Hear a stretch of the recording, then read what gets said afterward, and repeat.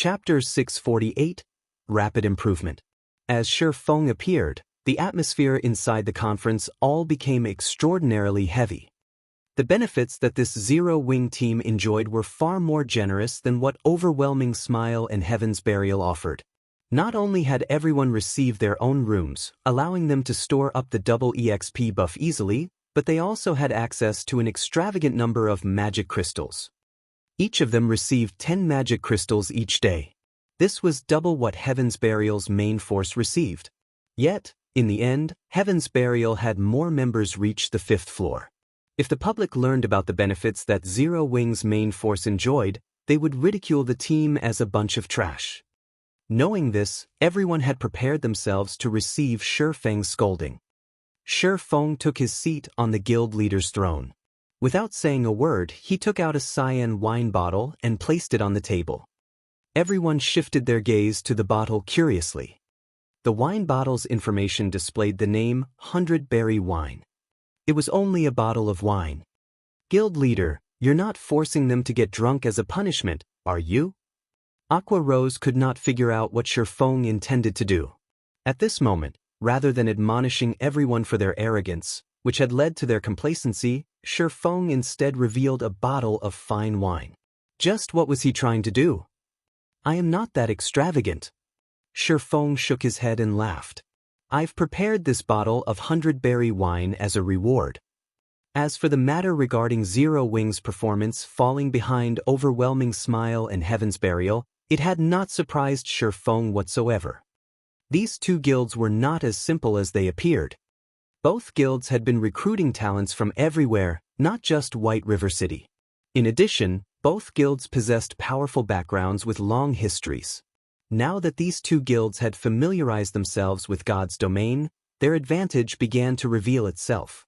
It would still be a while before a newly established guild like Zero Wing would catch up to these two. This was also why first-rate and second-rate guilds looked down on upstart guilds like Zero Wing. Every time a new game came out, many upstart guilds would appear. They rose very quickly and fell very quickly. These newly recognized guilds were like the nouveau riche. How could they possibly compare to the wealthy aristocrats who had been tested over time? Only those capable of withstanding the test of time were able to set foot into this realm. Reward. Everyone curiously stared at the bottle of 100 Berry Wine on the table. Every player here was a core member of Zero Wing. They would usually have plenty of excess money to spend, and normally, they would treat themselves at high-class bars and restaurants. After all, the food and wine that these establishments served were far superior to those in the outside world. It had become a trend for many wealthy princes and princesses to dine at these establishments. However, despite frequently enjoying those delicacies, none of them had ever heard of a wine named the 100 Berry Wine. Moreover, what could they do with only one bottle of wine? This 100 Berry Wine can assist you with improving your combat techniques. I doubt any of you will take my word for it, so I intend to allow each of you to test it. Everyone will receive one bottle. When you have reached your limit inside the trial tower, drink the whole bottle. At that time, you'll see what I mean, Shi Feng laughed. He then took out another 99 bottles from his bag. After this, if any of you want the 100 Berry Wine again, that will depend on your improvement speed and strength. Once every 3 days, I will reward at least one bottle to the top 10 ranking members in the trial tower. The first place will receive 3 bottles, second and third will receive 2 bottles, and the rest will receive 1. The top 10 to improve the most during the 3 days will also be rewarded. At that time, how many bottles you receive will depend on your own ability. Although Shi Feng wished to supply everyone with a bottle of 100 Berry Wine, enabling them to search for that feeling, the wine's production volume was simply too low. He could only offer it to very few of the guild's elites. Guild leader, can this item really improve a person's combat techniques? Aqua Rose also knew quite a bit about God's domain. However, she had never heard of an item capable of improving a player's combat techniques. If the 100 Berry Wine was truly capable of such a feat, the rest of the team similarly doubted Shi Feng's claim. Improving combat techniques was not something that could be done overnight. The process involved a lot of learning and practice. The Divine Colosseum's trial tower also offered suggestions on how to improve one's combat techniques. Although the guidance was minimal, everyone considered it very helpful. You'll find out once you test it. Shi Feng smiled, not bothering to explain. Inside the Divine Colosseum. In order to promote their guilds, Heaven's Burial and Overwhelming Smile publicized their battle videos through the screens in the Colosseum's main hall for free. Many players took the time to study these videos. Ah, Zero Wings members are here. Are they trying to wrestle back their glory? Probably. However, the likelihood of them succeeding is slim. Some time ago, a few more experts from Heaven's Burial and Overwhelming Smile broke through the 4th floor. Currently, Heaven's Burial has 49 people who have reached the 5th floor. The guild even has 8 people who have reached the 6th floor. Their position as White River City's #1 guild is solid now. Meanwhile, Overwhelming Smile is closely following behind, with 45 people who have reached the 5th floor and 6 who have reached the 6th. Both guilds are way above Zero Wing, who only has 39 people on the 5th floor and 4 on the 6th. Many players were not optimistic about Zero Wing's chances. Whether it was the members of the guild's main force or the Dark God's Legion, both had already challenged the trial tower today. I never thought that there would be a moment when Black Flame would panic. However, his actions only bring him more despair. Seated in a room on the 2nd floor, Feng Xianyang quickly noticed Shi Feng enter the Divine Colosseum with the other members of Zero Wing's main force. With excitement filling his eyes, he said, "Go, notify Warwolf's team. It's time to show the public who the true ruler of White River City is." Originally, Feng Xianyang had intended to keep Overwhelming Smile's strength hidden for a little while longer. However, after seeing Shi Feng personally show up at the Divine Colosseum, he could not suppress the hatred in his heart. Although he could not do anything to Shi Feng directly, it would soothe his heart if he could strike a mental blow to Shi Feng. As long as Warwolf's team took action, Overwhelming Smile would immediately have a large group of experts pass through the 4th floor. At that time, Zero Wing's efforts to make a comeback would be rendered futile. Its reputation would be in tatters. Meanwhile, the members of Zero Wing's main force, who had just entered the trial tower, felt a burden of expectation. Everyone clearly understood their own combat power. To put it simply, it was extremely difficult for them to break through the 4th floor. However, since Shi Feng had told them to give it a try, they could only grit their teeth and follow his commands. Very quickly, the members of Zero Wing's main force passed through one floor after another. Upon reaching the 4th floor, everyone grew anxious. The trial tower's tests were set according to the player's strength. For every test, the system would generate a perfect doppelganger of the challenger. The doppelganger possessed the same combat power as the challenger. However, the doppelganger's actual combat power varied depending on one's progression in the trial tower. Each floor was also divided into 3 stages: early, middle, and late. Through the battles with their own doppelgangers, players could learn their own shortcomings. Meanwhile, players who were capable of defeating the doppelganger during the 4th floor's late stage would basically be able to display 50% of their actual combat power. These players were regarded as experts of God's domain. However, based on the standard of the current players of God's domain and the time they had to develop themselves, very few were capable of reaching the standard of an expert. "Hopefully I can pass through the late stage this time," Blackie prayed as watched his doppelganger before him. He then took out the 100-berry wine from his bag and emptied the bottle's contents, swallowing every last drop. Suddenly, his mind felt clear. Moreover, his compatibility rate with his weapon and equipment began to rise rapidly. The items felt like an extension of his own body. "This is amazing." The others were similarly shocked. After drinking a bottle of 100-berry wine, their perception of the world had undergone a complete change. When everyone casually used a skill, they immediately discovered their skill completion rates had significantly improved. Even Shadow Sword and the others, who had been stuck at around an 80% completion rate, could now easily achieve an 85% skill completion rate, their combat power soaring. After familiarizing themselves with this new sensation, everyone tackled their respective opponents. Chapter 649, The Number 1 Guild's Background.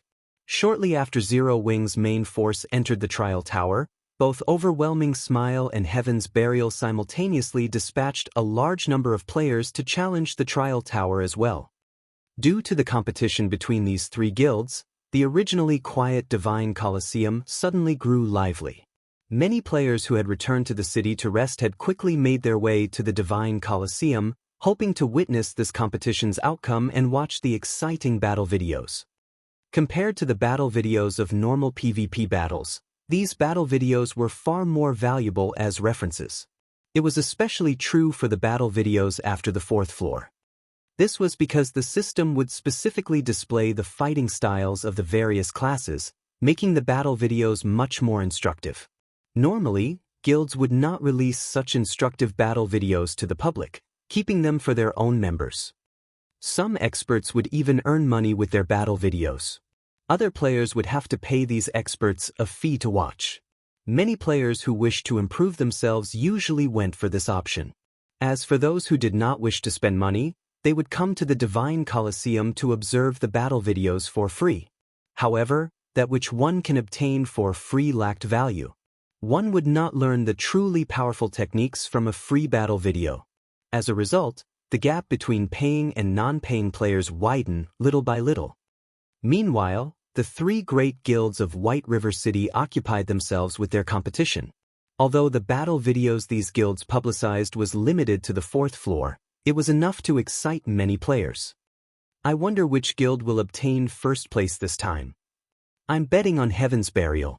Of the members of Heaven's Burial I saw going in to challenge the trial tower a moment ago, a few were well-known experts of other virtual reality games. Heaven's Burial really is amazing. It has actually recruited so many experts. It won't be long before they try to claim the seat of White River City's overlord. That's right. Now that Ghost Shadow Workshop has joined Heaven's Burial, the guild's strength has soared by leaps and bounds. Ghost Shadow himself still maintains the highest record in the trial tower. Ghost Shadow indeed deserves to be called one of the virtual gaming world's top-tier experts. Even now, no one else has reached the 7th floor. Moreover, he even reached the middle stage of the 7th floor. I heard that Star Moon City's best record stopped at the 6th floor's middle stage. This is simply madness. I'm an elite member of the Assassin's Alliance, but even until now, I am still stuck on the 3rd floor. The 4th floor is still out of my reach. It really makes you wonder just how those experts manage to do it. However, isn't Black Flame Star Moon Kingdom's number 1 expert? Did Black Flame fail to reach the 7th floor? I'm not sure. However, Black Flame's name isn't on the trial list. Maybe he hasn't challenged the trial tower yet. Hasn't challenged it yet? He must be afraid of embarrassing himself. If he fails to surpass Ghost Shadow, he will lose his title as Star Moon Kingdom's number 1 expert. Everyone grew excited as they examined the trial tower's ranking list. Normally, it was extremely difficult for ordinary players to meet experts like Ghost Shadow. They lived in two completely different worlds. Now, not only did they have the chance to see these experts in person, but they also got to watch these famous experts compete against the main force of White River City's number 1 guild, Zero Wing. How could they not be excited? Just as everyone chatted about which guild was stronger and which expert was more powerful, something changed on the trial list. Quick! Someone just passed the 4th floor and reached the 5th. A perceptive player quickly discovered the change. There were 2 ranking lists posted in the Divine Colosseum. One was the tournament list, which catered towards PvP battles, while the other was the trial list. Trial list held the names of the players who managed to clear each floor and the name of the guild they belonged to. However, only the top 300 players on each floor would be displayed. For those who cleared the same floor, they would be ranked based on their clear time. However, the clear time held no particular meaning as everyone only paid attention to the players on the highest floors. Nobody would care about how fast a person could clear the first 3 floors. Meanwhile, as there had yet to be a total of 300 players in White River City who had reached the 5th floor, It was very easy for players to notice a change to the number of players currently on the 5th floor and identify the person responsible for the change. Werewolf? Who is that? Why haven't I heard of him before? Really though, his clear time sure is short. His clear time for the 4th floor is only longer than Ghost Shadow's. I never thought that Overwhelming Smile would have such a powerful expert. If he has cleared the 4th floor so quickly, he should be able to reach the 6th floor. Suddenly, the crowd fell into a heated discussion. In White River City, the players who could reach the 6th floor were as rare as a phoenix's feather. There were less than 20 as of this moment. Moreover, these experts were members of the 3 great guilds. Meanwhile, there was only one person who had managed to reach the 7th floor, and that was the famous Ghost Shadow. 6th floor. Feng Xianyang was filled with disdain when he heard the players chattering downstairs. What does the 6th floor amount to? The number 1 spot on the trial list will belong to Overwhelming Smile. A moment later, Werewolf cleared the 5th floor, his name entering the 6th floor's list. The 6th floor's list housed very few people, so a new addition was bound to attract attention. At the same time, 5 more players passed through the 4th floor. Among them, 2 were members of Heaven's Burial, 2 were Overwhelming Smile's members, and the last person was Zero Wings Blackie, who had once ranked number 1 on White River City's ranking list. It seems Zero Wing really is crap. 3 more experts from Overwhelming Smile have reached the 5th floor, and 1 has even reached the 6th. As for Heaven's Burial, 2 of their players have passed through the 4th floor as well. On the other hand, despite sending so many people in, only 1 person from Zero Wing has managed to reach the 5th floor. It seems that Zero Wing is no match for the 2 other guilds when it comes to nurturing experts. Everyone made their own judgments upon seeing the obvious differences between the 3 guilds. Ha! Black Flame, do you see now? This is the difference between our guilds. No matter how amazing you are, do you think a guild with the support of only 1 person can surpass a real, large guild? Feng Xianyang celebrated as he looked towards the room Shi Feng resided in. Time slowly passed. Suddenly, something inconceivable happened. The 7th floor's list, which originally only had 1 lonely name on it, suddenly had 2. Who is Werewolf? He has actually passed through the 6th floor and entered the 7th floor. This is madness. It would be awesome if he released his battle video. The main hall suddenly exploded with activity. To the majority of current players, the 7th floor was a legend. It was a floor they could never reach. Meanwhile, sitting in one of the rooms on the 2nd floor, Ghost Shadow frowned when he saw this change. So, there's still such an expert in White River City. A hint of excitement flashed in Ghost Shadow's eyes. It was very lonely being an expert of his caliber. It was extremely difficult to find someone to compete with. Throughout White River City, there were only 2 experts who he was interested in. The first was Black Flame, while the second was Flame Blood. Now, 1 more had caught his interest, Werewolf. However, while everyone committed Werewolf's name to memory, another name suddenly joined his on the 7th floor's list. Fire Dance. Everyone knew this name, the commander of Zero Wing's main force. Many of Overwhelming Smile's experts had died at her hands. She had even fought valiantly in the Great War with the Dragon Phoenix Pavilion, making a name for herself. Nobody would have thought that she would once more appear in the limelight. Sure enough, Zero Wing will not be replaced so easily. Ghost Shadow could not help his elation when he saw another person reach the 7th floor. How is this possible? Feng Xianyang stared at the name on the 7th floor's list in disbelief. Fire Dance, Assassin, Affiliated Guild, Zero Wing. No matter how he looked at it, the name belonged to Fire Dance of Zero Wing.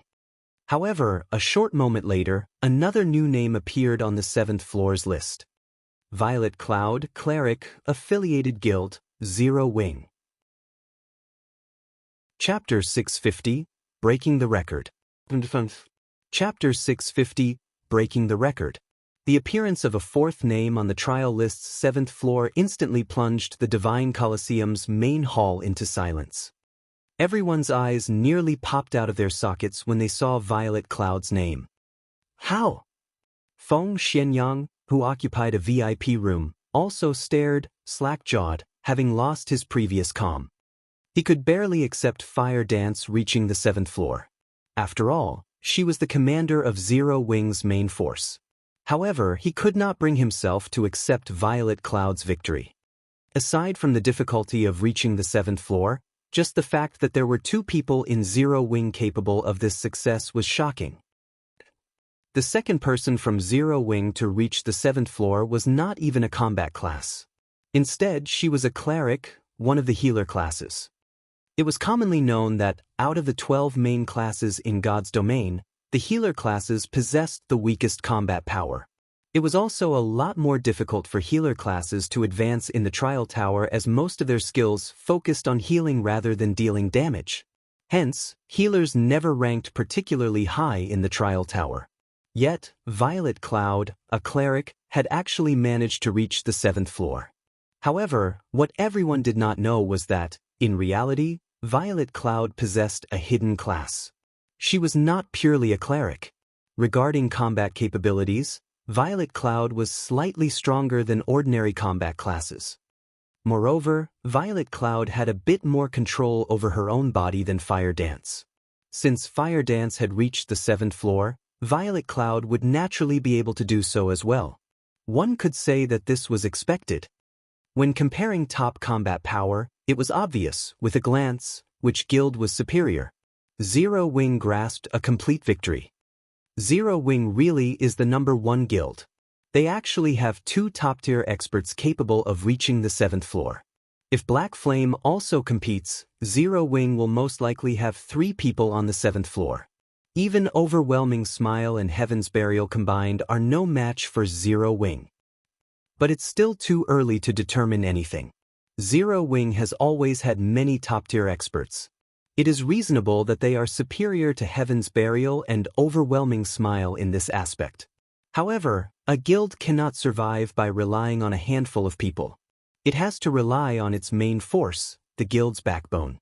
Take a look at Zero Wing's backbone. It is clearly inferior to the other 2 guilds. Zero Wing's potential is still no match for the other 2. We are no longer living in the past. Before, Zero Wing was White River City's absolute overlord. Now, however, just look, the person occupying the top 1 position on the trial list is Heaven's Burial's Ghost Shadow. Zero Wing might not necessarily hold the overlord's seat in the future. Many players in the main hall began discussing the matter, and the majority did not have a favorable view of Zero Wing's future. A guild had to depend on a powerful team for support. Even if an individual was stronger, how much of a difference could they make by themselves? Not to mention, Zero Wing had yet to obtain the #1 position on the trial list. Right? This should be Zero Wing's last remaining card. What's there for me worry about? White River City will definitely be mine. Feng Xianyang calmed himself down. He had too much riding on White River City. At this point, he had already invested everything he had into White River City. As long as he succeeded, he would become the first heir to his family. After being repeatedly defeated by Zero Wing, it had become an instinct of sorts to worry. However, after calming himself and giving the matter some thought, he realized that he had nothing to worry about. There were only so many experts in Zero Wing. On the other hand, in order to take control of White River City, Underworld had invested blood and sweat and had sent the experts it recruited from all over the virtual gaming world to White River City. With White River City under its control, how could Zero Wing possibly hope to compare with Underworld when it came to recruiting talent? This was only the beginning. Now that Overwhelming Smile had surpassed Zero Wing in terms of their respective guilds' backbones, in the future, this gap would only grow. It was only a matter of time before Overwhelming Smile took control of White River City. Time gradually ticked by. Although it had been quite a shock to the spectators that 2 people from Zero Wing had reached the 7th floor, everyone's attention quickly shifted back to the 5th floor's list. To ordinary players, reaching the 7th floor was an impossible dream. The 5th floor, on the other hand, was not completely out of their reach. Hence, they paid more attention to the 5th floor's list. Look, 2 more people from Heaven's Burial have passed. 3 more from overwhelming smile have passed as well. Just as everyone was focused on the 5th floor's list, the list suddenly began to change multiple times. What's going on? I'm not seeing things, right? Why did more than a dozen names suddenly appear on the list? Wow, it's true. The total number of people on the list was 224. Now it's 242. I wonder which guild or independent players succeeded. Many among the spectators greatly admired the independent experts who had reached the 5th floor. At this point, there were only a few experts in White River City who had reached the 5th floor. If one were an independent expert, large guilds would shower them with invitations and various offers. They would become famous overnight and would no longer have to live an ordinary life. This situation had driven many independent players into a frenzy. It was one of the reasons why so many independent players were desperately challenging the trial tower. Today's mainstream experts were already on the 5th floor. After some more time passed, when these experts reached the 6th floor, it would be far more difficult for independent players to experience such overnight fame. As everyone began searching for the identity of those 18 experts, they suddenly realized that something amiss. Why does it seem like these people are from Zero Wing? This is a lie, right? All 18 people are actually from Zero Wing. None of the spectators dared to believe their own eyes. They immediately began counting the total number of players Zero Wing had on the 5th floor. In the end, they discovered that there were indeed 18 more 5th floor experts in the guild. Instantly, Zero Wing became the guild with the most experts on the trial tower's 5th floor. However, just as they finished counting, another group of experts managed to pass through the 4th floor. This time, the numbers were even more frightening, with a total of 45 people. Moreover, all 45 were members of Zero Wing. Suddenly, the Divine Colosseum fell silent. Just what was this? Nobody in the main hall could make sense of what was happening. In the morning, Zero Wing's main force had challenged the trial tower. At that time, however, not a single person had passed through the 4th floor. Yet now, every single one of them passed. Zero Wing now had a total of 103 people on the trial tower's 5th floor, far ahead of Heaven's Burial and Overwhelming Smile. Impossible! This is not possible.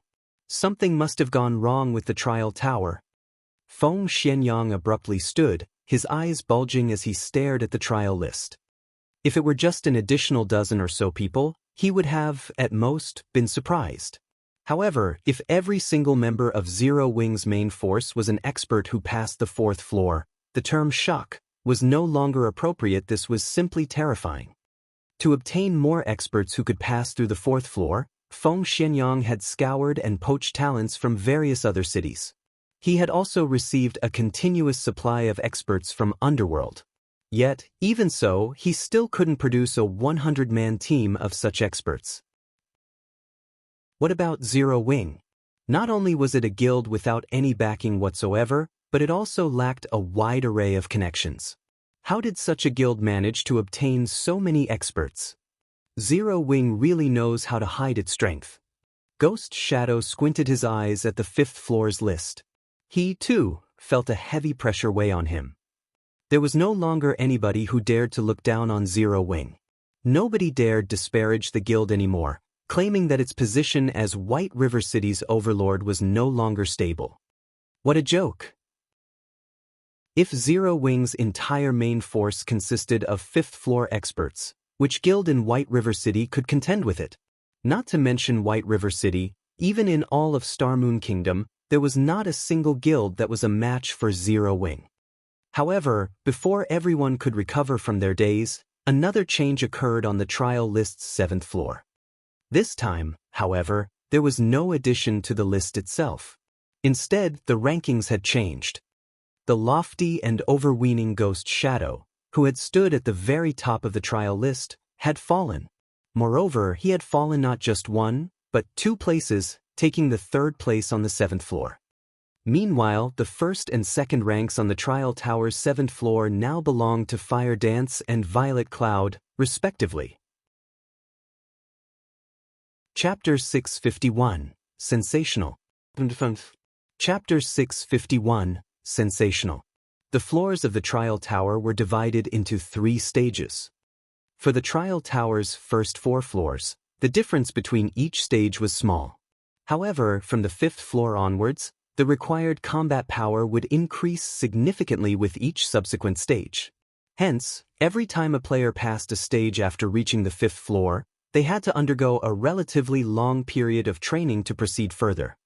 In the Divine Colosseum, only experts who had passed through the 4th floor would know how difficult it was to overcome each stage from the 5th floor onwards. Not to mention, Fire Dance and Violet Cloud had only recently passed the 6th floor, arriving on the 7th floor. However, of everyone in the Divine Colosseum, the situation shocked Ghost Shadow the most. The record he maintained so far was the middle stage of the 7th floor.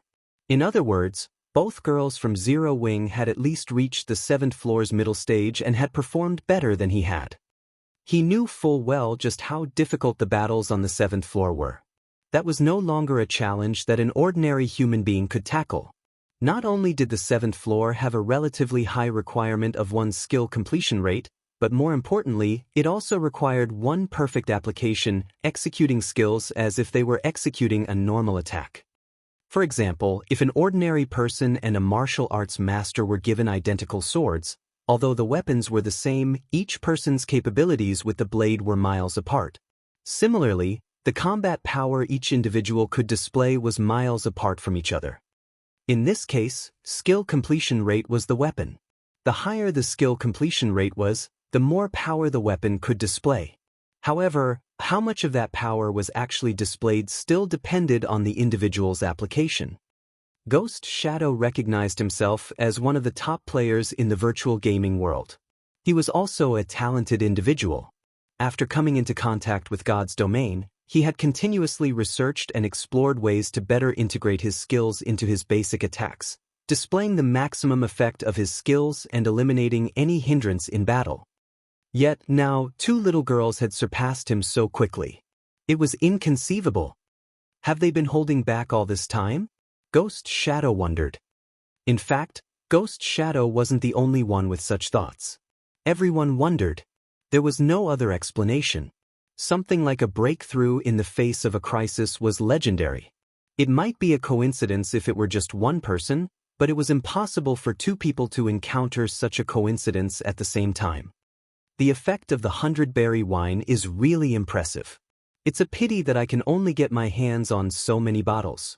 Relaxing in a room, Shi Feng nodded and smiled as he watched the trial list. Shi Feng was not surprised that every member had managed to pass the 4th floor. After all, that was the system-acknowledged standard for an ordinary expert. After drinking the 100-berry wine, a player's compatibility rate would increase significantly. Normally, the wine was capable of increasing a player's skill completion rate by roughly 10%, though the effects grew weaker as one progressed. However, to Zero Wing's core members whose skill completion rates hovered around 70%, their skill completion rates would increase to 80% or more upon drinking the 100-berry wine. Normally, one would pass through the 4th floor so long as they could maintain a stable skill completion rate of 75%. Hence, it was only natural for everyone to reach the 5th floor. Meanwhile, Fire Dance and Violet Cloud were capable of reaching 85% completion rate with their skills. After drinking the 100-berry wine, their skill completion rates could increase to roughly 90%. Although it was only a meager increase of 5%, the power they could display with their skills would improve by 20% or 30%. The basic requirement for reaching the 7th floor was a skill completion rate of 85%, displaying 100% of a skill's effect. In addition, if one were capable of skillfully applying their skills into their basic attacks, they could normally pass through the 7th floor's early stage. Although Fire Dance and Violet Cloud might still lack actual combat experience and were not proficient with skill application, a skill completion rate of 90% would be sufficient to get them through even the middle stage and pushing them into the 7th floor's late stage. Hence, the fact that the 2 girls had managed to surpass a veteran top-tier expert like Ghost Shadow did not surprise Shi Feng at all. If Ghost Shadow could achieve a 90% completion rate with his skills right now, at the very minimum, he could set foot on the 8th floor. It's unfortunate that the 100-berry wine only improves a person's combat power temporarily. A person's comprehension depends on the person. Shi Feng sighed as he glanced at the remaining 110 bottles of 100-berry wine in his bag. The 100-berry wine was a strategic tool in nurturing experts. It was no wonder why the fantasy shrine had managed to rise to power so quickly in the past. The 100-berry wine had definitely contributed to this achievement. Shortly after every member of Zero Wing's main force passed through the trial tower's 4th floor, news spread at the speed of light. This reminded everyone just how powerful Zero Wing was. Upon receiving this information, many guilds gave up on their development in White River City, shifting their attention to other cities instead. Against Zero Wing, whose main force consisted entirely of experts who could clear the 4th floor, their guilds stood no chance.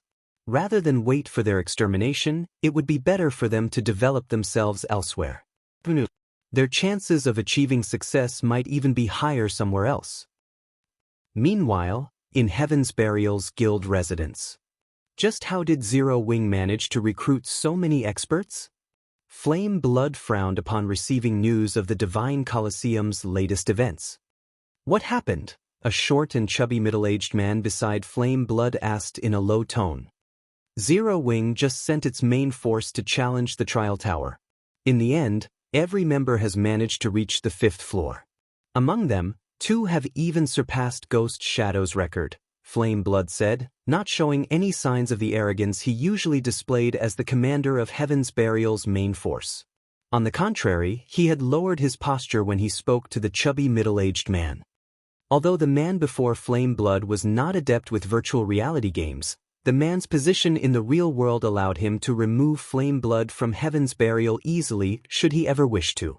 Even the guild leader of Heaven's Burial, Singular Burial, had to treat this middle-aged man with great respect. Interesting. It seems that we won't be able to avoid a confrontation with Zero Wing if we wish to obtain this treasured land, the chubby man said as he caressed his goatee.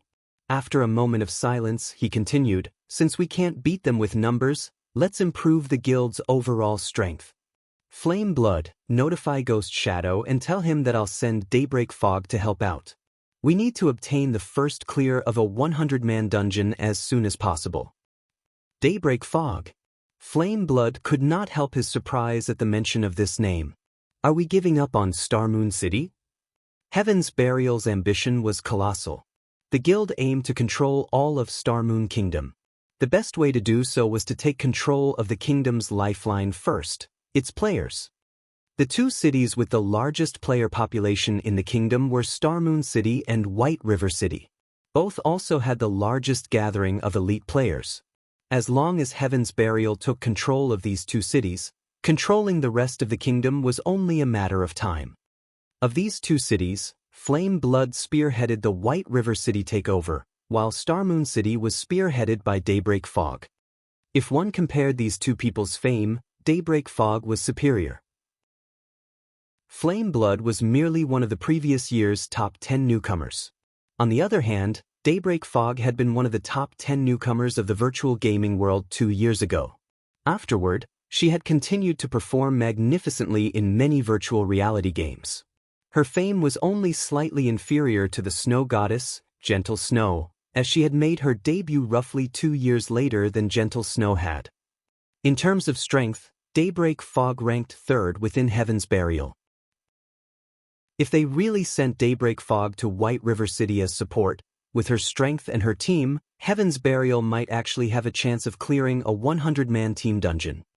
After all, during this period, everyone mostly understood the difficulty of a 100-man team dungeon. From the experience of clearing 50-man team dungeons, they had thought up of plenty of strategies. Now, all they needed to do was to take action. White River City has become Starmoon Kingdom's business center. The number of elite players migrating to the city increases by the day. Starmoon City is no match in this aspect. Hence, we have to prioritize this side for now.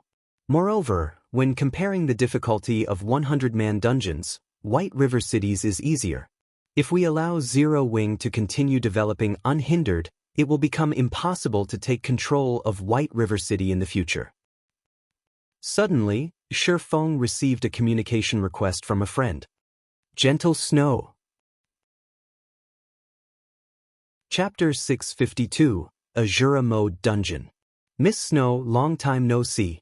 You look tired, Shifeng said, slightly surprised as he saw Gentle Snow's haggard expression through the video chat. Gentle Snow was a well-known superwoman in the virtual gaming world. She also had plenty of capable subordinates under her. After not seeing each other for only a few days, Gentle Snow looked so exhausted. It was surprising. It had been quite a few years since Gentle Snow had made her debut. She should be quite competent at managing a guild by now. In addition, the majority of Ouroboros's elders supported Gentle Snow right now, so managing the guild should not be difficult. I've been busy with guild affairs these past few days, so I haven't gotten much rest. Gentle Snow laughed softly, sweeping the matter under the rug with a single sentence. Inwardly, she envied Shifeng, who could push the majority of guild affairs onto Aqua Rose. Moreover, he only had to focus on White River City. Ouroboros, on the other hand, was competing over dozens of cities, both large and small. However, these cities were still the least of her problems. Star Moon City was the issue. Ouroboros and the Star Alliance had been consolidating their positions in Star Moon City. In addition to several other powerful second-rate guilds, things had become extremely hectic for Gentle Snow. It was especially true for the 3 upstart guilds that had recently appeared in Star Moon City. Cloud 9. Yin Yang Court. Heaven's Burial. All 3 possessed extraordinary backgrounds. They even had multiple guild residences in Star Moon Kingdom's major cities. They were developing as fast as a plague. Among the affected cities, Star Moon City received the greatest impact, and White River City was not far behind. Particularly, the manager of Star Moon City's Heaven's Burial, Daybreak Fog, was far more difficult of an opponent than even Galaxy Past of the Star Alliance.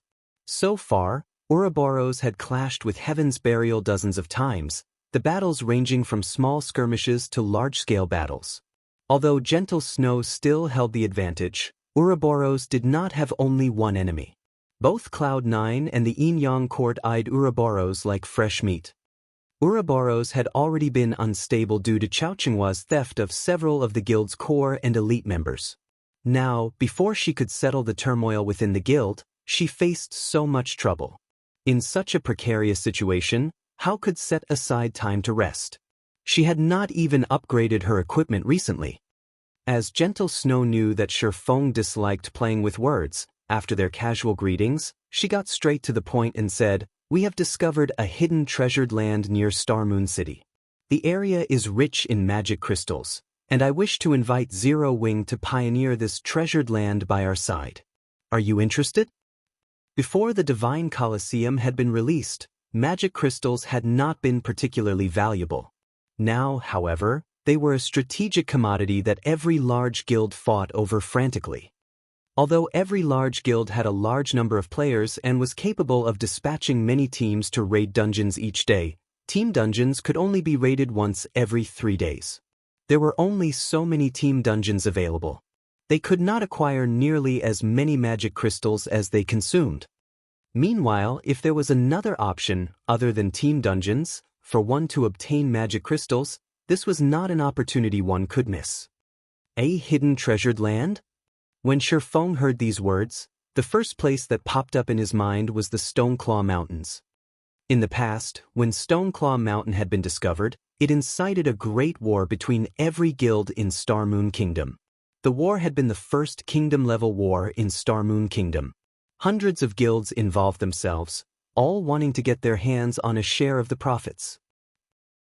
That war had caused every guild in Star Moon Kingdom to suffer massive damages. Moreover, Ouroboros and the Star Alliance had even started an all-out war with each other.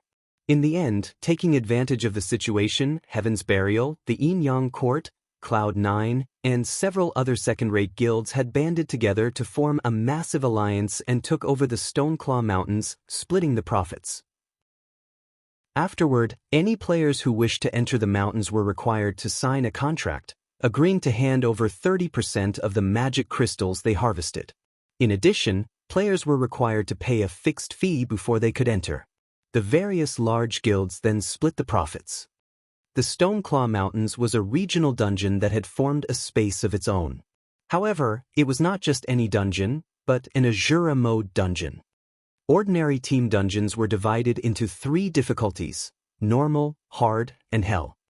However, regional dungeons were divided into 5 difficulties: normal, hard, hell, Azura, and God. The Stoneclaw Mountains existed within the 4th difficulty level of regional dungeons. The dungeon was level 30 to level 49.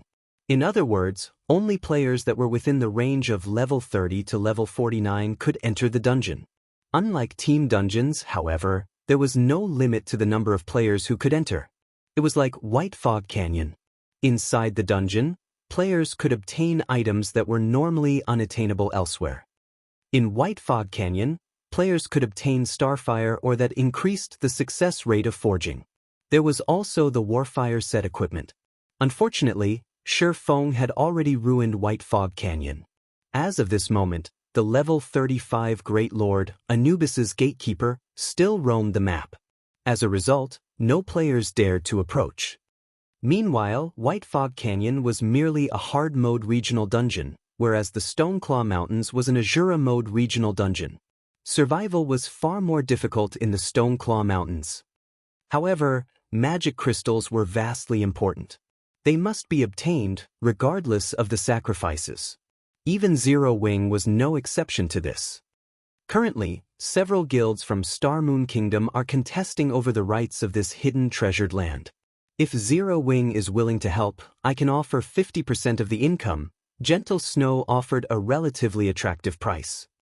To Gentle Snow, offering 50% of the profits was a big concession on her part. The Stoneclaw Mountains were within the Star Moon City region. It was impossible for Zero Wing to send a large number of players to supervise the map. Hence, the responsibility of supervising the map would fall to Ouroboros. However, Zero Wing possessed extraordinary strength. As of this moment, even Shifeng's strength was a mystery. If Ouroboros and Zero Wing banded together, their chances of coming out on top would be a lot higher. Furthermore, working with other guilds was simply not an option for Ouroboros. Alright, but I have a condition, Shifeng responded after giving it some thought. Zero Wing was based in White River City. There was a limit to how much combat power it could display in the faraway Star Moon City. Even though the guild was powerful, it could not move on the Stoneclaw Mountains by itself. Moreover, it was not realistic for a single guild to monopolize the Stoneclaw Mountains. Tell me. Gentle Snow rolled her eyes at Shifeng. Her offer had already been bountiful, yet Shifeng still had conditions of his own. It's not really a condition. I just need Ouroboros to help me obtain some materials. I'll even purchase them for 20% above market value, Shifeng laughed.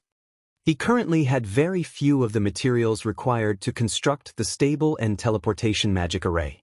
It would take a long time to gather the necessary materials if he relied on Zero Wing. However, it would be much easier if he used Gentle Snow's connections to purchase the materials because most of these materials could only be obtained by large guilds.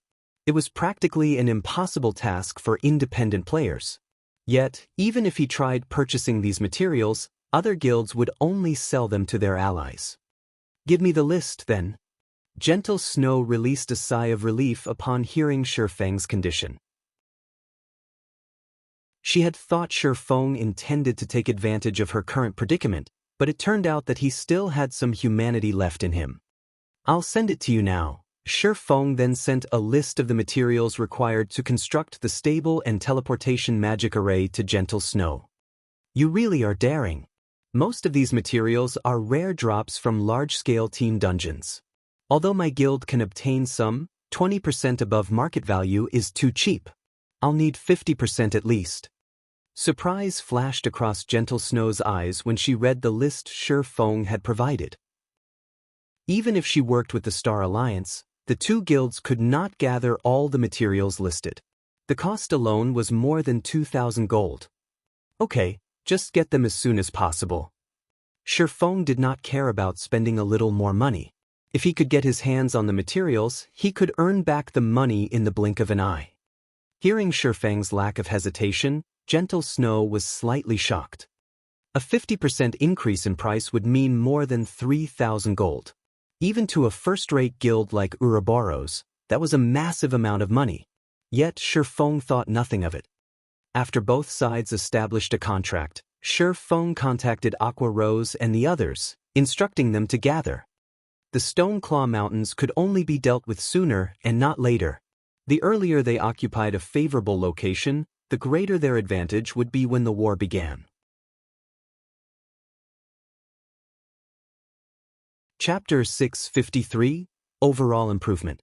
Although the Trial Towers competition ended with Zero Wing's victory, the members of Zero Wing's main force were well aware that it had been due to the 100-berry wine.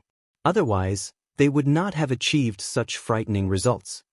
During the challenge, everyone had discovered many of their own imperfections, their combat power improving slightly as a result. What a pity! If I could experience that kind of feeling once more, I might reach a stable skill completion rate at 87% and pass the stage. After the 100-berry wine's effects dissipated, Fire Dance challenged the 6th floor's late stage again. This time, she passed it without any issues and could now reach the 7th floor with her own power. Unfortunately, she suffered defeat in the 7th floor's early stage. But the 100-berry wine did allow me to gain an initial understanding of how to use void steps. Guild leader will be surprised if he finds out. Void steps was an advanced style of footwork and Shifeng's trademark technique. Just gaining an initial understanding of how to use the skill was extremely difficult. If Shifeng learned that Fire Dance could use void steps, he would definitely be surprised. He had spent many years in order to learn the technique, yet Fire Dance had managed to grasp it in such a short time.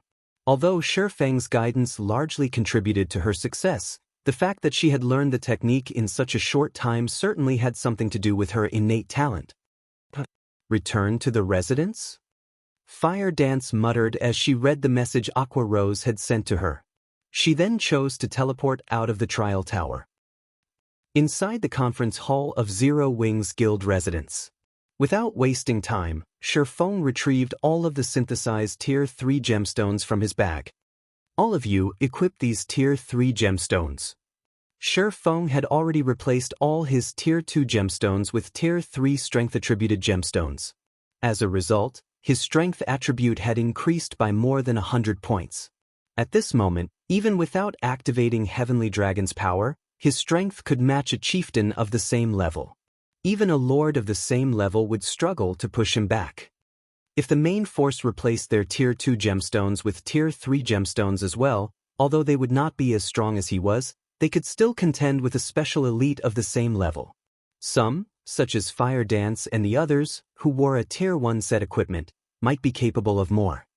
Ordinary players' attributes were inferior to common monsters of the same level. They would only be slightly stronger with a full set of bronze equipment. At that time, the only advantage common monsters would have was their higher HP. If a player was fully equipped with secret silver equipment, their attributes should be roughly equal to an elite monster of the same level. Only when one wore a full set of dark gold equipment would they have the same amount of attributes as a special elite of the same rank. As for Zero Wing's main force, although their equipment was a mix of level 30 fine gold and dark gold equipment, they had the intermediate mana armor kits to make up for the difference. If they embedded Tier 3 gemstones into every item, their attributes should be roughly the same as if they wore a set of level 30 dark gold equipment. None of the main force's members dared to believe their eyes as they stared at the Tier 3 gemstones on the table. Every jaw hit the floor. Aqua Rose was similarly stunned speechless. She knew full well just how valuable Tier 3 gemstones were. Moreover, no one had found a source for these gemstones yet. One could only obtain them from alchemy synthesis. However, synthesizing a Tier 3 gemstone would cost at least 20 gold. Meanwhile, there were over 1,000 shining gemstones on the table. In other words, the gemstones scattered across this table were worth over 20,000 gold at the very least. We're in a hurry, so equip them quickly. Shifeng had already received a status report about the Stone Claw Mountains. Although things seemed calm on the surface, and the various guilds were busy killing monsters and grinding for magic crystals, the number of guild players gathering in the mountains increased by the minute. Every guild was rapidly mobilizing their forces. Even Stone Forest Town, the closest town to the Stoneclaw Mountains, was surrounded by players. All of these players were members of various large guilds. It seemed that these guilds intended to capture Stone Forest Town. The nearest teleportation array to the Stoneclaw Mountains was over 10 hours on foot. On the other hand, Stone Forest Town was only an hour from the Azura Mode dungeon. The town was an absolute treasure. Whether it was for repairing equipment or purchasing consumables, Stone Forest Town was the best option. Otherwise, they would have to waste a day to travel back and forth between Starmoon City and the Stoneclaw Mountains. Meanwhile, Stone Forest Town was not under Starmoon Kingdom's control. Instead, the forces of darkness held it. It was one of the towns that players could capture and occupy. As long as the town fell under a guild's control, said guild could hire an army of NPCs to defend the town for 15 days. Even if every guild in Starmoon Kingdom banded together, they would not be able to do anything to the captured Stone Forest Town. After a guild successfully captured Stone Forest Town, said guild would also receive an additional advantage. They could select a resurrection point. When players died, they would revive in their own cities. Of course, players could also choose to revive at the nearest resurrection point. Meanwhile, Stone Forest Town was the nearest resurrection point to the Stoneclaw Mountains. However, the precondition for reviving in Stone Forest Town was that one needed to capture it. Moreover, only members of the guild that held the town, or those given explicit permission by said guild, could revive there. This would be a huge advantage for capturing the Stoneclaw Mountains in the future. Since Shi Feng had learned that the Stoneclaw Mountains had been activated, he would not waste any time. He intended to capture Stone Forest Town with Zero Wing's greatest forces. Unfortunately, other guilds shared the same thoughts. For now, though, he needed to occupy a strategic location as quickly as possible. Otherwise, their tasks would be far more difficult. A short moment later, every member of the main force had replaced their Tier 2 gemstones with Tier 3 gemstones, their attributes increasing significantly. Following which, Shi Feng led the main force and the Dark God's Legion mightily towards the teleportation hall. Wow, what's Zero Wing up to? Whoa, that's so impressive. I'm actually having trouble breathing right now. Is Zero Wing planning to start a war? The players on the streets could not help but wonder when they saw Zero Wing's frightening momentum. Over 400 players, fully equipped with the current best equipment, marched down the street. No matter where this army went, they would be a force to be reckoned with. They could easily trample a large guild. Not to mention, over 100 of these players were experts who had surpassed the 4th floor of the trial tower. If they participated in a field battle, they could easily stand against several thousand elite players. Meanwhile, a single large guild only had several thousand elite players. Suddenly, the various large guilds in White River City began to panic. Although an army of over 400 players seemed small, its strength was no laughing matter. If they wanted to, they could easily obliterate any guild team that was grinding out in the fields. Does Black Flame intend to move against us? Feng Xianyang trembled upon receiving this news. He was so shocked that he nearly jumped out of his seat. But why? We haven't provoked Zero Wing recently. We even yielded a few high-resource areas to them. They shouldn't have any reason to deal with us. Did some fool go and provoke Black Flame again? At this moment, the upper echelons of the various large guilds in White River City felt threatened. Every one of them immediately withdrew from the fields, returning either to White River City or the nearest town as fast as possible. Chapter 654, Town Capturing. Starmoon City, Stone Forest Town. Ever since the Stoneclaw Mountains had been discovered, the upper echelons of the various large guilds had realized the importance of Stone Forest Town. As a result, the various large guilds in Starmoon City had frantically gathered their members around the town. Upon receiving information regarding the Stoneclaw Mountains, large guilds from other cities also mobilized their forces to Stone Forest Town. However, as the teleportation fees were a problem, they could not dispatch too many members. Most of the members they sent were the guild's elites. After arriving at Stone Forest Town, these guilds would send their main forces to the Stoneclaw Mountains to grind for magic crystals, while leaving behind the majority of their elites to stand guard a short distance away from Stone Forest Town to observe other guilds. At this moment, Stone Forest Town was surrounded. There were over 300,000 players watching the town, making the town's resident players quite uncomfortable. These 300,000-plus players were not ordinary players. They all were the elite members of various large guilds. They were stronger than even 3 million ordinary players. If these elites surged into Stone Forest Town at the same time, although the town was protected by level 55 dark NPCs, these NPCs would most likely fall under the fierce assault of so many elite players. The only fortunate advantage that they had was that these elite players belonged to multiple large guilds. They were not united, each guild having their own intentions. And here I thought this was our chance as dark guilds to rise to power. I didn't think that the Star Moon City's guilds would find out about the Stoneclaw Mountains so soon. Now, we won't even have a place to level up. What are you worried about? Don't forget that Stone Forest Town has the 3 great leaders. Furthermore, the guilds outside are not united. Unless some guild is looking to get itself killed and benefit the other guilds, they won't invade. You're not exactly wrong, but Star Moon City's first-rate guilds, Ouroboros and the Star Alliance, have dispatched most of their elites already. Of the 300,000-plus elite players out there, over 1/3 belong to those 2 guilds. Even if the other guilds don't make a move, those 2 alone are enough to capture the town. Stone Forest Town's red names discussed their current predicament. They were at a loss on what they should do next. Originally, they had simply lived here in peace. When they had nothing better to do, they would kill some players to earn some money or complete some high-level quests. They lived carefree lives. Hence, they had never imagined that such a massive issue would arrive on their doorsteps one day. On a hilltop a short distance away from Stone Forest Town, a group of players quietly observed the town below.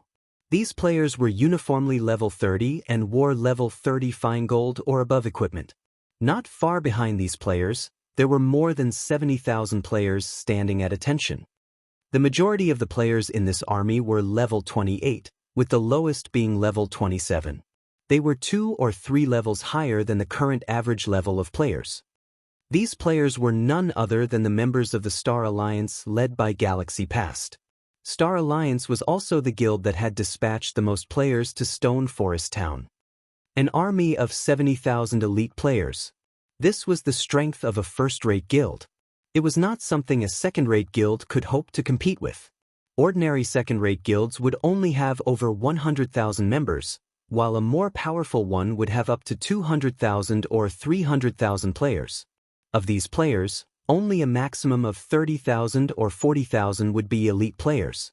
After deploying these elites across multiple cities, it would be amazing enough if a second-rate guild could dispatch 20,000 elites for a single expedition. However, compared to a first-rate guild like the Star Alliance, second-rate guilds were not worth mentioning. Guild Leader, I've put together a detailed report on Stone Forest Town with the results from my investigation. There are roughly over 1,000 NPCs in the town, and the majority are level 55 elite guards. There are over 100 level 60 Tier 1 NPCs and roughly 30 level 60 Tier 2 NPCs. If a fight breaks out, more NPCs might show up. However, the largest challenge of capturing the town will be Stone Forest Town's 3 great leaders. Flourishing Willow, who wore dark blue leather armor, reported softly. Are the 3 great leaders very powerful? Galaxy Past asked. According to the information I obtained from the red names living there, these leaders are only Tier 2 NPCs. However, they possessed very high intelligence. They are far more powerful than ordinary Tier 2 NPCs regarding combat power. It is especially true for the great leader, Surya. He is a Tier 2 professional mage, and I have heard that he knows how to use large-scale destruction spells. Hearing Flourishing Willow mentioning large-scale destruction spells, everyone frowned. Large-scale destruction spells were Zerg Tactics' Achilles' heel. Moreover, a high-intelligence NPC's combat techniques were far more powerful than ordinary players. Based on the settings of God's domain, Surya should be capable of displaying more than 50% of his actual combat power. In other words, he was at least as skilled as an ordinary expert. If a player possessed the attributes of a level 60 Tier 2 NPC and large-scale destruction spells, said player would be a natural disaster to the current players of God's domain. Right? I've also received news that White River City's Zero Wing has sent people over. It seems that they have designs on this area as well, Flourishing Willow said. Zero Wing. Galaxy Past laughed. This is the Star Alliance's home ground. Do they think that they can just show up and take a slice of the pie as well? Zero Wing was indeed powerful. However, that was limited to White River City. Stone Forest Town was in the Star Moon City region. How many people could Zero Wing possibly dispatch? Moreover, the ordinary guards one hired could not be used in the fields. Only personal guards could be used. On the off chance that a personal guard died, it would be extremely difficult to revive them. Hence, players would not use their personal guards casually. Even if Zero Wing sent its personal guards, their impact would be minimal. Ignore them. Since we can't capture Stone Forest Town in a short time, have the main force grind for magic crystals for now. However, we can't let Ouroboros relax either. Look for opportunities to kill some of its members. After all, the Stoneclaw Mountains still belong to our two guilds. Galaxy Past smiled lightly. It truly is fortunate that Chao Qinghua stole a large number of experts and elite players from Ouroboros. The Stoneclaw Mountains will belong to the Star Alliance. In Starmoon City, the Star Alliance had far more experts and elite players than Ouroboros. Currently, Ouroboros barely held on. As for the other guilds in Starmoon City, they were nothing to the Star Alliance. At this moment, many guilds that had completed their investigation of Stone Forest Town had decided to give up on the idea of capturing the town. Instead, they shifted their focus towards grinding for magic crystals in the Stoneclaw Mountains. However, as the majority of their elite members had yet to reach level 30 and could not enter the Stoneclaw Mountains, these elite members were tasked with leveling up as fast as possible. Meanwhile, at Ouroboros's base camp, Shifeng had just arrived with his team. Very quickly, Shifeng's group became the center of attention. The group was simply too impressive. Not only were the members of Zero Wing's main force uniformly level 30, but many in the Dark Gods Legion were also level 30. In addition, the most inferior piece of equipment worn by the group was fine gold rank. Most importantly, every member's aura inflicted a deep fear. They felt like a group of primordial beasts. Even those standing quite a distance away could not help but tremble when they glanced at this group of players. This is Zero Wing. Sure enough, their reputation is well-deserved. Zero Wing is simply too powerful. We don't even have so much top-tier equipment. The members of Ouroboros could not help discuss Zero Wing's members. Meanwhile, when Gentle Snow emerged to welcome Shifeng and the others, she was similarly surprised. How did Zero Wing manage to recruit so many experts? Gentle Snow could clearly feel that, among the 400 players Shifeng had brought with him, many radiated an intense pressure. There were even a dozen or so people who felt extremely dangerous. Although she had been busy settling the guild's internal affairs, she had not fallen behind or neglected her own development. Throughout Starmoon City, extremely few players were capable of making her feel nervous. There were even fewer experts who felt dangerous to her. Starmoon City should only contain a handful of such experts. Yet, Zero Wing had over a dozen such people. It was simply inconceivable. Chapter 655, Flame Shaman. It had been a relatively long time since God's Domain launched. During this period, even an ordinary player's sensitivity towards danger had increased significantly, not to mention experts. Many a time, experts of God's Domain would not judge an opponent's strength based solely on the other party's weapons and equipment. They also judged their opponent's strength based on the degree of danger they felt from their opponents.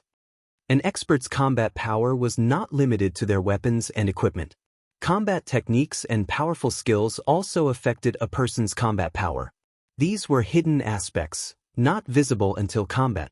Hence, one had to rely on intuition to judge a person's strength. Gentle Snow was very confident of her own perception because, up until this day, her intuition had never failed her. It reminded her of her first encounter Yi Feng. Although Yi Feng's equipment had been pathetic, his level had been very low, and he had not felt threatening in the least. Her intuition had told her that Shi Feng was extraordinary. And indeed, her intuition had not been wrong. Time had proven that Shi Feng was truly extraordinary. Meanwhile, Gentle Snow's intuition currently told her that the group of people in front of her was very deadly. They were not as simple as they appeared. It felt as if every single player had a ferocious beast hidden inside their bodies. Only, these beasts had yet to expose their true nature. Zero Wing is growing more mysterious by the minute. Gentle Snow laughed bitterly as she subtly examined the crowd from Zero Wing. In the past, Zero Wing had been no more than a small, weak guild, yet, before anyone realized it, the guild had grown into a towering existence. Even Ouroboros had to treat Zero Wing seriously. Fortunately, their two guilds had long since formed an alliance. Otherwise, Zero Wing would be a formidable enemy. "Let's talk inside," Gentle Snow said as she led the way to a large tent. Shi Feng nodded and entered the tent with Aqua Rose and Fire Dance. During God's Domain's early stages, players only had needed to travel for a short time to arrive at their destination. However, as players reached higher levels, the time they spent on travel increased. When going out to the fields to level up, it was typical for players to not return to their respective cities for several days. Meanwhile, when players wished to rest, they could rely on these field tents. HP and mana would recover quickly when consuming food and beverages. However, concentration and stamina would not. Generally, players had to return to a city to rest and recover. With a field tent, however, there was no need to do so. Although the recovery speed while inside a tent could not compare to resting in a city, it was sufficient. Only, ordinary players could not afford a field tent. Just an ordinary 6-man tent sold for 10 gold at NPC shops, not to mention 20-man, 50-man, or 100-man tents. Not only did one need enough money to purchase a 100-man tent, but they also needed a certain amount of reputation. The large tent before them was a 100-man tent, and it had cost 200 gold. If one had sufficiently high reputation, they could receive a small discount. However, even then, a 100-man tent would still cost more than 150 gold. Inside, the tent looked like a guild residence's conference hall. Currently, more than a dozen people sat inside the tent, and every one of them was a member of Ouroboros's upper echelon. They were uniformly level 30, and their equipment was among the best one could find. Meanwhile, the beautiful and vibrant Zhao Yueru relaxed amongst these players, currently dressed in white and red luxurious mage robes. In her hand, she wielded a red jade staff covered in runes. Looking at the faint red glow that surrounded the staff, one could immediately tell it was an extraordinary item. Furthermore, a faint flame-red aura surrounded the caster. She looked like a goddess of fire. Flame shaman? Shi Feng concealed his surprise when he saw Zhao Yueru, who had undergone a massive change since the last time they met. Flame Shaman was a hidden class, and its legacy rank was similar to the Astromancer. It was considered an advanced legacy. As the name suggested, it was a class that specialized in controlling flames. However, a Flame Shaman was not as balanced as an Elementalist. The class specialized in attacking and destroying everything. In terms of damage output, the class was far superior to an Astromancer. It was an extremely violent class. In the past, Zhao Yueru's fame had only started to soar after she class changed into a Flame Shaman. The public had known her as the Flame Witch. Shi Feng never imagined that Zhao Yueru would become a Flame Shaman so quickly.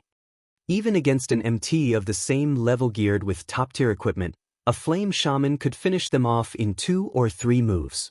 A Flame Shaman could practically one-shot an ordinary MT. However, although the class's damage was astounding, it was also because of this that flame shamans had very few survival and life-saving abilities. In dungeons and team battles though, they were beyond scary. They were practically tomahawk cruise missiles. After sweeping a glance over everyone present, Shifeng understood the general situation regarding Ouroboros's top combat power. Although Ouroboros had lost many of its top combatants, the guild was still much stronger than second-rate guilds with its remaining forces. "This is the data we collected on Stone Forest Town," Gentle Snow said as she handed Shifeng a folder. Slowly, she explained, "Currently, every guild is trying to occupy the town. However, the town is strong enough to avoid capture even if we combine our guild strengths. I suggest that we strike at the Stoneclaw Mountains first, harvesting magic crystals and building our strength. With both of our guild's experts, we should be able to occupy the high-resource areas within the mountains quickly. We can then use the opportunity to widen the gap between us and the other guilds." Currently, nobody could do strike against Stone Forest Town. The best option right now was to accumulate their strength. This was also why Gentle Snow had asked for Zero Wing's help. "There is no need to go through all that trouble. We can just capture Stone Forest Town. Once we occupy the town, it will be simple to obtain the rights over the Stoneclaw Mountains," Shifeng said, shaking his head. He did not agree with Gentle Snow's idea. In the past, it was precisely such thinking that had led to the various large guilds ending in a deadlock with each other. As a result, more guilds had involved themselves in the situation in the Stoneclaw Mountains. Once that happened, they would lose the chance to capture Stone Forest Town. At this moment, the various large guilds were still helpless against Stone Forest Town, so they would focus their attention on the Stoneclaw Mountains. This was the best chance to capture Stone Forest Town. Otherwise, if time dragged on, the number of guilds in the area would increase. At that time, the number of experts who were interested in this area would also increase, and their chances of capturing Stone Forest Town would decrease. Hearing Shifeng's resolve, Gentle Snow was momentarily stunned. That was suicide. Immediately, she explained, "You should have seen the information regarding the 3 great leaders for yourself. All 3 are high-intelligence NPCs. They are equivalent to expert players who have reached the 5th floor. They also possess large-scale destruction spells. Furthermore, if we attack Stone Forest Town, the other guilds will not sit by and do nothing. They will take advantage of the situation and try to annihilate us. What if we don't give them the chance?" Shifeng smiled confidently. On his way here, Shifeng had considered the matter of Stone Forest Town extensively. It was extremely difficult to deal with the 3 great leaders. Not to mention, they would have to give the other guilds the slip. However, there was a simpler method of capturing Stone Forest Town. Chapter 656, Crazy Decision. Don't give them the chance? Gentle Snow grew curious. There were over 300,000 guild elites stationed close to Stone Forest Town. Of them, 70,000 belonged to the Star Alliance, while Ouroboros only had 50,000. Even if both first-rate guilds banded together, they still wouldn't be able to do anything to the other guilds. Hence, every guild was maintaining this temporary peace.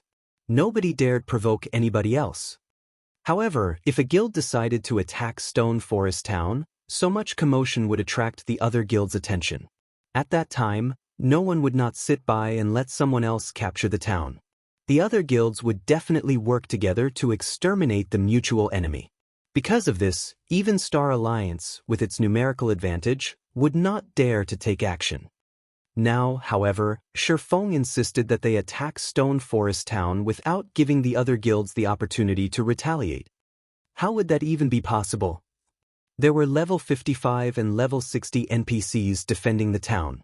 Among them, there were even Tier 2 NPCs.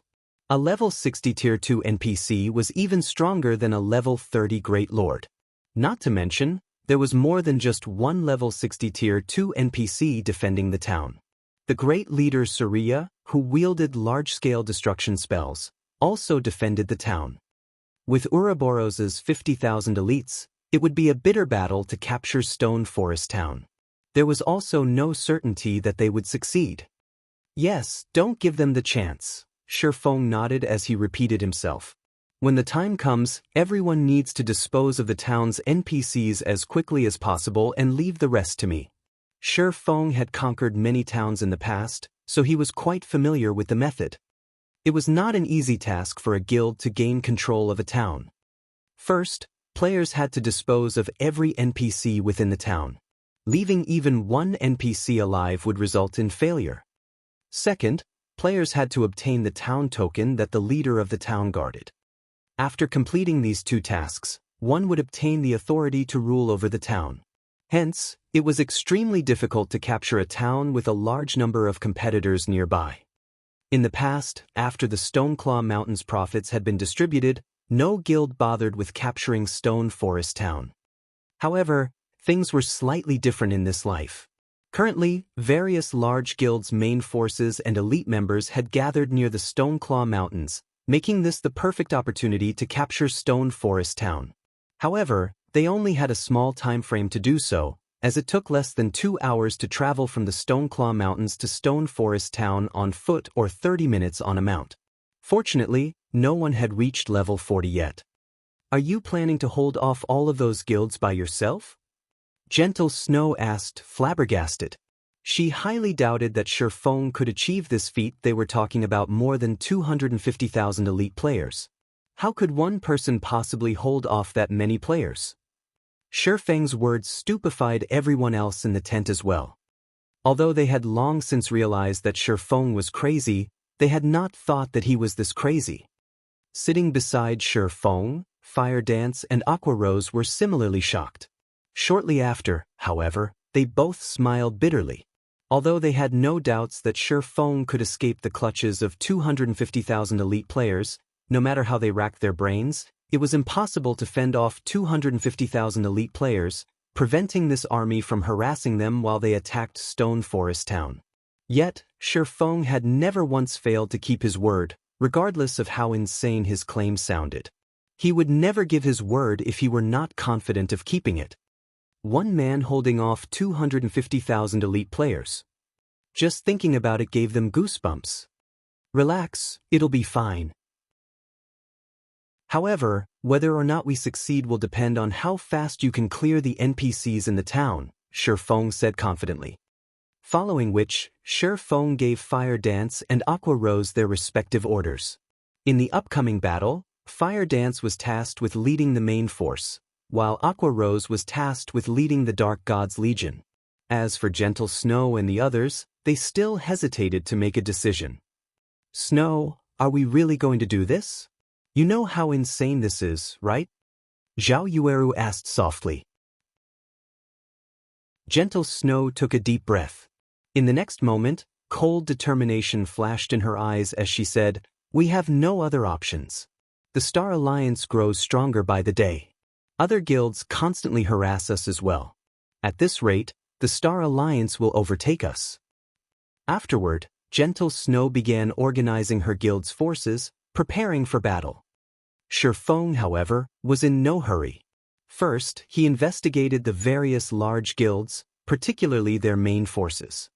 Before they took action, Shi Feng used the Bible of Darkness to summon a Tier 2 demon. 3 hours later, Shi Feng summoned another Tier 2 demon. The two level 35 Tier 2 demons were as large as small hills. Tier 2 demons were the equivalent of Lord-ranked monsters. It was quite reassuring to have 2 level 35 lords on their side. I never imagined that Black Flame would have something like this. It's no wonder he was so confident of fending off the other guilds. Gentle Snow was stunned when she saw the two powerful Tier 2 demons. Even a 100-man team could deal with an ordinary Tier 2 demon, although they might struggle.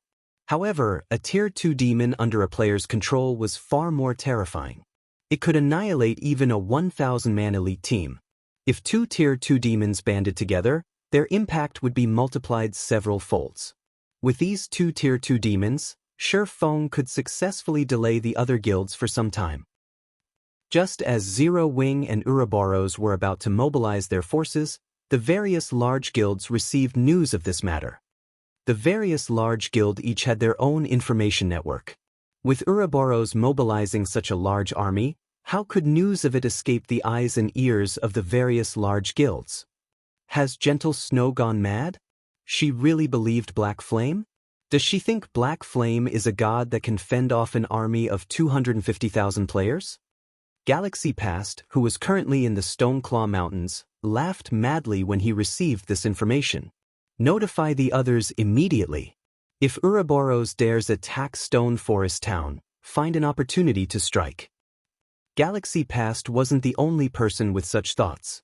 The other guild leaders similarly thought that Gentle Snow had lost her mind. Black Flame was similarly insane. Did he really think that their guild's elite members were blockheads that would just stand by and die for him? If all 250,000 players worked together, the ranged attacks alone could kill a lord of the same level instantly, not to mention a player. Suddenly, the various large guilds surrounding Stone Forest Town began mobilizing their forces, preparing to take action at a moment's notice. Now, all that was left was for Ouroboros and Zero Wing to move. As for the various large guilds' main forces and elite members, they all continued grinding for magic crystals in the Stoneclaw Mountains. News sure flies. However, this isn't too bad either. It would have bothered me if they didn't make a move, Shifeng chuckled. He then activated the aura of Wind's Wind Rider, transforming into a blur as he flew to Stone Forest Town. What is he trying to do? Gentle Snow muttered in confusion. Shifeng's actions even confused Fire Dance and Aqua Rose as Shifeng had not revealed his true plans. Let's begin then. Shifeng grinned. Immediately, he swapped the aura of wind for the aura of fire. He then cast Firestorm on Stone Forest Town's NPC stronghold. Suddenly, flames engulfed the third and highest floor of the stronghold. Some nearby players turned to ash instantly. As for the NPCs inside the stronghold, they sustained heavy damage as well. In the blink of an eye, the stronghold's third floor was nothing more than scorched ruins. The crowd watching from afar was stupefied. Shifeng had actually attacked the NPC stronghold by himself. He was seeking death. At this moment, a white-haired old man in black robes emerged from the ruins. This old man was Suriya, a level 60 Tier 2 NPC. Looking at Shifeng, Suriya shouted angrily, saying, "Intruder! You actually dare to provoke me?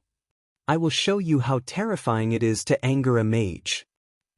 Suriya, Great Leader, Professional Mage. Level 60.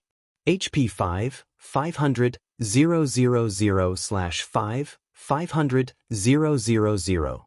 In addition, two NPCs with imposing auras stood beside Suriya, and they were the second leader, Lime, and third leader, Pado. Lime, second leader, Swordmaster. Level 60.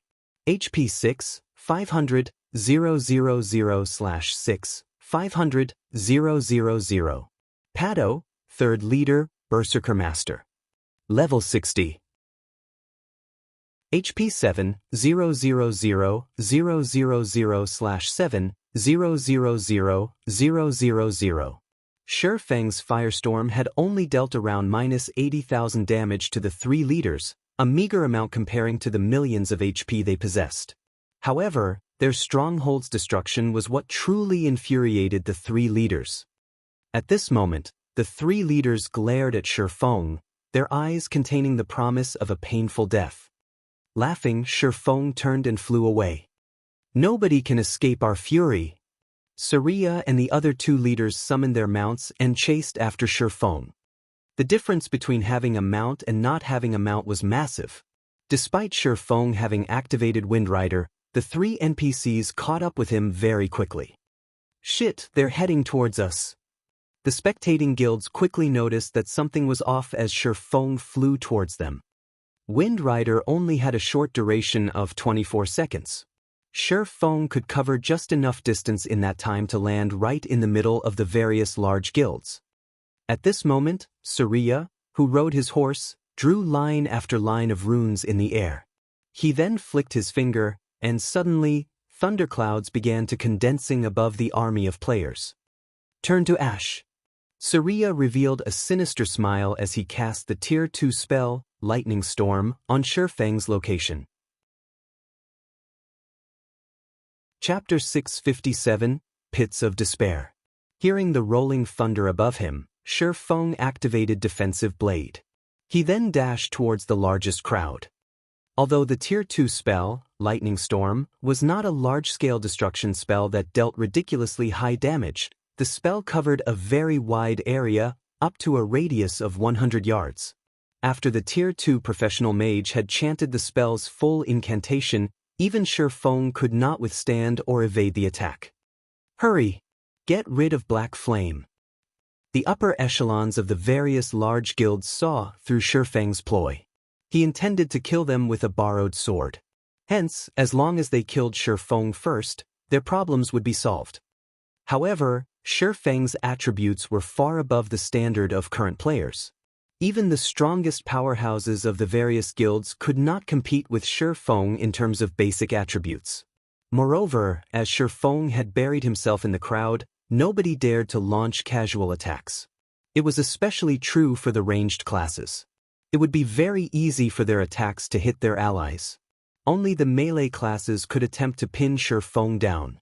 However, could elite players possibly predict Shi Feng's actions? Moreover, Shi Feng was extremely cunning as he dashed towards the healers. Hurry up, use control skills. Don't worry about friendly fire, the upper echelons hurriedly commanded.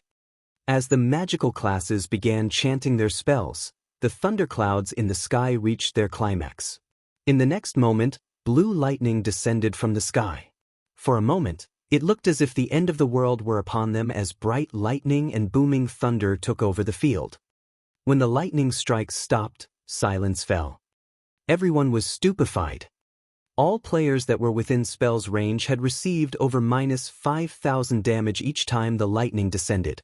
After more than a dozen lightning strikes, even the high HP MTs who had activated Shield Wall and such life-saving skills gave up the ghost.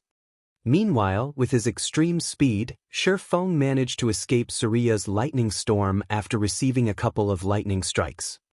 Everyone else, however, met the tragic end. In order to deal with Zero Wing and Ouroboros, the various large guilds had prepared and gathered together. Shi Feng just so happened to land in the middle of that crowd. After the lightning storm ended, nobody within the spell's effective radius of 100 yards had lived. Instead, only weapons and equipment occupied the space. This scene caused witnesses to gasp and shiver. Is this the power of a Tier 2 NPC mage?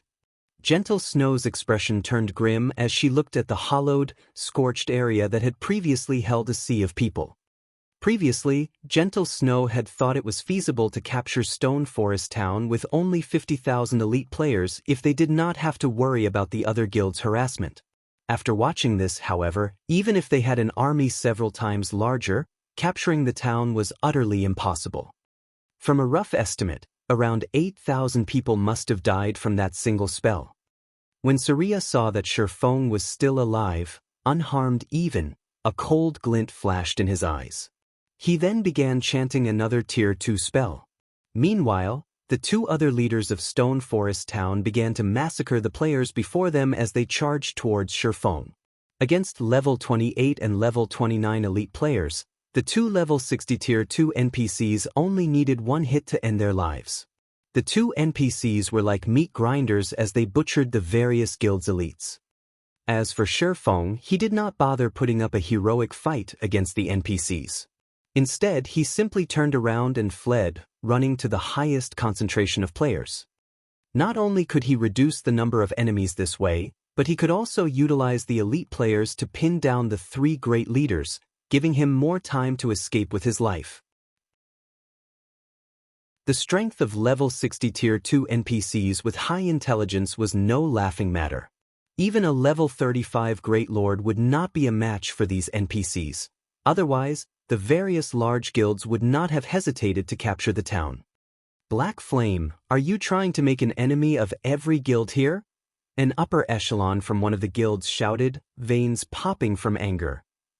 Everyone had already witnessed the three great leaders' strength. If they did not stop Shi Feng, their guilds would suffer tremendous losses. The guild members that had accompanied them were not normal members. These members were their guild's foundations. If even a fraction of these players died, it would set their guilds back tremendously, not to mention if they lost half or even 3/4. Losing half or more of their members would deal an irrecoverable blow.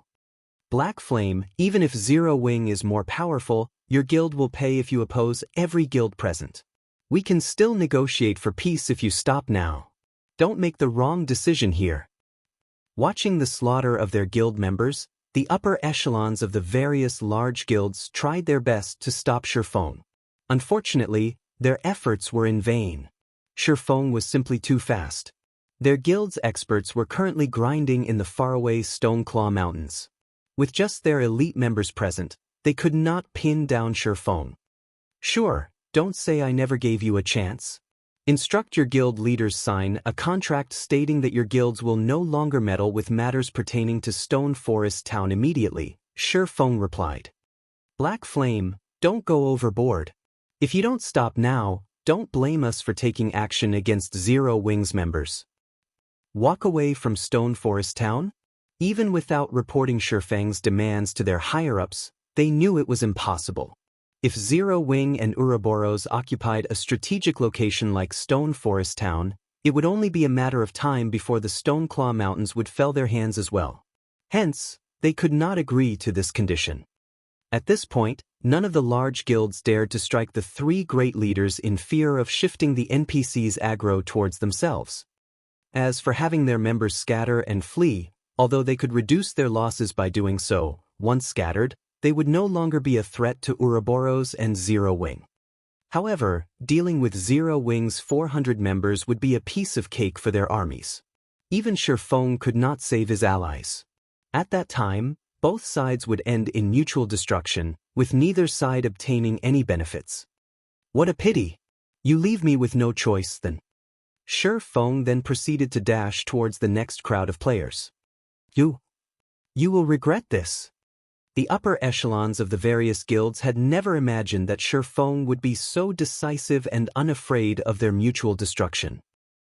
At this moment, the guild leaders of the various guilds, who currently resided in the faraway Stoneclaw Mountains, had received news of the attack. Black Flame has truly lost his mind this time. He actually dares to declare war against all of our guilds. Since he wants to play, let's play. Tell them to send a small detachment to take out Black Flame. Everyone else is to split up and delay Ouroboros and Zero Wing as much as possible. I doubt that Black Flame will lead the three great leaders towards his own allies, Galaxy Past laughed. Immediately he commanded, everyone, retreat from the Stoneclaw Mountains and hurry to Stone Forest Town. Also, contact the other guild leaders. I want to show Black Flame and Gentle Snow that they are doing nothing more than digging their own graves. Before this occurred, the Star Alliance and Ouroboros had both been intimidating guilds. Hence, none of the other guilds would have worked with either one of them.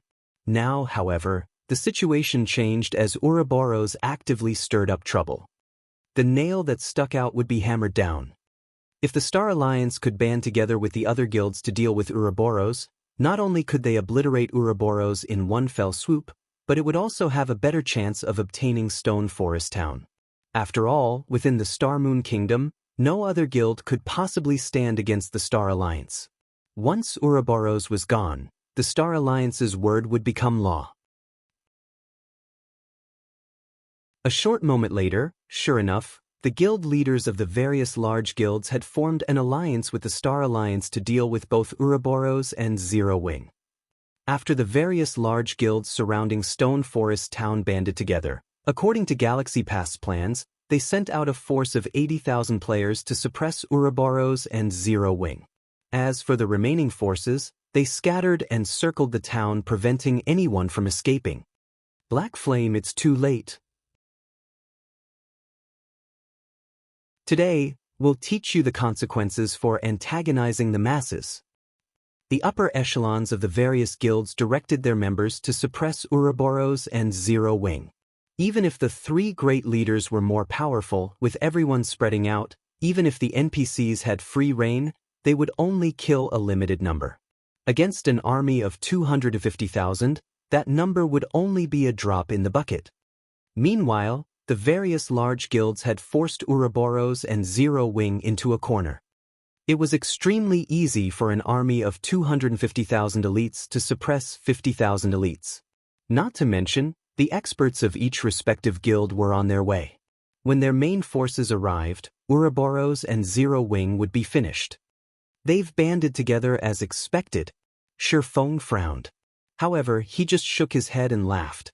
Since you want to go for mutual destruction, I'll show you the pits of despair. The three great leaders protecting Stone Forest Town had not revealed all of their strength. Stone Forest Town was in such close proximity to the Stoneclaw Mountains. With the massive benefits from the mountains, how could Stone Forest Town possibly be an ordinary town?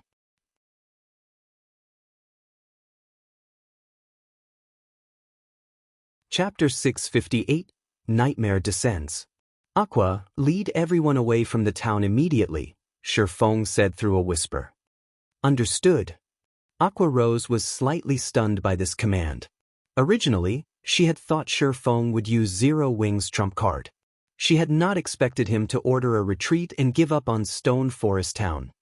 However, since Shifeng had given the command, Aqua Rose had no choice but to lead everyone away. Gentle Snow's army similarly retreated. Throughout Star Moon Kingdom, there was not a single guild that could stand against an army of 250,000 elite players. If they continued fighting, only death awaited them. In truth, though, even if they did fight, their enemy would not leave unscathed either. Both sides would be destroyed. In terms of equipment, Zero Wing's main force was far superior to the other guild's experts, not to mention their elite players. After the main force had swapped out their Tier 2 gemstones for Tier 3 gemstones, their attributes were simply overwhelming. In addition, there were currently no enemy experts to pin them down. As a result, the Zero Wing's main force swept like a scythe across the enemy forces, leaving only devastation in its wake. Spell after spell bombarded Kola, Yiwumian, and Turtledove, who stood at the forefront of the team. However, these spells had not even tickled the 3 MTs. Even the most powerful attack only dealt slightly over -1,000 damage. However, all 3 MTs had over 10,000 HP each. Moreover, the majority of their enemies' attacks had not even landed. These MTs only needed a single heal to recover to full HP. There were also the 2 Tier 2 demons. Both Tier 2 demons were melee fighters with over 3 million HP each. Under Shifeng's control, both demons were like gods of destruction. The 2 demons were unstoppable as they targeted the enemy healers. Also, although Shifeng could not control the 2 demons perfectly, he could maneuver them to avoid as many attacks as possible. In terms of basic attributes, the 2 level 35 Tier 2 demons were much stronger than even Shifeng. Even their strength was superior to Shifeng's, who wore Tier 3 strength-attributed gemstones. So, how could ordinary players hope to touch them? Only if everyone concentrated their attacks on the 2 demons and sealed off their escape routes would the 2 demons receive some form of damage. However, with Zero Wing's healers and the demons' innate battle recovery, they could very quickly recover the lost HP. Against the 2 Tier 2 demons' assault, the various large guilds suffered scores of deaths with every passing second. After only a few minutes of battle, the coalition of guilds had lost nearly 7,000 elite players. Zero Wing claimed just as many lives as the 3 great leaders. The members of the various large guilds felt like a knife had been plunged into their hearts as they watched. Without any of their guild's experts, they were helpless against a team like this. This was also why the various large guilds were desperately trying to nurture experts and frantically fighting over the Stoneclaw Mountains. The only consolation was that Ouroboros suffered similar losses. Since the battle had begun, Ouroboros had lost over 2,000 members. As both sides watched their companions die, an intense fighting spirit began to fill their hearts. At this moment, the area around Stone Forest Town was like an ancient battlefield. Meanwhile, the red names in Stone Forest Town were dumbfounded. Players were killing each other all over the place. There were players dying every second. Even experts would be insignificant in a war of this scale. In comparison, their kill counts were a joke. While Ouroboros and Zero Wing retreated from Stone Forest Town, Shifeng activated Windwalk and crushed a speed scroll as he dashed towards the town. Meanwhile, the three great leaders followed closely behind. Ha! Black Flame is finally scared. Too bad that it's too late for regrets. Brothers, charge. Don't let anyone from Ouroboros or Zero Wing get away. With the Star Alliance taking the lead, the other guilds enthusiastically chased after Ouroboros and Zero Wing's remaining members. However, as the two guilds charged at the enemy encirclement, everyone finally witnessed Zero Wing's strength. With just 400 members, Zero Wing had easily torn apart the encirclement of over 10,000 players. Casting stars of light, over 1,000 players died by Blackie's hand in the blink of an eye. As for Fire Dance, she was like a ferocious beast as she charged into the enemy crowd. With a swing of her short swords, she easily sent players flying and dispersed the crowd. There was even less need to mention the strength-based classes like Cola and Rampant Blade. Crashing into the enemy front lines with his shield, Cola easily sent 5 level 28 and level 29 MTs flying, damages of over -1,000 points appearing above the enemy players' heads. After absorbing an accumulated damage of 5,000 points, he then activated Blue Fire Shield, causing 150% damage to an area of 3 by 10 yards in front of him. The enemy players before him lost over half of their HP. As for Rampant Blade, he brandished his Blue Fire double-edged sword, killing an enemy player with each hit. From time to time, he would also trigger the Blue Fire Dance, instantly wiping out a group of elites. However, when it came to group killing capabilities, Aqua Rose was the strongest of them all. Not only was she a glass cannon, but she also had the Blue Fire Heart. She could summon 3 elite-ranked Blue Fire Crows to assist her in battle. Although the Blue Fire Crows were only elite-ranked and were the same level as Aqua Rose, level 30, their attack power would increase based on Aqua Rose's intelligence attribute. Meanwhile, Aqua Rose currently wore a complete Tier 1 set equipment. In addition, she was also fully equipped with Tier 3 gemstones. Her total intelligence was over 400 points. Overall, each elite-ranked Blue Fire Crow could rival a special elite of the same level. However, the Blue Fire Crow's most impressive aspect was their growth skill. 1 minute after the Blue Fire Crows had been summoned, they could grow from elites to special elites. After 5 minutes, they would become chieftains. After 10 minutes, they would become lords. After 18 minutes, they would become high lords. Finally, at 27 minutes, they would become great lords. At that time, even though the Blue Fire Crows would only last for 3 more minutes, 3 level 30 great lords could easily wipe out an army of 1,000 level 30 elite players.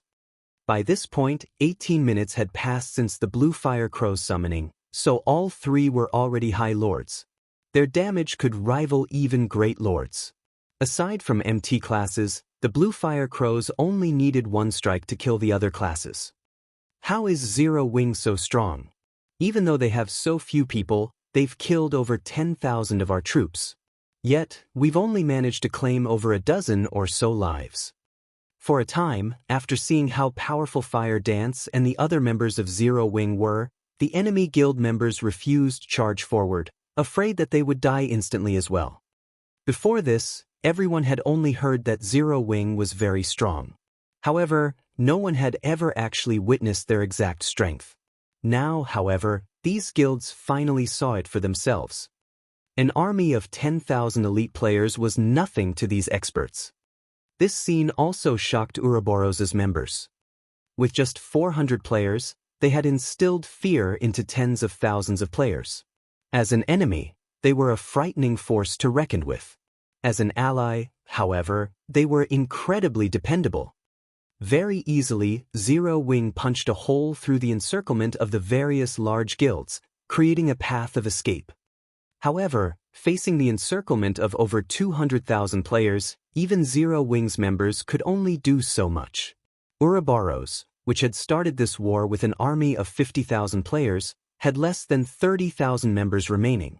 Should they continue fighting, they would most likely suffer complete and utter annihilation.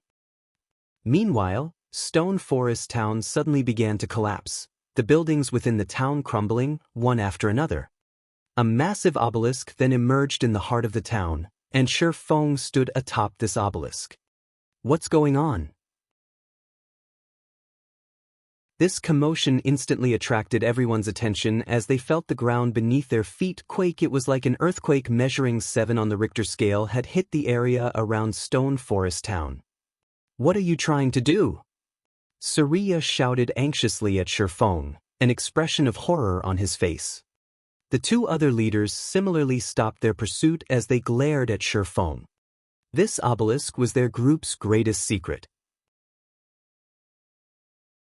They had never imagined that Shi Feng would know about it or to rush into their stronghold to activate it. Of course, I want to witness the depths of hell. At this moment, Shi Feng looked ragged. Not only had he needed to avoid all the traps inside the stronghold, but he also had to dodge the 3 great leaders. Only after using all his usable life-saving skills had he managed to activate the greatest taboo obelisk in the Star Moon City region. Saying so, Shi Feng swung the abyssal blade, shattering the dazzling crystal ball on top of the obelisk. Stop! The 3 great leaders shouted in horror.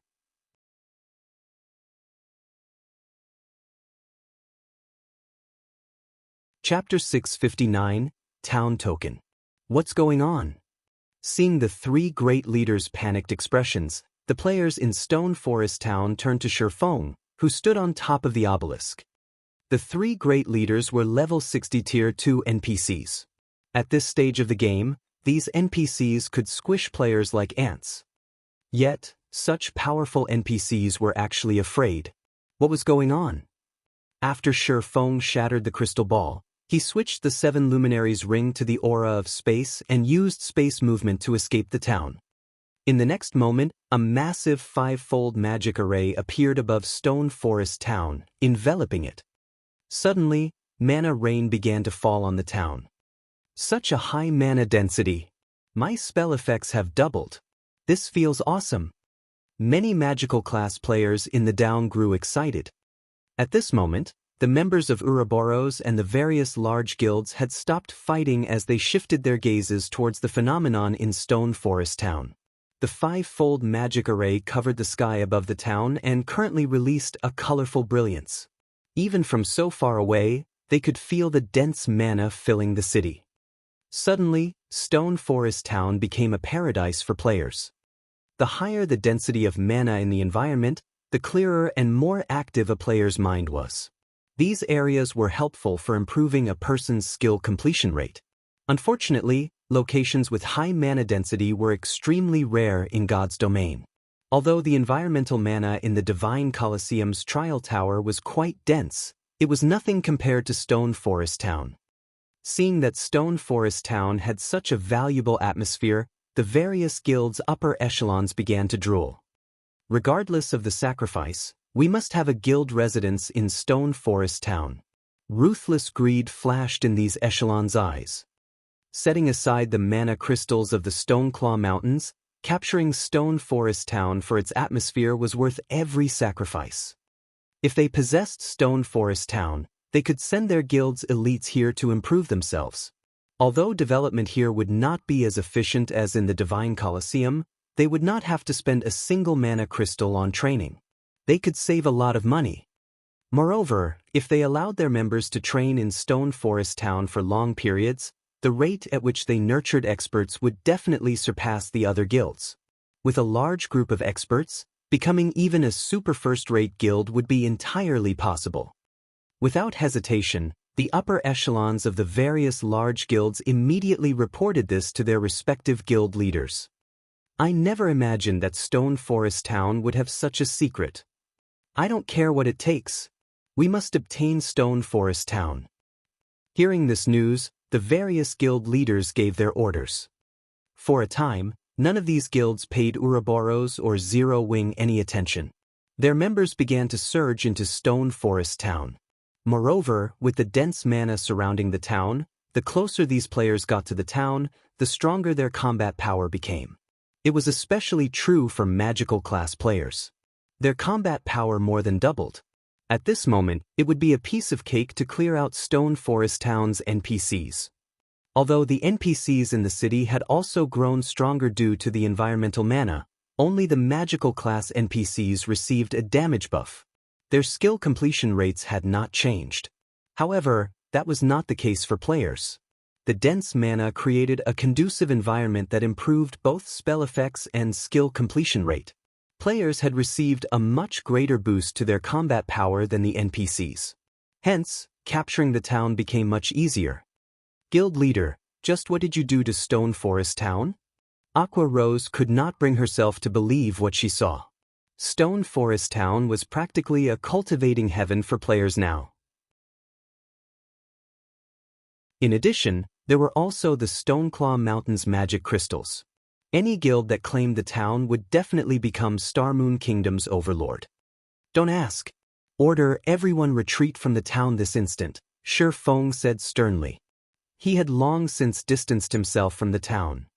In the past, when the Stoneclaw Mountains came into being, the dungeon had incited a war between Star Moon City's large guilds. Back then, however, nobody had claimed Stone Forest Town for themselves. Only after a long time had passed did the Star Alliance launch an assault on Stone Forest Town. Naturally, Stone Forest Town had not been a match for the first-rate guild. However, just before the guild captured the town, Xianxia had activated the obelisk. Shortly after, Star Alliance's army was obliterated.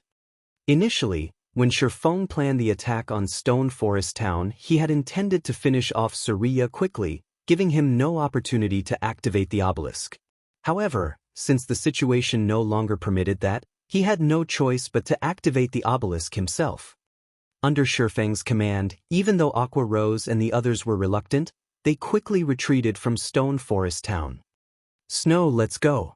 As long as we snatch the town token dropped by the great leader, Stone Forest Town will belong to us. At that time, even if the Star Alliance and the other guilds band together, they will not be a match for us, Zhao Yueru suggested anxiously as she watched the guilds frantically surge into Stone Forest Town. If the other guilds obtained Stone Forest Town, Ouroboros would struggle to survive in Star Moon City. Glancing at Aqua Rose and the others, who gradually fled the town, Gentle Snow shook her head and said, "Let's retreat." But what about Stone Forest Town? With that many elite players, they could definitely exhaust the three great leaders to death. Not to mention, the other guild's experts are currently making their way here, Zhao Yueru asked curiously. Black Flame told us to leave Stone Forest Town. He must have a reason. Otherwise, with zero wing strength, they could compete for the town token.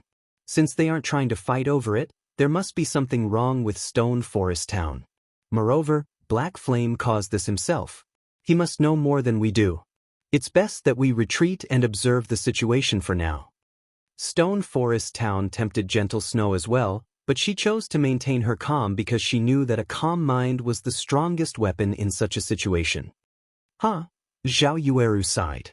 Although she was disappointed, her friend had never been wrong. In the end, she could only turn and retreat after glancing at Stone Forest Town. Ouroboros' other members also began to retreat. Time passed little by little. The battle inside Stone Forest Town grew more intense as time passed. The environmental mana also grew denser. The players in the town fought madly in the thick mana. After more than 10 minutes of frantic battle, the majority of the NPCs inside Stone Forest Town had died. Only a few Tier 2 NPCs remained, desperately fighting for their lives. The elite players that surged into the town in waves were simply too much to handle, even for the three great leaders. At this moment, the three NPCs each had less than 30% of their HP remaining. On the other hand, there were still over 150,000 elite players in the city.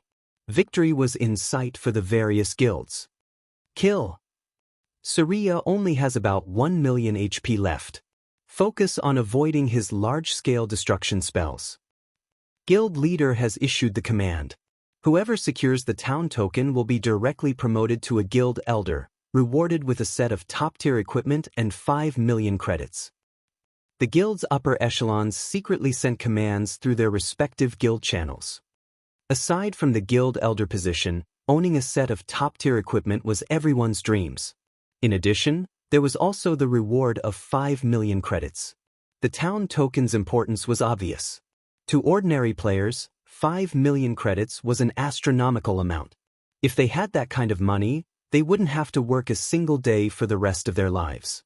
In addition to the position of elder, they could enjoy a life of luxury. Suddenly, everyone began attacking with even greater enthusiasm. Meanwhile, Ouroboros and Zero Wings members, who watched from afar, grew anxious. Guild leader, at this rate, some other guild will claim the town token, Aqua Rose said anxiously as she looked to Shifeng, who maintained an extraordinary calm. However, as soon as Aqua Rose finished speaking, Surya, who was inside Stone Forest Town, suddenly bellowed, the sound waves sending all players within a radius of 30 yards flying. Before anyone noticed it, Surya's white hair had become a lustrous black. As if he had grown younger by several decades, his appearance morphed from one of an old man to that of a handsome youth. However, unlike ordinary people, this youth's eyes were pure black like two black pits. Those eyes contained no emotion, and just looking at them would send shivers down one's spine. It's finally coming. Shifeng grew serious as he watched the distant Surya. Aqua, have everyone prepare.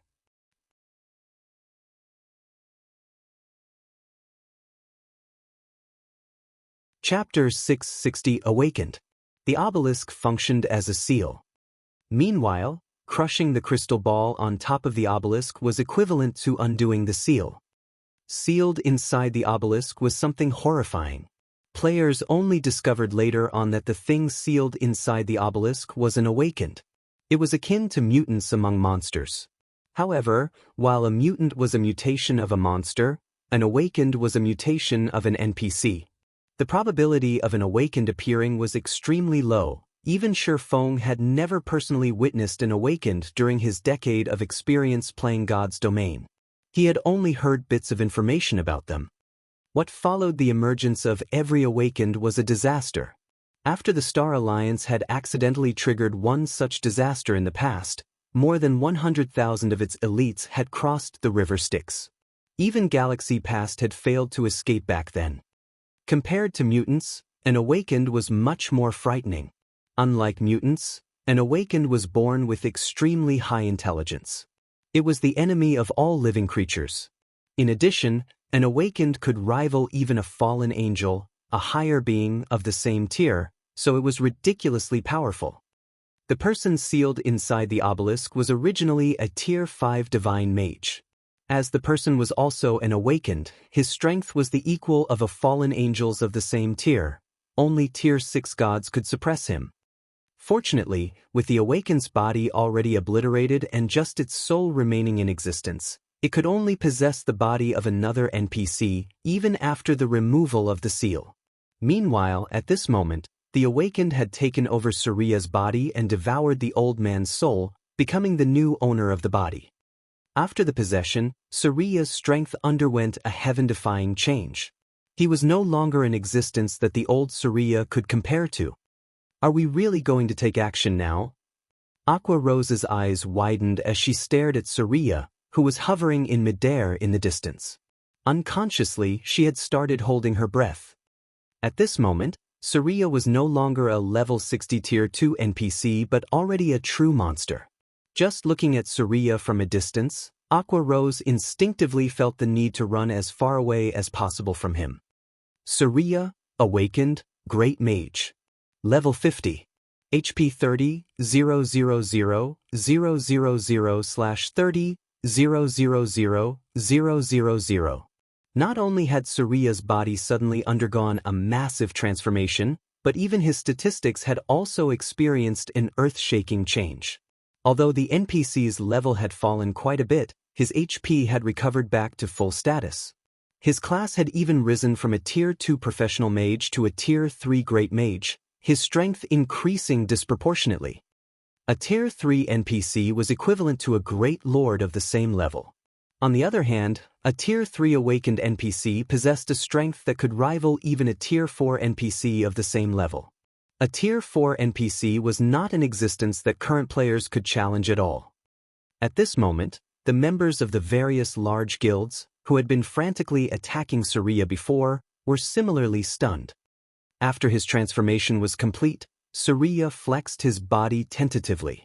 A moment later, the surrounding air began trembling. Immediately after, Xianxia pointed a finger towards the sky. Suddenly, countless lightning bolts flashed down and gathered around Xianxia's fingertip, forming a 2-story tall ball of lightning. Prepare to dodge. With so many people remaining, even a Tier 3 Great Mage is no match for us. A commanding level 29 elementalist shouted. However, as soon as the elementalist finished speaking, Xianxia pointed his finger towards this elementalist. The massive ball of lightning promptly transformed into a rushing river that poured down onto the elementalist, devouring the elementalist and all the players around him. Under the effects of the Tier 3 spell lightning stream, no players within an area of 15 by 100 yards survived. In the blink of an eye, several hundred people died.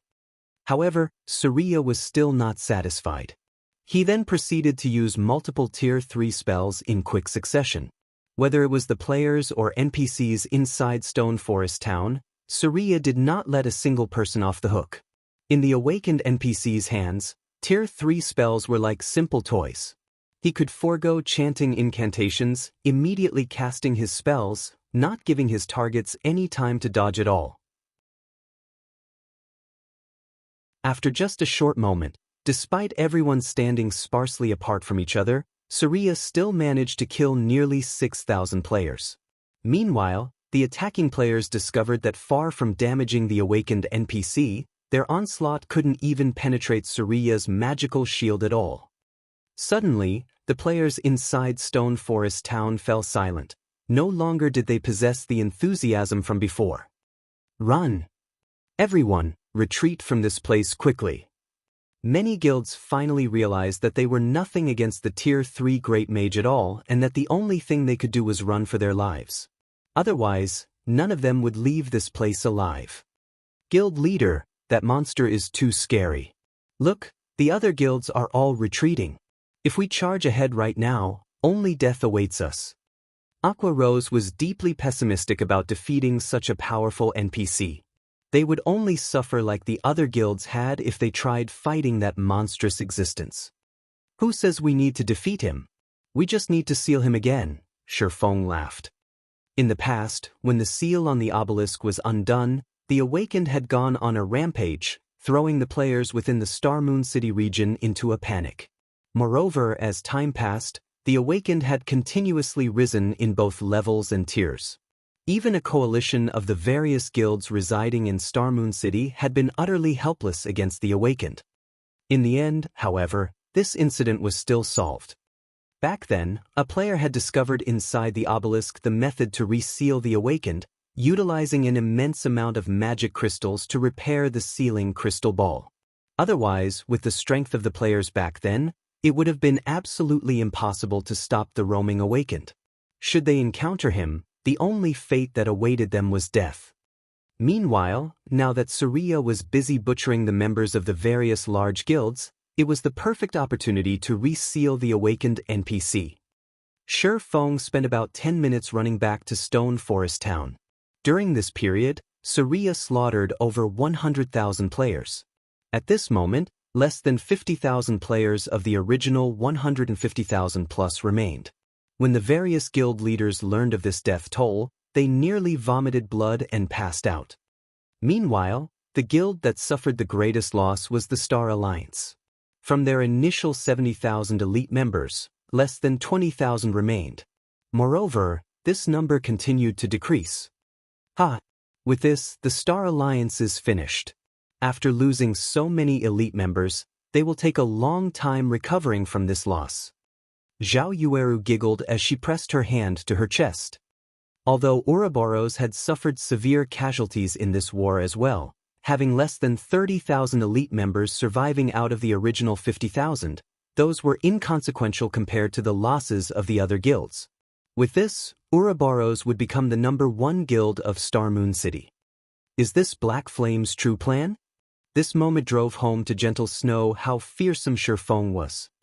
Just a single stone forest town had plunged so many elite members of the various large guilds to their deaths. If not for them working together with Zero Wing, Ouroboros would most likely have been one of those guilds right now. While Saria was hunting the members of the various guilds, Shifeng took the opportunity to dash towards the obelisk. Arriving at the top of the obelisk, Shifeng immediately retrieved 10,000 magic crystals from his bag and placed them atop the altar on which the crystal ball had originally Saturday. To any guild, 10,000 magic crystals was a massive sum. Fortunately, Shifeng had tasked Melancholic Smile to purchase them in bulk before the appearance of the Divine Colosseum. If not for capturing Stone Forest Town, Shifeng would not have readily parted with 10,000 magic crystals. In the next moment, the 10,000 magic crystals transformed into droplets of transparent liquid that quickly agglomerated into a sealing crystal ball. Despicable human. Saria panicked when he noticed the reformation of the crystal ball that had kept him sealed all this time. Using instantaneous movement, he flashed towards Shifeng. "You best return to where you came from," Shifeng muttered in a low tone as he looked at the rapidly approaching Saria. He then pressed his hand on the sealing crystal ball, muttering, "Fivefold seal, activate." All at once, a fivefold magic array appeared above Stone Forest Town once more, illuminating the area around the town. "No!" Saria shouted defiantly as he attempted to use Tier 3 spells to attack the sealing crystal ball. Unfortunately for him, under the suppression of the fivefold magic array, he failed to cast even a single spell. In the next moment, golden chains descended from the magic array and wrapped around Saria's body. Shifeng had seen these golden chains before. Chains of order. Even gods were helpless against them, what more of Saria? These chains then dragged Saria above the obelisk. Suddenly, a blue chain emerged from the tip of the obelisk and pierced through his body. In the next moment, Saria released an agonized scream as the blue chain dragged a half-transparent soul out of his body and into the sealing crystal ball. Meanwhile, Saria's body, which had long since lost its original soul, died with the sealing of the awakened soul. A pile of loot also showered the ground along with the NPC's death.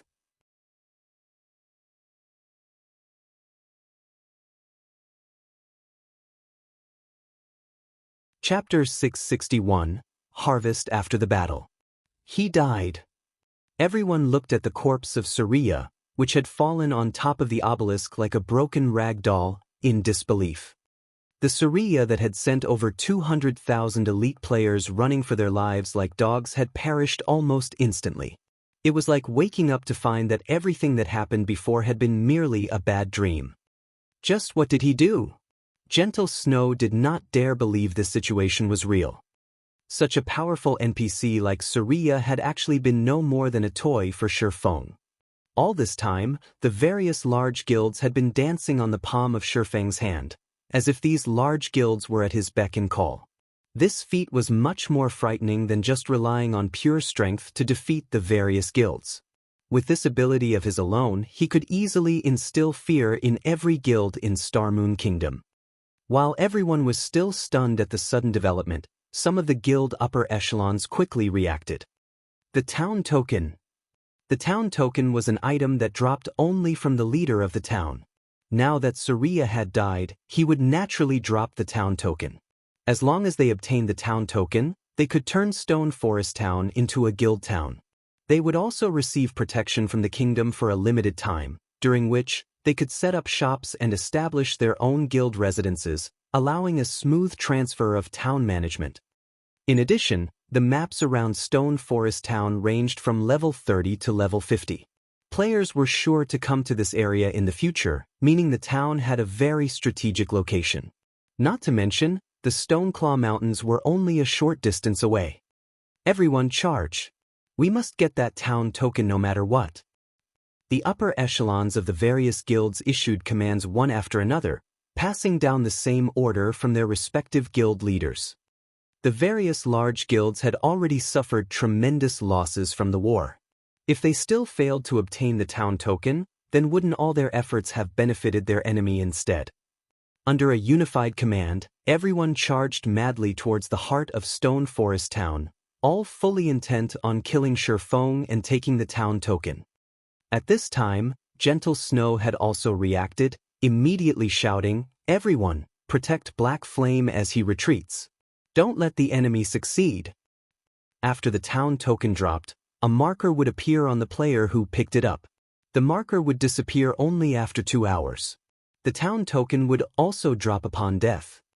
Moreover, during this period the player holding the town token would not be able to use return scrolls and similar items.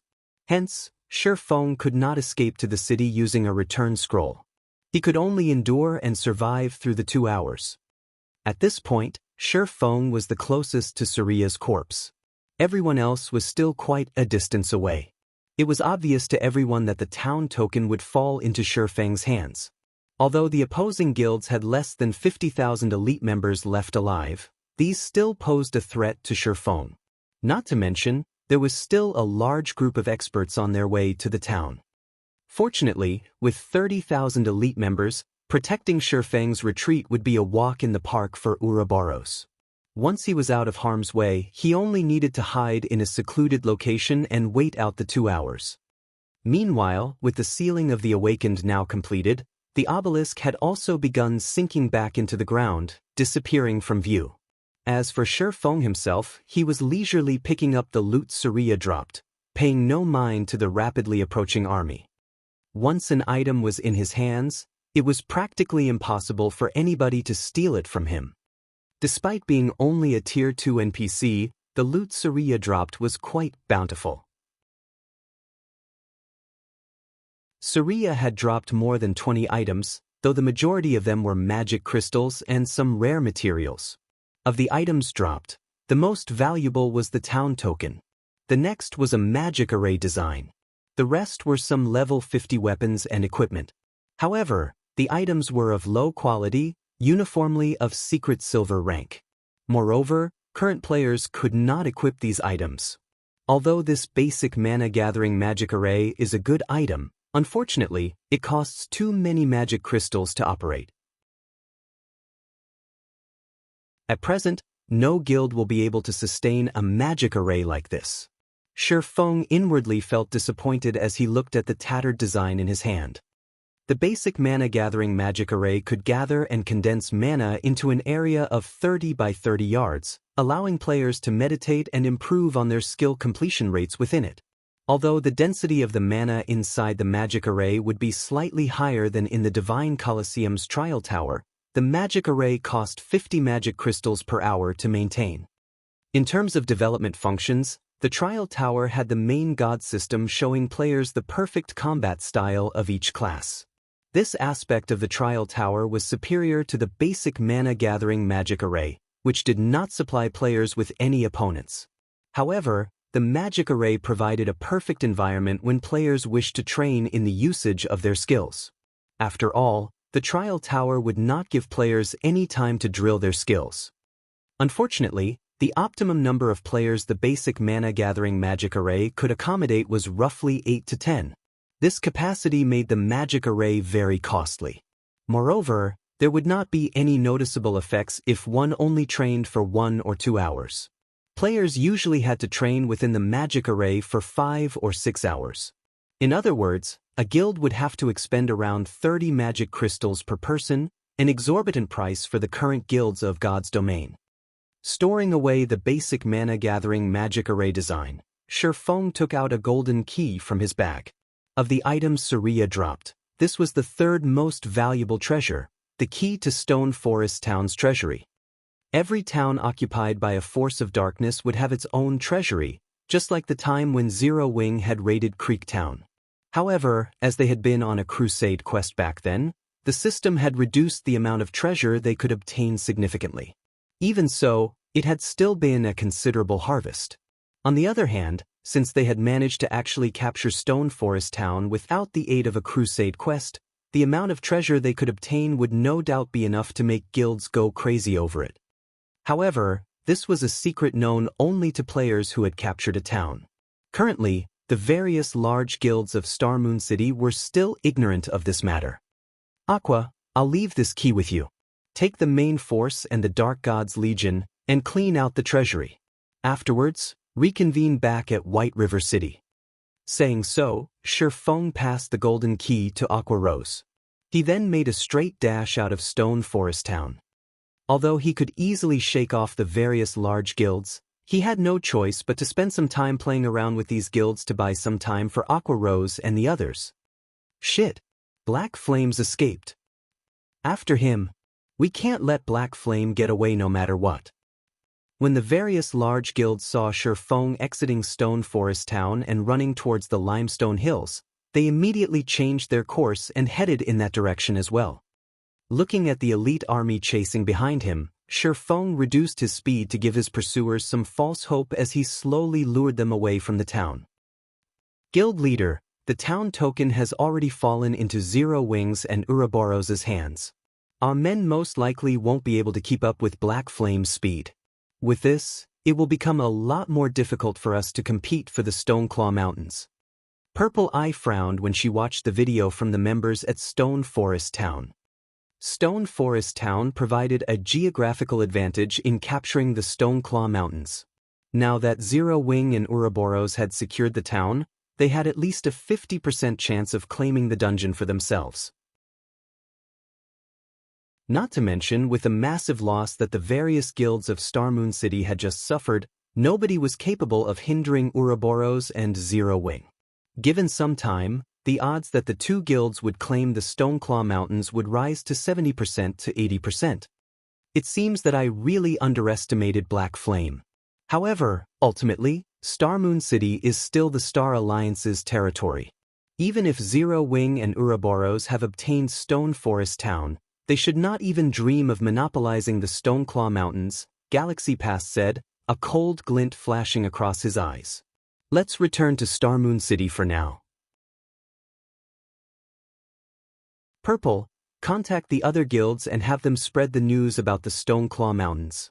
I want to see just how Zero Wing and Ouroboros intend to swallow up the Stoneclaw Mountains. Time passed quickly. After Shifeng toyed around with the various large guilds for 2 hours, he immediately used a return scroll and teleported back to White River City. However, Shifeng did not return directly to the guild residence. Instead, he brought the town token of Stone Forest Town to the Adventurers Association.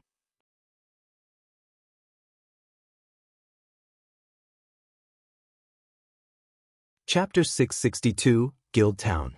Ever since players had started paying attention to the guard system, the Adventurers Association had seen increased traffic with every passing day. Many players who were not proficient in battles had focused their attention on NPC guards. Many were also taking advantage of this growing popularity to make a fortune for themselves. At this point, physical class bronze guards sold for 120 gold. The selling price for a magical class bronze guard, on the other hand, was over 300 gold. Meanwhile, physical class mysterious iron guards sold for 600 gold, not to mention magical class mysterious iron guards. As long as one managed to obtain a physical class mysterious iron guard, a player could easily get rich overnight if they sold said guard. Hence, more and more players came to the Adventurers Association to test their foresight and luck. As a result, the Adventurers Association was packed every day with players who would chat idly while waiting for their turn, and the Adventurers Association had become the #1 source of information in every city.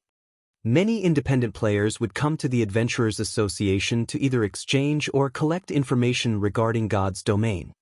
Before Shifeng even entered the building, he had already heard plenty of people discussing the Stoneclaw Mountains. A regional dungeon appeared over at Star Moon City. I heard that even the small mobs there drop magic crystals. It can't be true, right? Shouldn't it just have a slightly higher drop rate compared to team dungeons? This is something else that I heard from a friend of mine over at Star Moon City. Because of the Stoneclaw Mountains, every guild in Star Moon City is in chaos. The guilds even waged war a few hours ago. In the end, the various large guilds suffered tremendous losses. For now, the Stoneclaw Mountains remain unclaimed. Currently, as long as you are level 30, even an independent player can enter the dungeon freely. It's a pity that my level is still too low. Otherwise, I would have been grinding for magic crystals there already. I've also found out about this matter from one of my friends who's in a guild. According to him, you can obtain 1 or 2 magic crystals just by grinding inside the Stoneclaw Mountains for an hour. The efficiency there is higher than even in a 20-man hard mode team dungeon. Currently, guilds in the various cities across the kingdom are organizing teams to set out for the Stoneclaw Mountains. All of you have outdated information. There aren't just magic crystals inside the Stoneclaw Mountains. The monsters inside also drop plenty of level 30 or above top-tier equipment. The potential income there is much higher than even from large-scale team dungeons. Not to mention the cities in Star Moon Kingdom, many players from the surrounding kingdoms and Black Dragon Empire are also heading towards the Stoneclaw Mountains. The rumors immediately tempted the many players inside the association who heard about the Stoneclaw Mountains. Unfortunately, none of them had reached level 30 yet. Otherwise, they too could get a share of the pie. They've released news about it already? Shi Feng smirked faintly. Unfortunately, doing so is useless. With Stone Forest Town under his control, the Stoneclaw Mountains were practically in his hands already. There were bound to be unreconciled guilds that would try to stir up some trouble. However, these guilds did not truly know what Stone Forest Town's becoming a guild town signified. Upon Shi Feng's entry into the Adventurers Association's reception hall, Aqua Rose, who had long since been waiting for him, immediately walked up to him. Smiling sweetly, she said, "Guild leader, we've struck gold this time." Shi Feng simply laughed in response, not bothering to probe deeper into Aqua Rose's words as he led the woman up to the second floor.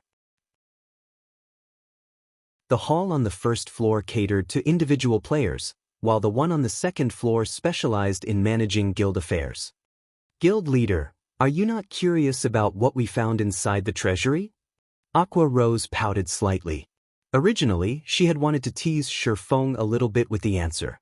She had not expected Shi Feng to be completely uninterested. The harvest they gained from Stone Forest Town this time was more bountiful than the one from Creek Town. Just the amount of coins they obtained exceeded 3,000 gold.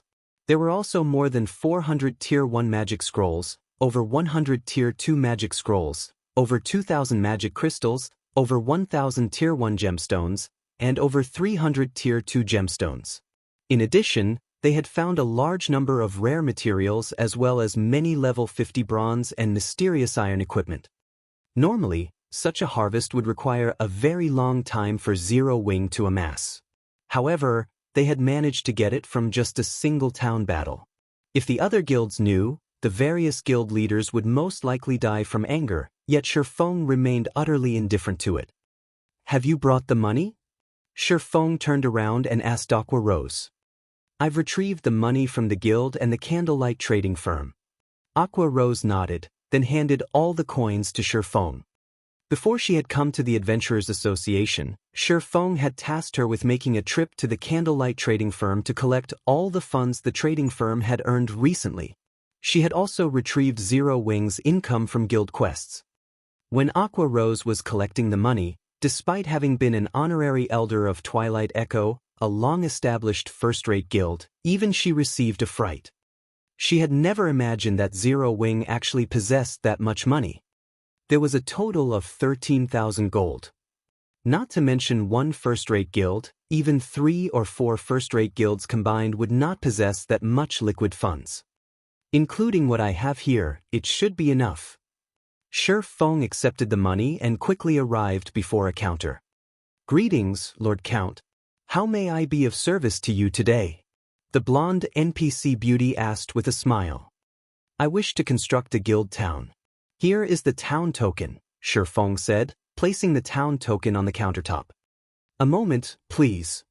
After the NPC clerk accepted the town token, she began manipulating the crystal ball on the counter.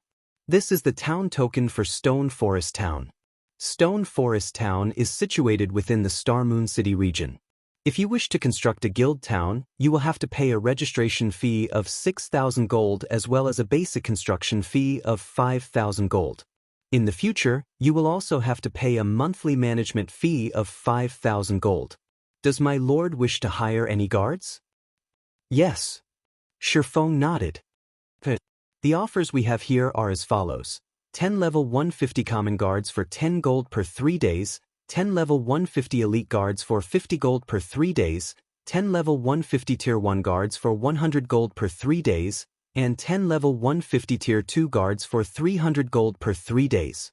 May I know how many guards my lord wishes to employ? The NPC clerk reported. Meanwhile, standing beside Shifeng, Aqua Rose was shocked when she heard these prices. She never imagined that hiring guards would be so costly. However, what Aqua Rose did not know was that their guild could get these guards only because they had just established the town. Once 15 days passed, they would no longer receive such a treatment. I'll hire 300 common guards, 40 elite guards, and 10 tier 1 guards for 15 days, Shifeng replied after making a rough estimate based on the size of Stone Forest Town. Normally, a town of such a size required around 500 NPCs. However, he lacked funds at the moment. Thus he could hire only this many. The total is 15,000 gold. However, as my lord is a count of the city, you receive a 10% discount, lowering the total to 13,500 gold, the NPC clerk said, smiling. In contrast to the sincere smile on the female NPC's face, Aqua Rose had an extraordinarily gloomy expression on her face right now. If Shifeng were not a count of White River City, entitling him to a 10% discount, the money she brought definitely would not have been sufficient. However, Shifeng paid the 13,500 gold without hesitation. After all, he knew full well that, compared to the money he just spent, he would earn even more money from Stone Forest Town in the future. The wealth a guild town could bring was originally quite daunting already, not to mention Stone Forest Town with its close proximity to the Stoneclaw Mountains.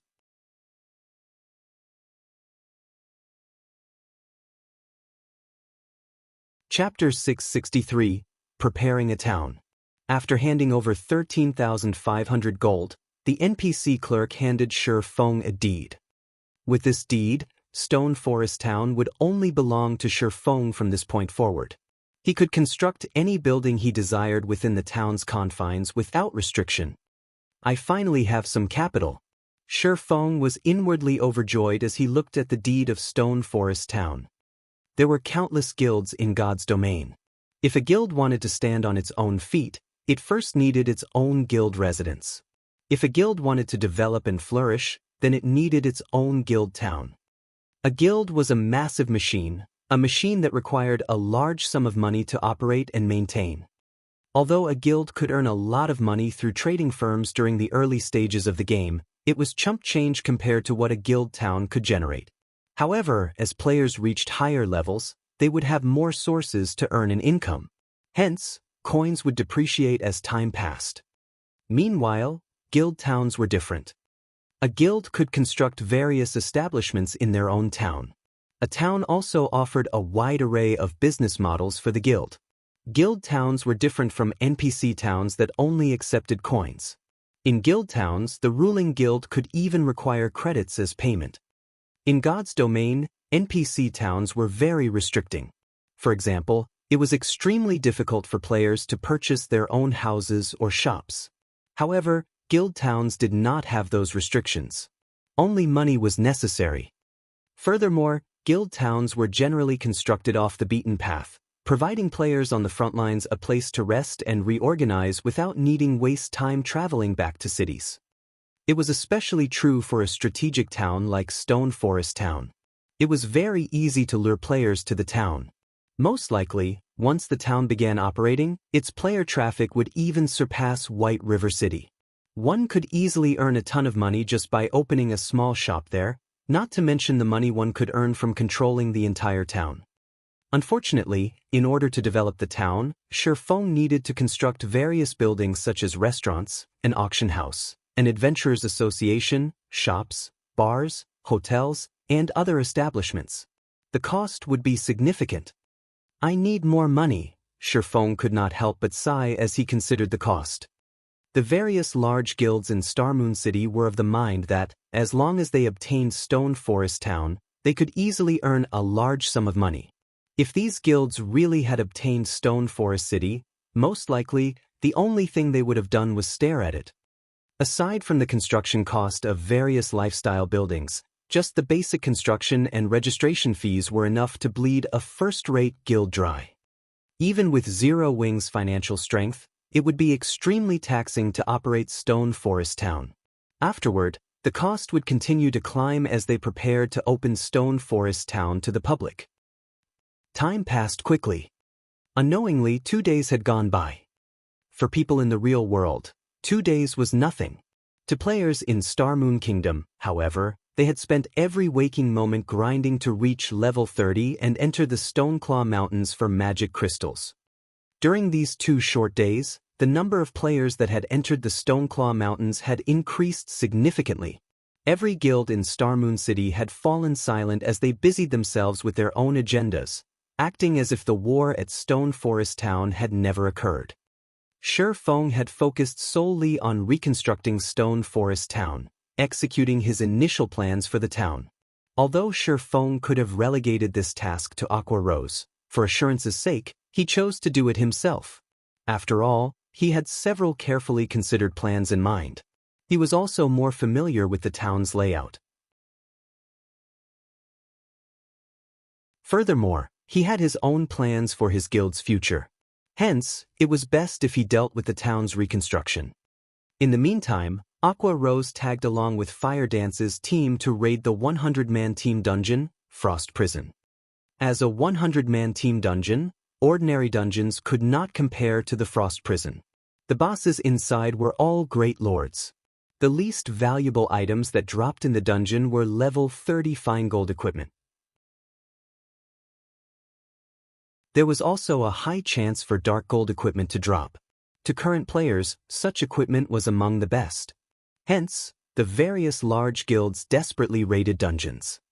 Of course, they focused on these dungeons for the fame of obtaining first clears, but they also did so to prepare for the Stoneclaw Mountains. As an Azura mode regional dungeon, how could the Stoneclaw Mountains be easy?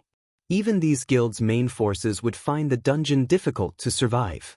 Moreover, they could only grind in the dungeon's outermost region. To obtain a large number of magic crystals, they needed to venture further into the Stoneclaw Mountains. Hence, the various large guilds focused on avenues to improve their equipment. The fastest way to do so was through 100-man team dungeons. Meanwhile, Zero Wing's dungeon progression thus far was quite efficient. With the power of darkness and the improvements they had gained from challenging the Trial Tower repeatedly, Zero Wing's main force had reached the final boss, the Frost Giant. At this moment, they only needed a little luck to clear the dungeon. The basics should be finished by now. With this, I can finally launch Stone Forest Town. Shifeng glanced at the time, feeling that construction of the town's basic infrastructure should be complete. Normally, after a guild obtained a town, the town would have to undergo a construction period of 2 or 3 days. However, in truth, Shifeng had spent most of the time completing Zero Wing's guild residence in Stone Forest Town. Compared to Zero Wing's guild residence in White River City, the guild residence in Stone Forest Town was larger and more extravagant. While Zero Wing's residence in White River City could only accommodate a few tens of thousands of people at one time, the newly constructed guild residence in Stone Forest Town could accommodate up to 100,000 people. Moreover, as Zero Wing was a 2-star guild, there were plenty of 2-star private rooms in the new residence. In comparison, White River City's guild residence did not even have enough private rooms for the guild's core members. Guild leader, here are the materials you requested, Melancholic Smile said as she entered the advanced forging room and unloaded the collection of rare materials onto the large stone table. By this point, Melancholic Smile had become an intermediate forger thanks to the large amount of resources that she had been given access to. Currently, she was very close to becoming an advanced forger. In addition, she was also one of the 8 great intermediate forgers in Star Moon Kingdom. Among these 8 great intermediate forgers, 4 belonged to the Candlelight Trading Firm. Throughout Star Moon Kingdom, not a single trading firm could compete with Candlelight. Good. Notify Coco and the others. We'll be going on a trip in a moment. Shifeng nodded as he stored his plans. He then took inventory of the materials. Melancholic Smile nodded in confusion. She did not understand why Shifeng suddenly wanted her and the others to accompany him. They were simply forgers. They had no combat capabilities whatsoever. Gathering these materials sure took a lot of time. If not for gentle snow, who knows how long it would have taken. After confirming that nothing was missing, Shifeng smiled satisfactorily. These were the materials he needed to construct a teleportation magic array. Every one of these items was extremely rare, even to large guilds. Gentle Snow had only obtained these materials for Shifeng after using her personal connections. Following which, Shifeng stored the materials and led Melancholic Smile and the others towards Stone Forest Town. Arriving in Stone Forest Town. The town was no longer a gathering place for red names. All around, one could see level 150 guards patrolling the streets. Any player who wished to attack Stone Forest Town had to go through them first. Level 150 guards. Even a common guard at this level could kill current players instantly, not to mention Tier 1 and Tier 2 guards. Even an army of hundreds of thousands of players would fail to capture the town now.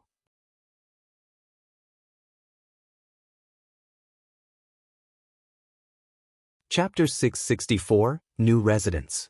The construction of Stone Forest Town's basic infrastructure was finally complete. A massive, 8-story tall building dominated the town's heart. Zero Wing's 6-winged guild emblem graced the front of this building, and even from afar, one could see it clearly. This fortress-like superstructure was none other than Zero Wing's new guild residence. Aside from Zero Wing's residence, the second most eye-catching architecture was a 7-story shop. Shifeng had prepared this for the Candlelight Trading Firm. To construct this shop, Shifeng had paid a total of 1,500 gold in material fees. Fortunately, he was in charge of the town. Otherwise, the price of the land alone would have emptied Zero Wing's coffers. The town also possessed plenty of 2-story buildings for other players to use. If not for his lack of funds, Shifeng would have preferred 5-story buildings rather than 2-story. After all, these buildings were all within Stone Forest Town's golden area. The taller the building was, the more he could charge in rent. Shifeng had specifically designed the town to allow its main street to lead towards the Stone Claw Mountains. Any players that entered the town with intentions of heading towards the Stone Claw Mountains would have to travel down the main street. Hence, the flow of traffic would have to pass by these shops, ensuring that they would not go unnoticed. Furthermore, Shifeng had also constructed a hotel and smithy, infrastructures that were most important to players. Only, as his funds were limited at the moment, the hotel and smithy were quite ordinary. He could only reconstruct them in the future. When Melancholic Smile saw the town, her eyes instantly lit up. Although she did not participate in any combat, she was well informed. She had long since known that Zero Wing had taken control of Stone Forest Town. However, she had never imagined that Zero Wing would be capable of so much. The Candlelight Trading Firm's 2-star shop in White River City was only 5 stories tall, yet the shop here was 7 stories tall. Moreover, it occupied a much larger area. Not only could the shop here accommodate many more lifestyle players, but there was also no need to fuss about lacking space for a warehouse. At this point, the Candlelight Trading Firm was developing faster and faster. Although they had set up branches in many important cities, there was simply not enough space to store the materials they collected due to Shifeng's hoarding requests. After they had filled their shop's warehouses, they had no choice but to rent warehouses from the bank. However, such a massive shop in Stone Forest Town would solve much of their storage problem. Sure Feng quickly led Melancholic Smile and the others to Zero Wing's new guild residence. This is the design for the teleportation magic array. Take a look. I hope that you can manufacture it as soon as possible, Sure Feng said as he revealed the design. Any player, regardless of class, could manufacture the teleportation magic array. Only, as the manufacturing process was too complex and cumbersome, it was not a job for a single person. Moreover, highly skilled forging players would have a higher success rate with the teleportation array. Hence, Sure Feng asked Melancholic Smile and the other intermediate forgers to construct it for him. Teleportation magic array design? Everyone was thunderstruck.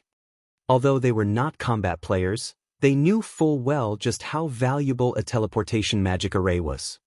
Their trip to Stone Forest Town had proven this. In total, they had spent over 10 hours traveling from White River City to Stone Forest Town.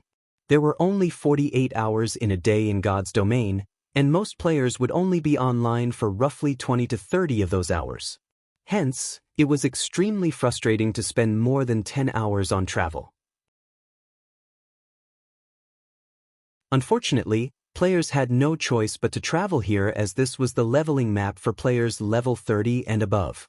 The Stoneclaw Mountains also loomed nearby, reminding players of the benefits it offered. If there were a teleportation magic array, however, many things would become easier.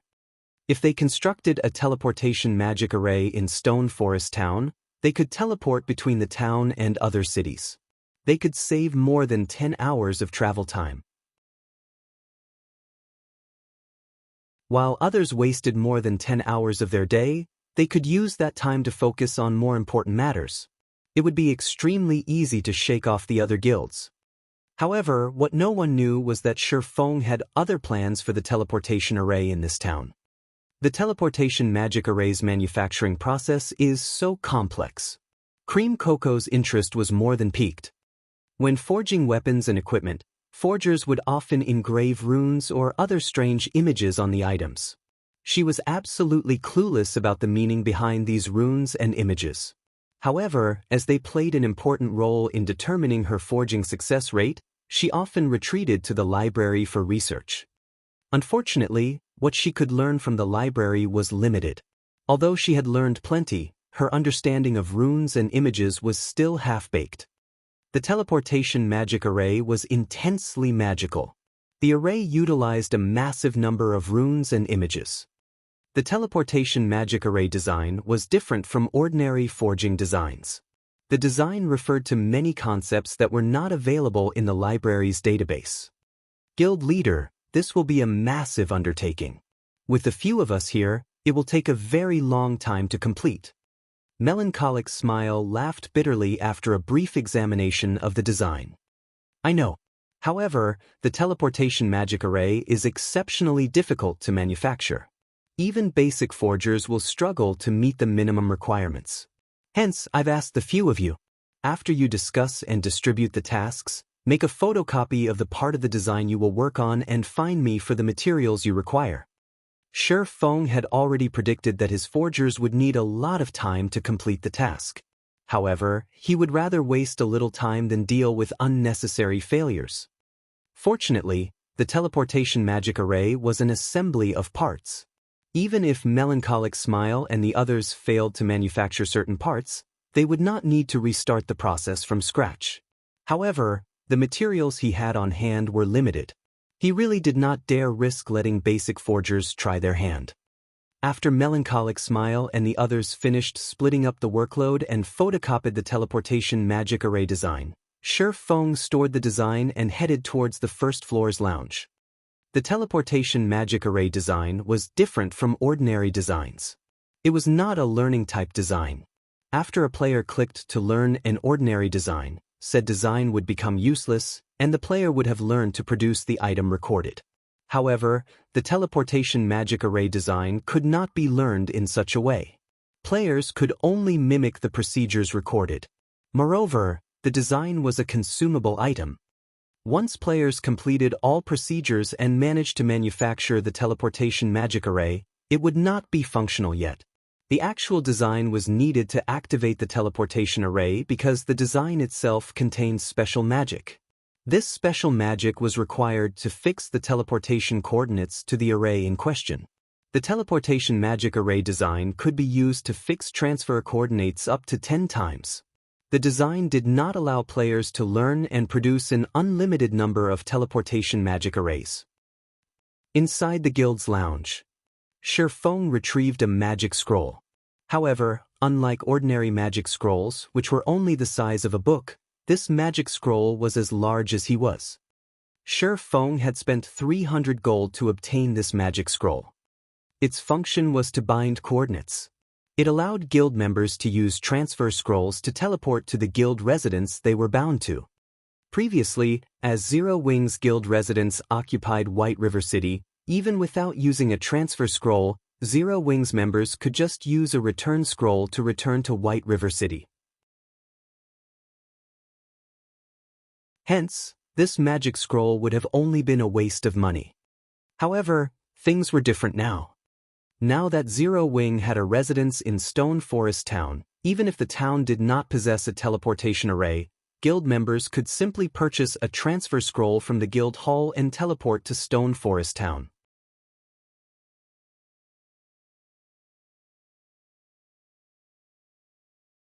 Chapter 665, New Discovery.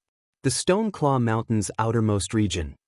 Due to the Star Alliance's advertising, the stream of players rushing towards the Stone Claw Mountains increased by the minute. Even experts from the surrounding kingdoms and the Black Dragon Empire arrived in droves.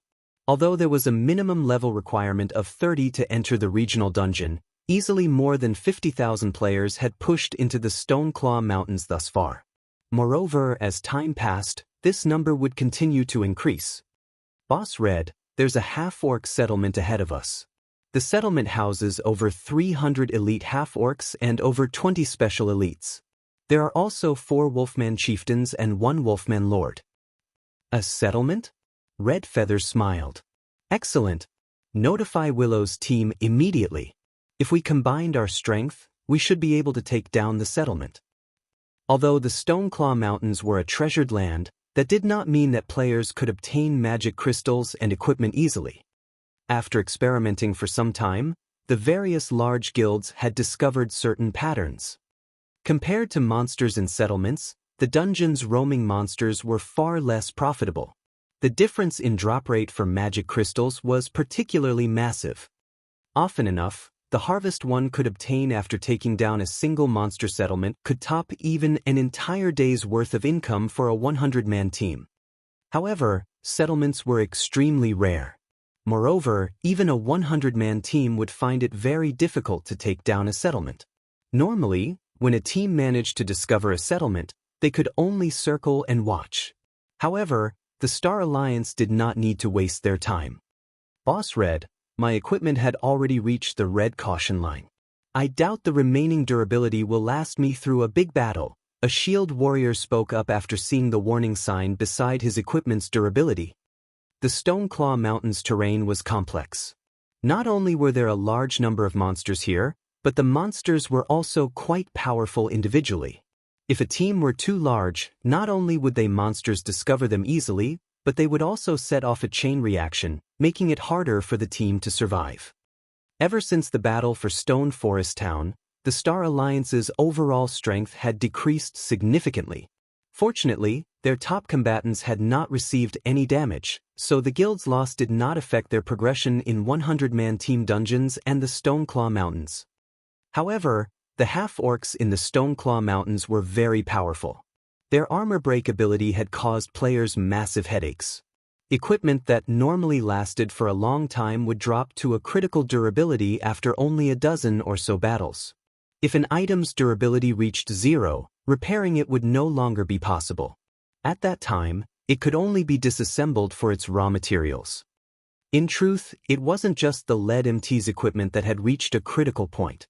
The equipment of the other MTs and melee players in Red Feather's team had also reached a critical level. Weapons and equipment were different. One could recover a weapon's durability through advanced whetstones. However, there were no items available that could recover equipment's durability. Players could only bring their equipment to a smithy for repairs. This was also why players did not normally pay much attention to their equipment. During battle, players would typically attack and defend with their weapons. Very rarely would their equipment receive a blow. Hence, their equipment's durability decreased slowly. However, the monsters in the Stoneclaw Mountains were different. Their armor breakability already made them fairly powerful, but they also possessed relatively high intelligence. They would often find opportunities to strike at a player's vital points, quickly decreasing their equipment's durability. What about your backup equipment? Red Feather frowned slightly. I've used it already. This is my final set. The Shield Warrior was also quite frustrated. After entering the Stoneclaw Mountains, the various large guilds quickly discovered that the dungeon exhausted their equipment's durability. It was especially true for the MTs. Hence, they had specifically prepared multiple sets of equipment in advance to replace their equipment when needed.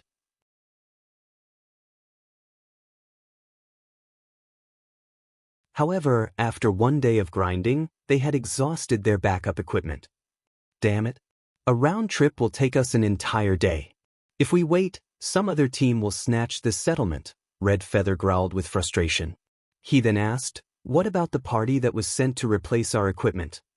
Everyone knew how much trouble it was to go back and forth to the Stoneclaw Mountains. Hence, the various large guilds had arranged parties to deliver replacement equipment for their teams to save time. Boss, I just asked, and the supply party says that it'll take them another 8 hours or so to reach the dungeon's entrance. 8 hours? Red Feather doubted that this settlement would remain undiscovered for another 8 hours. At this point, the number of teams that came to grind for magic crystals continuously increased. Although the Star Alliance had the home ground advantage, it was only slightly stronger than the first-rate guilds of the surrounding kingdoms and empires. Not to mention, even the super first-rate guild, the Dragon Phoenix Pavilion, had joined the party. We'll retreat and meet up with the supply party. Have Willow's team watch over this half-orc settlement. We must not let someone else obtain it. Saying so, Red Feather prepared his team to leave the Stoneclaw Mountains. Since the lead MT's equipment was already in the red, it would not be wise to engage in battle. And since they could not participate in fights, their best option was to meet up with the supply party. At the same time, the various teams around the Stoneclaw Mountains struggled with the same headache. If they used level 30 mysterious iron and secret silver equipment, they could replace the items as often as they wanted to. However, the monsters in the Stoneclaw Mountains were just too powerful and numerous. Without level 30 fine gold or above equipment, they would not last long. If they used secret silver equipment, the equipment could become scrap at any given moment. Yet, level 30 fine gold or above equipment was simply too rare.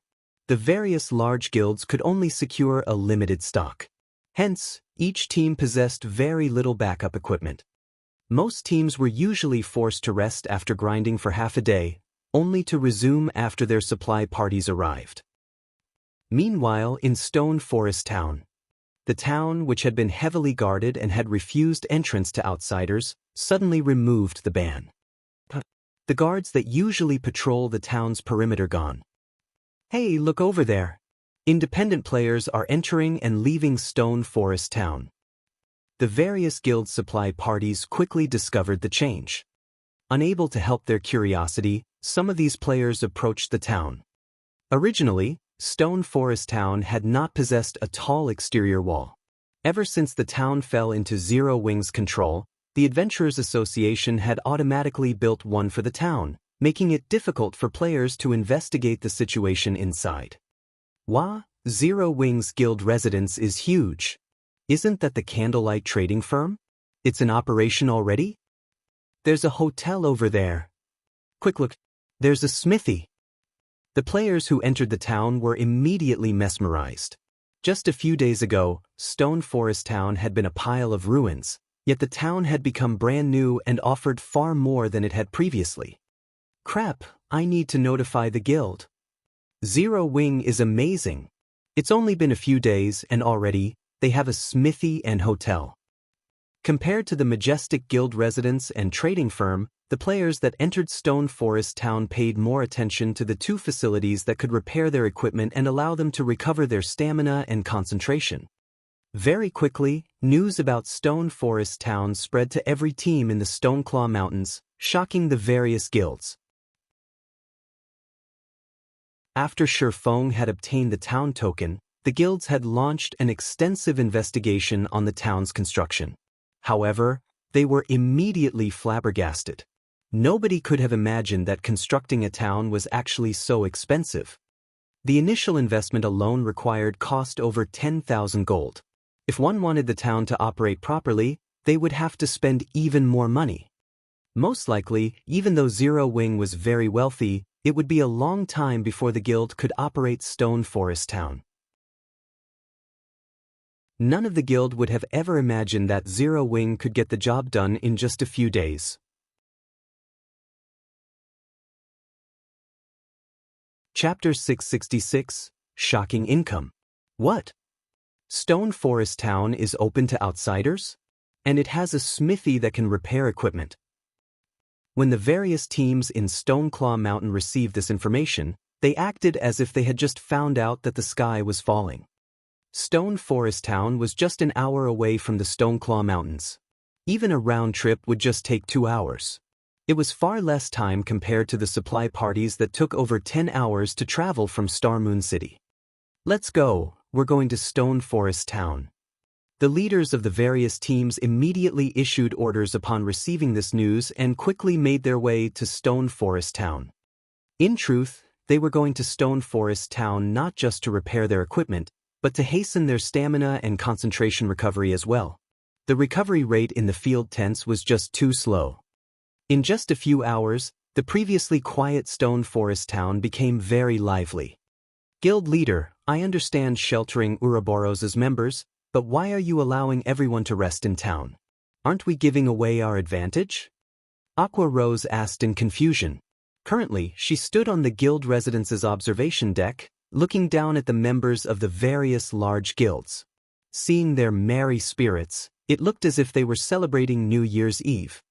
Although more guilds gathered in the Stoneclaw Mountains as time passed, none of them had any chance of capturing Stone Forest Town. If they limited entry to Zero Wing and Ouroboros' members, both guilds could obtain far more magic crystals than their competitors. At that time, they could definitely nurture experts much faster than the other guilds and could use the opportunity to widen the gap between themselves and the other guilds. Yet, now, after struggling through so many challenges to reconstruct the town, Shifeng chose to permit entry to everyone. How were they supposed to widen the gap now? You're placing too much importance on the profit right before your eyes. At the end of the day, the Stoneclaw Mountains is only a regional dungeon. It is not the only place players can obtain magic crystals. Moreover, as everyone's levels increase, the various guilds' core members will be able to use mounts at level 40. At that time, we will regain our lead, Shifeng said, laughing. Moreover, I didn't build this town just so we could obtain more magic crystals. It's also meant to earn money for the guild. Earn money? Aqua Rose was confused. Although we have the advantage of owning the town, most likely, the various large guilds will use the consumables they produced rather than purchase the items from the candlelight trading firm. How are we supposed to make money? Look at the smithy. Shifeng pointed towards the smithy in the distance. At the moment, there was a very long line outside of the smithy. That's where we'll make our money. Currently, there were several hundred players outside the smithy. Every one of them carried an entire team's worth of equipment. Several hundred players meant several hundred 100-man teams' equipment. One could just imagine how profitable the equipment repair business was. However, we don't claim the smithy's repair fees. We only collect taxes. Aqua Rose was even more confused now. We collect a fixed tax. However, don't forget that all the properties in the town are under our control. I have merely hired NPCs to man the smithy and repair equipment. As for prices, I have the final say, Shifeng explained with satisfaction. Hence, I've tripled the smithy's repair fees. These players can decide whether or not they want to pay the fee to repair their equipment. Aqua Rose gasped. She then said, Triple? Why would anyone agree to that? It was not cheap to repair a piece of equipment. Repair fees were a guild's largest expenditure. Raising the fees to 3 times the original price would be fatal to a guild. That's the point. I don't want them to spend coins to repair their equipment because, aside from paying triple the original repair fee, there is another method of payment. This is something that can only be done in a guild town. Not only is it possible to pay for items and services using credits in a guild town, but it is also possible to use certain items such as magic crystals as a form of currency. Shi Feng smiled faintly. If they pay with magic crystals, considering the current market value, the repair fees will only cost 1.5 times the usual rate. Meanwhile, all of the magic crystals the smithy receives will belong to us. We just need to pay some coins in return. Before this, Shi Feng had already received a report from Ouroboros regarding the income of the various guild teams and had set the repair fees accordingly. If he set the repair fees at market rate, their rival guilds would gain the advantage. Meanwhile, 5 times the market rate was just barely within the various large guilds' budgets. Hence, the guilds who had lined up outside the smithy to repair their equipment were gnashing their teeth while they waited. With more than 10,000 pieces of equipment needing repairs, just how many magic crystals would it cost? Doesn't that mean that the various large guilds are currently earning magic crystals for Zero Wing? A realization suddenly struck Aqua Rose. It was no wonder why Shi Feng so generously allowed the various guilds to enter Stone Forest Town.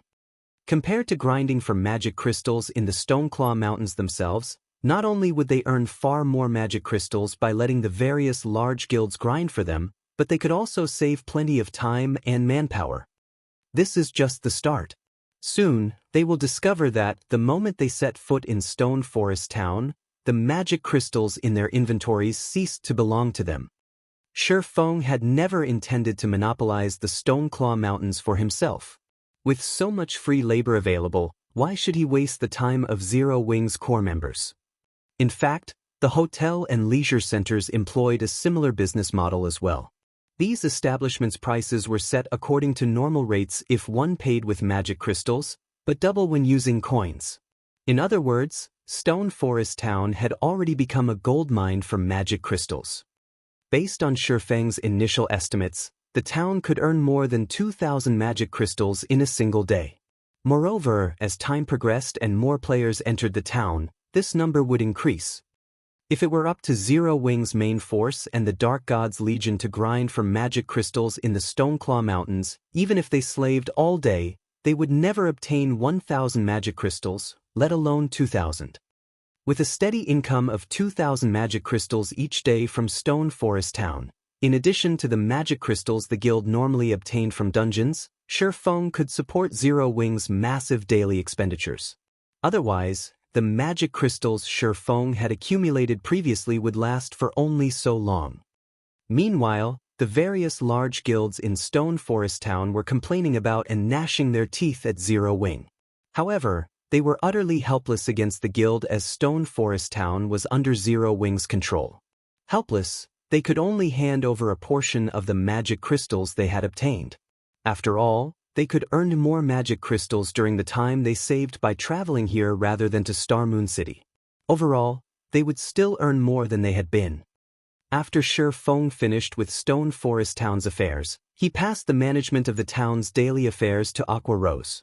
He then returned to White River City to focus on claiming the first clear of the Frost Prison. As a 100-man team dungeon, the Frost Prison was incredibly difficult. Even until now, one could count on a single hand the number of guilds that had obtained the first clear of a 100-man hard-mode team dungeon throughout God's domain. As for Star Moon Kingdom, no one had earned this achievement yet. This was not due to everyone lacking appropriate equipment. Rather, it was because everyone's combat techniques were not up to snuff. Even Heaven's Burial and Overwhelming Smiles experts had quite a ways to go before meeting the minimum requirement. Hence, the various large guilds in Star Moon Kingdom were all stuck at the final boss of their respective 100-man team dungeons. Precisely because of this, Shi Feng had never bothered leading Zero Wing's team to raid the Frost Prison. Now, however, the situation had changed. In order to improve the strength of Zero Wing's main force, he had invested a large number of magic crystals into the team, allowing them to practice and improve their combat techniques at the Divine Colosseum undisturbed. He had even given them a taste of the 100-berry wine's effects. After a period of training, every member of the main force was now capable of reaching the Trial Tower's 5th floor by relying on their own abilities, finally becoming experts.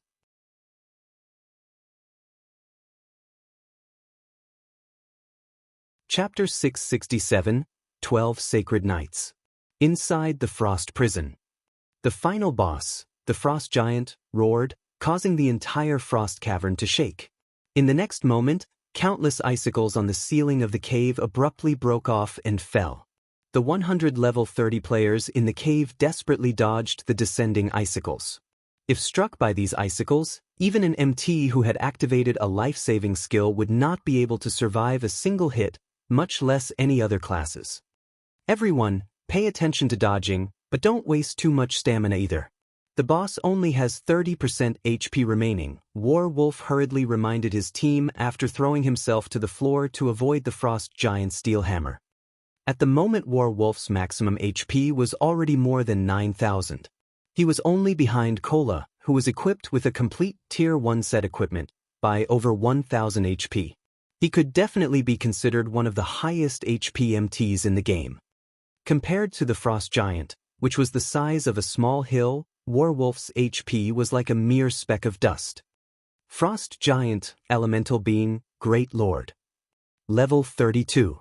HP 45, 000, 000/45, 000, 000. As the ruler of the Frost Prison, a 100-man team dungeon, the Frost Giant was considerably more powerful than any boss they had faced previously. Not only did it possess extremely high HP, but its massive 5-story tall body could cause great destruction with every action. Even Warwolf would receive nearly -4,000 damage when he blocked one of the Frost Giant's attacks with his shield. If he received a direct hit, his base damage would certainly exceed -6,000 points. In addition, the Great Lord also possessed a Frost Domain. The Frost Domain had a coverage area of 200 yards. Not only would everyone within the domain's movement and attack speed reduce by 40%, but the domain would also their stamina consumption rate by several times. It was common knowledge that, in God's domain, every movement a player made consumed stamina. However, as stamina was a hidden attribute, players were unable to check for their own stamina.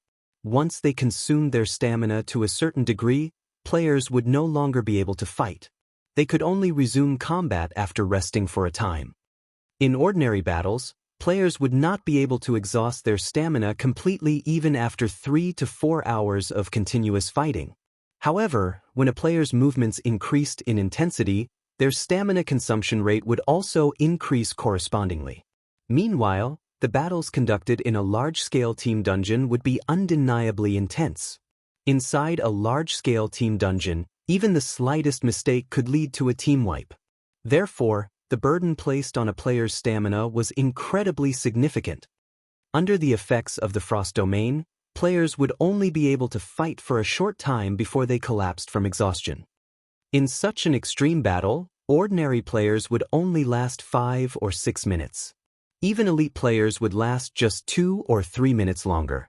Only players who possessed powerful control over their own bodies could minimize their stamina consumption to the very minimum and last more than 12 minutes in the battle against the Frost Giant. However, very few players were capable of achieving such a high degree of control. After being struck by another wave of icicles, several more players fell flat on the floor from overexhaustion. They were unable to attack the boss, even if they wanted to. How many people are still able to fight? Warwolf asked through the team chat as he lifted his large shield to intercept the Frost Giant. Boss Wolf, we just lost another 4 more melees, and 1 ranged. We only have 76 people left, an oracle standing at the rear line replied. 76. Warwolf looked at the Frost Giant's HP. Currently, the Great Lord still had 27% of its HP remaining, which was roughly 12,150,000 HP. With their current damage output, they would have to continue attacking the boss for another 3 minutes or so to end the battle. However, after experiencing so many battles against this boss, Wolf knew very clearly that the further they proceeded into the battle, the more players would become overexhausted. It was simply impossible to finish the battle in 3 minutes. Is it still impossible? The Frost Giant did not have many powerful skills. As long as one familiarized themselves with the Great Lord's skills, they could mostly evade the powerful moves of the boss. However, instead of dying to one of the boss's skills, the team had died from overexhaustion. If this matter were made known to others, they would certainly become a laughingstock. 5 minutes later, a group of people appeared at the resurrection point of the Frost Prison. This group of people was none other than the members of Overwhelming Smile. Boss, the Frost Giant's combat technique requirement is simply too high. If we want to clear the dungeon, we'll need to have Underworld send more experts to us. It's no solution to continue losing EXP here, Soaring Snake, clad in black armor, suggested. Although Underworld is paying great attention to White River City, its main focus is still on the Frostwolf Kingdom and the Snowstorm Kingdom. The organization won't be willing to dispatch many experts to us. Besides, we can now bring the final boss down to less than 10% HP. As long as we have over a dozen people still alive near the end, we can clear the dungeon. Wolf shook his head, denying Soaring Snake's suggestion. He then said, "It's a pity Yulan is too busy with managing the trading firm and guild over at Maple City. With her skills and wisdom, we might have already cleared the dungeon by now." Hearing Wolf say so, everyone could not help but nod their heads in agreement. When one spoke about the experts of Overwhelming Smile, the strongest expert was definitely Wolf. However, nobody could ever guess that the second strongest expert in the guild was actually Yulan. Yulan's harmless appearance must not fool one. When it came to an actual fight, even the prideful and talented Soaring Snake was not a match for her, so much so that Soaring Snake could not even shave off 1/3 of Yulan's HP before being defeated. The fight between Yulan and Soaring Snake had stupefied everyone. Originally, Soaring Snake was considered one of the top few experts of Ouroboros. After receiving Wolf's knowledge of numerous combat techniques, Soaring Snake's strength had soared by leaps and bounds. Yet he was still not a match for Yulan. "Let's head back," Wolf said through the team chat. He no longer wished to waste any more time here.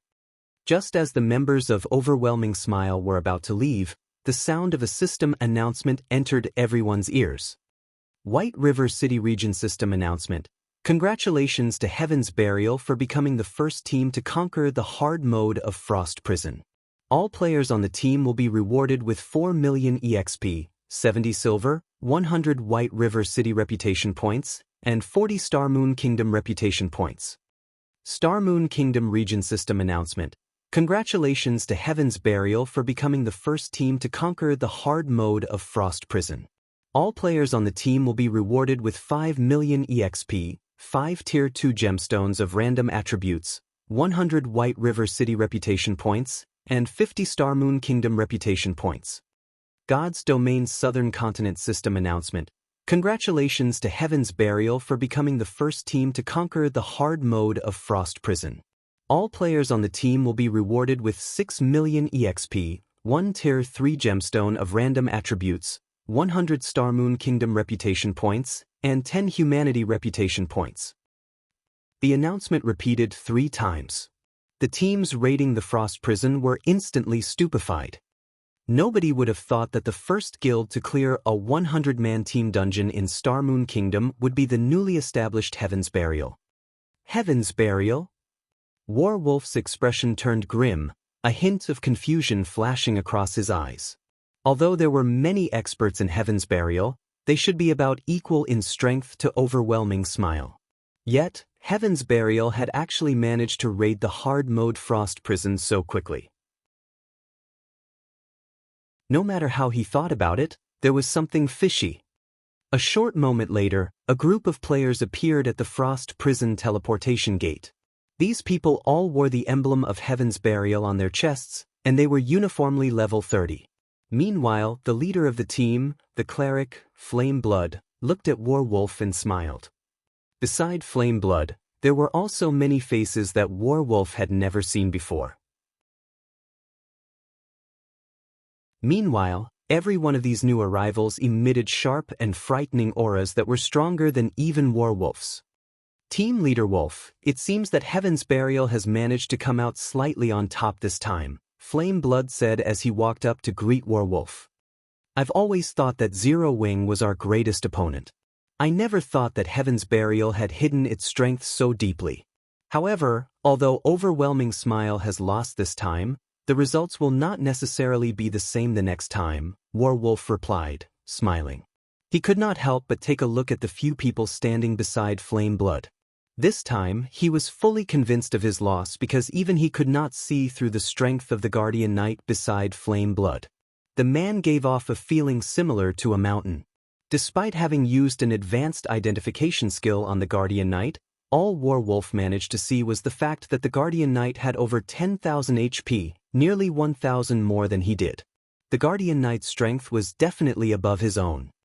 With such a powerful MT, in addition to top-tier experts like Flame Blood, Ghost Shadow, and several other experts who were a match for the Guardian Knight expert, it was very reasonable for Heaven's Burial to clear the hard-mode Frost Prison. In the middle of the two's conversation, Shi Feng had arrived before the dungeon together with his team. The expressions on each of their faces at the moment were very ugly. None of them would have thought that Heaven's Burial would obtain the first clear of the Frost Prison.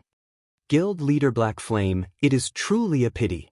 If you had come here a little earlier, the first clear of this dungeon might have belonged to Zero Wing instead, Flame Blood laughed elegantly. The achievement of obtaining the first clear of a 100-man team dungeon this time would lift Heaven's Burial's reputation to a whole new level. Although it still could not become White River City's #1 guild, at the very least, everyone would no longer think that Heaven's Burial was inferior to Zero Wing. In terms of dungeon raiding capabilities, others might even think that Heaven's Burial was slightly superior. Shi Feng did not make a response regarding Heaven's Burial's unexpected performance. Sweeping his gaze across the members of Heaven's Burial, his attention immediately fell onto a single person. Why is one of the 12 sacred knights here? Shi Feng was inwardly stunned when he saw the Guardian Knight standing beside Flame Blood.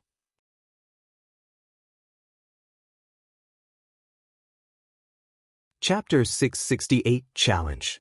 Other than those extraordinarily rare, God-ranked experts, there had been countless experts in God's domain. There had even been many Tier 5 experts. In the past, the top 12 Tier 5 players of every class had been known as the 12 Sacred Experts. Tier 5 experts were considered treasures to any guild. They were geniuses that could not be ignored. Any guild that managed to nurture a Tier 5 expert would celebrate for days. Meanwhile, the 12 Sacred Experts were a group of players standing at the very peak of Tier 5 classes. They had been geniuses among geniuses. Right now, the Guardian Knight standing beside Flame Blood had been one of the famous 12 Sacred Knights, Lightning Blade. Not only was his blade work astonishingly fast, but he was also famous for having an impenetrable defense. In the past, even the 12 Sacred Assassins had been unable to break through his defense. Lightning Blade had ranked 8th among the 12 Sacred Knights. However, the most frightening aspect about him was the fact that he had been an independent player. Had Lightning Blade joined a first-rate guild early on in the past, he might have had the chance to join the Tier 6 God-ranked players. Shi Feng never imagined that Heaven's Burial could actually rope in such a peerless expert. He was slightly surprised. There was no doubting the importance of an MT to a team. Heaven's Burial had already recruited many experts of the virtual gaming world. Now, they had even managed to recruit such a powerful MT. Lightning Blade's entry into the guild instantly elevated the strength of Heaven's Burial's main force by several levels. You're the famous one-hit Azura, Black Flame? Lightning Blade shifted his gaze to Shi Feng. Grinning, he said, I heard that you were Star Moon Kingdom's #1 expert. I have always enjoyed challenging experts. Why don't we have a duel? I want to see whether the rumored one-hit Azura is actually as godly as they say. being able to send anyone to the afterlife with just one hit. Or maybe everything was just a big lie. The moment Lightning Blade finished his words, the surrounding temperature dropped by several degrees. At this moment, every member of Zero Wing radiated an intense killing intent. Shi Feng was their guild leader. How dare anyone just walk up to him and issue a challenge, not to mention doing so with such a disrespectful tone. This was an insult to Zero Wing itself. However, as the leader of Heaven's Burial's team, rather than stopping Lightning Blade, Flame Blood simply stood by his side, smiling. Although it was not wise to provoke Zero Wing, Heaven's Burial's momentum was in full swing. It was also a good thing to have Lightning Blade test the depths of Shi Feng's strength. Not only would this improve the guild's reputation, but it would also serve as a foundation to deal with Shi Feng in the future. Moreover, in the event that Lightning Blade managed to defeat Shi Feng, Heaven's Burial's fame would soar. Standing by the side, War Wolf played the role of an observer in this fight. If Shi Feng refused Lightning Blade's challenge, Heaven's Burial would definitely spread the news of this matter, claiming that Shi Feng was afraid to accept the challenge. Shi Feng's position as the #1 expert of Star Moon Kingdom would definitely be at risk. However, if he accepted the challenge, he would also risk revealing his strength to his enemies. If this happened, he would not have as many hidden advantages in future battles. Violet Cloud suddenly stepped forward and said, "Don't you think it's a little too early for you to challenge our guild leader? However, I'll be your opponent." The cleric? Lightning Blade glanced at the young and slender Violet Cloud. With disdain, he said, "I have no interest in unripened little girls like you." Black Flame, you can't possibly send a little girl into battle just because you're afraid of facing me, right? Little girl? Violet Cloud remained unperturbed by the Guardian Knight's insult. Smiling calmly, she said, "If you can't even defeat a little girl like me, what qualifications do you have to face our guild leader? Then, are you saying that as long as I beat you, your guild leader will fight me?" Lightning Blade countered with a question of his own. "I guarantee it." Shi Feng nodded. "Okay, I look forward to experiencing guild leader Black Flame's brilliant moves," Lightning Blade laughed. He then shifted his gaze towards Violet Cloud. Following which, both teams distanced themselves from each other, creating a space for the fighters. "Lightning, be careful of that girl. She's not as simple as she looks. She's an expert who has reached the later stage of the 7th floor. She should be just as strong, if not stronger, than Ghost Shadow," Flame Blood warned the MT. Lightning Blade was an expert that Heaven's Burial had spared no expense to recruit. The Guardian Knight's strength spoke for itself. Even Ghost Shadow had failed to damage him as Lightning Blade had blocked every one of the assassin's attacks. With his exceedingly high HP and lightning-quick attacks, Lightning Blade eventually wore Ghost Shadow down, claiming his life. One could say that Lightning Blade had a massive advantage in PvP battles. Against a low-damage cleric, it would be child's play for Lightning Blade to secure a victory. However, a little caution never hurt anybody. "Relax. I've known about this for a while. I'm just trying to agitate Black Flame so that he will agree to a duel." Lightning Blade no longer had a prideful and arrogant air around himself. On the contrary, he remained calm and attached great importance to this duel. Meanwhile, on the other side, Shi Feng secretly passed a bottle of 100-berry wine to Violet Cloud, saying softly, "Drink this before you fight him. Do not let him within 10 yards of you." Though Shi Feng was unsure of Lightning Blade's current strength, he did know one of his weaknesses. While knowing this weakness would do little good to ordinary experts, to Violet Cloud, however, it would help her tremendously in the upcoming battle. "Guild leader, is Lightning Blade so strong that Violet Cloud needs to drink 100-berry wine?" Fire Dance was confused by Shi Feng's actions. In Zero Wing, when speaking about combat techniques, Violet Cloud was even superior to her. Meanwhile, in terms of strength, she was only slightly superior to Violet Cloud due to the advantage of her class and weapons. They both wore the best available equipment in all of God's domain. With their current standards, there were very few people who could defeat them in Star Moon Kingdom. Even against an expert like Warwolf, Fire Dance was confident that both she and Violet Cloud had more than a 60% chance of defeating him. If we're going to win, we have to win brilliantly, Shifeng laughed. He did not think that the current Violet Cloud was inferior to Lightning Blade. The girl was even an astromancer, a hidden class. Upon hearing Shifeng's words, everyone could not help but roll their eyes at their guild leader. This was simply extravagant. Normally, they had to fight tooth for nail against each other to obtain a single bottle, exhausting themselves. Yet now, Shifeng let a bottle go to waste just for a flashy win. If they had known something like this would happen, they would have volunteered. That was the 100-berry wine. Drinking just one bottle could allow one to become a top-tier expert. 2 bottles could push one to the apex of Star Moon Kingdom. Without hesitation, Violet Cloud emptied the bottle of 100-berry wine, a faint blush appearing on her white, delicate cheeks. Tasting her lips, it was obvious she still could not get enough of the beverage. She was adorable. The members of Heaven's Burial were surprised when they saw Zero Wings members watch Violet Cloud enviously. What was going on with Zero Wings members? Was participating in the duel really something to be jealous of? This will be interesting. That young lady easily toyed with Nimble Snake in the past. Warwolf wore a playful smile. He then shifted his gaze to Lightning Blade, a cunning spark flashing in his eyes. This is a good chance to see just how powerful that Guardian Knight is.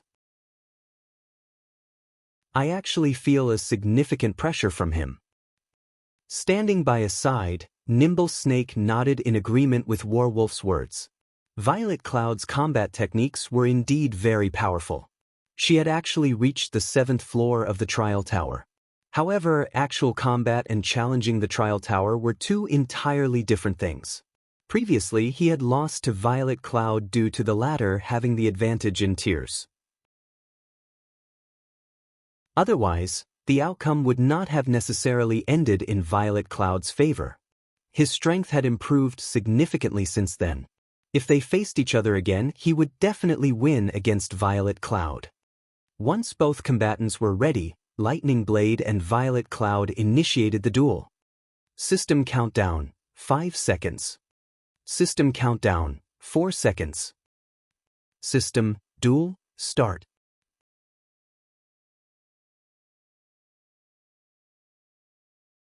Chapter 669, Divine Exemption. When the duel began, everyone's attention promptly shifted towards the 2 fighters. One was a Guardian Knight, while the other was a Cleric. Neither was a high-damage class. In this matchup, however, Lightning Blade held the advantage due to the Guardian Knight's magic resistance aura and several interrupt skills. To Violet Cloud, a fragile and healing-oriented class, this duel was somewhat disadvantageous for her. In terms of HP, Violet Cloud had over 7,000, far above the average for magical classes. However, compared to an MT like Lightning Blade, who had over 10,000 HP, it would not save her. Fall. Lightning Blade immediately charged at Violet Cloud. Tightening his grip on the massive shield in his left hand, he executed Shield Bash. As his entire person crashed into Violet Cloud, Lightning Blade's right arm began to swing, his saber slicing the air as it transformed into a streak of light that flew towards Violet Cloud's delicate neck. The entire process was flawless and happened in the blink of an eye. He had not given Violet Cloud any chance to cast her skills. Such a proficient 2-stage attack. Warwolf could not help but praise the MT as he watched Lightning Blade's performance. Ordinary players would find it difficult just to evade the oncoming shield. Moreover, as the shield came at them, players would instinctively focus on the shield, thereby ignoring Lightning Blade's closely following saber. Against such a 2-stage attack, even an expert at their peak would be distracted by the shield momentarily and miss the opportunity to deal with Lightning Blade's saber. It was very easy for one to fall prey to Lightning Blade's attack. Violet Cloud hurriedly sidestepped, evading the Guardian Knight's shield bash with the least amount of movement. At the same time, she instinctively activated Truth Shield, an instant cast skill. Boom, boom, boom. 3 consecutive slashes struck the same spot on the golden shield, and the shield began to show signs of shattering. Reacting, Lightning Blade sent a hammer of sanctions descending on Violet Cloud's head. Moving her feet, Violet Cloud gracefully evaded the Guardian Knight's hammer of sanctions. Your reaction speed is impressive, I'll give you that. Unfortunately, although you might be able to avoid my hammer of sanctions, you won't avoid this move, Lightning Blade sneered. Immediately, he executed Cross Slash, the attack colliding with the golden shield protecting Violet Cloud. Boom! Unable to bear the weight of the attack, the golden shield shattered. In addition, Violet Cloud received over -400 damage. If not for the Truth Shield absorbing a large portion of the damage, she would have lost a lot more HP. After shattering the Cleric's Truth Shield, Lightning Blade followed up with several more slashes that were aimed at Violet Cloud's vital points. Responding quickly, Violet Cloud immediately activated Terrorizing Roar, causing all enemies within range to lose control of their characters. With a calm expression, Lightning Blade let out a low shout. In the next moment, his body released a golden brilliance. Tier 1 skill, Divine Exemption. For the next 7 seconds, he became immune to all control skills. Violet Cloud's Terrorizing Roar was rendered completely useless. After effortlessly diffusing the skill, Lightning Blade's saber continued to fall towards Violet Cloud without losing any momentum. Violet Cloud was caught off guard. Although she tried to block with her staff, the Guardian Knight's attacks were simply too fast. In the end, she received a few hits. Instantly, Violet Cloud was sent flying, her HP rapidly decreasing. Every attack had devoured over 500 HP. After 3 consecutive strikes, Violet Cloud had lost over 1,500 HP. Now, she had less than 5,000 HP remaining. While Divine Exemption was still in effect, Lightning Blade continued to pursue his enemy ruthlessly. Easily dodging Violet Cloud's sacred sanctions, he swiftly appeared before the cleric once again. Divine Storm. Consecutive Holy Slash. Although Violet Cloud constantly tried to put more distance between herself and Lightning Blade, Guardian Knights possess skills that could enhance their movement speed. Hence, Violet Cloud could only desperately try to defend against the oncoming attacks, her HP rapidly decreasing in the process.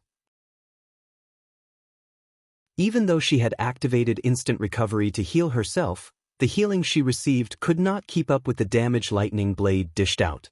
After a short moment, Violet Cloud's HP fell below 3,000. If any other healer class fought Lightning Blade right now, the duel would have long since ended. Lightning Blade's attacks are becoming faster and fiercer. He's not giving that cleric any chances to catch her breath. Although the cleric class does have a few control skills, none of them are effective against Lightning Blade. Smiling faintly, Flameblood said, "However, Violet Cloud really is strong. Even though a cleric is not a combat class, she has still survived against Lightning Blade until now. With her skills, it's no wonder she set foot on the 7th floor." Standing by the side, Ghost Shadow nodded in agreement with Flameblood's words. At the end of the day, a cleric was not a PvP class. If Fire Dance were the one fighting in this match, Zero Wing might have had a chance of emerging victorious. "You're quite good. However, I won't give you any more chances to heal." Grunting, Lightning Blade's body suddenly expanded slightly as he used the Berserk skill, Light Force, increasing his strength and endurance by 30% and defense by 60% for 20 seconds. Suddenly, Lightning Blade's HP rose to more than 13,000. His damage also increased significantly. Guild Leader Black Flame, it is truly a pity that this battle is going to end so quickly, Flameblood said as he turned to Shifeng, smiling. The outcome was obvious now. Lightning Blade still had more than 13,000 HP, whereas Violet Cloud had less than 3,000 HP. Though Violet Cloud could technically heal herself, skills such as Healing Light and Greater Healing required one to chant and channel for at least 1 or 2 seconds. Against an expert such as Lightning Blade, Violet Cloud would not have any chance to cast such time-consuming skills. She could only use instant cast skills to heal herself for a small amount of HP. However, now that Lightning Blade had activated a Berserk skill, that small amount of healing was practically negligible. When Lightning Blade activated Berserk mode, even Ghost Shadow, who was proficient in melee combat, would have no choice but to activate Vanish to evade the Guardian Knight's attacks temporarily. Otherwise, he would not survive 3 to 5 moves. Indeed, I had not expected that Lightning Blade would be so impatient, not giving Violet Cloud any extra time. Shifeng nodded. Hearing Shifeng's words, Flame Blood could not help but be surprised. He had not imagined that Shifeng would be so straightforward. With anticipation he said, "Huh, Lightning indeed possesses such a personality. However, this is also because he very much looks forward to fighting you, Guild Leader Black Flame." "Fighting me?"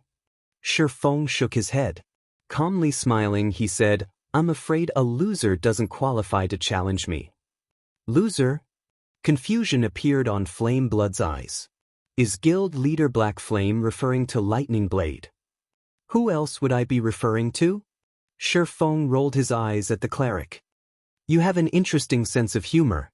Flame Blood understood that Shifeng was in denial. "Let's see who will lose then."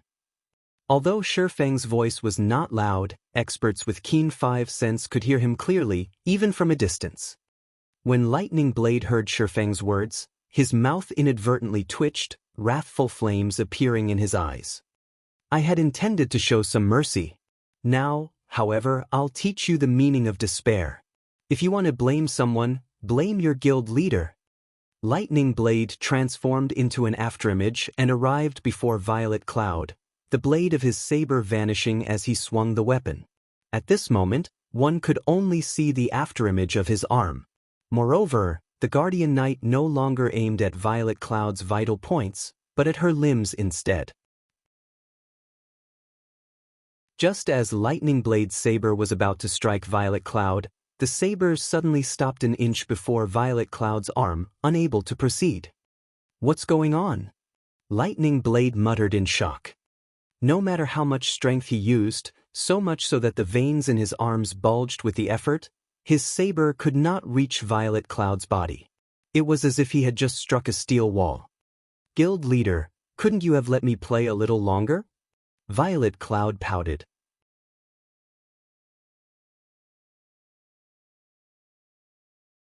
Chapter 670, Difference in Skills. Everyone was stunned when they saw the sudden change between the combatants. After activating his Berserk skill, Lightning Blade was extraordinarily powerful, particularly in terms of strength. Yet, his slash, which was backed up by that powerful strength, could not actually touch Violet Cloud. Lightning Blade's saber was frozen 1 inch before reaching Violet Cloud. It was simply inconceivable. A protection skill? Warwolf reacted quickly. There were many kinds of protection skills in God's domain, such as a swordsman's parry or a berserker's block. Magical classes also had corresponding skills. Only, these skills were extremely rare because magical classes were not melee classes. They faced significantly fewer dangers. Hence, these types of skills were very rare.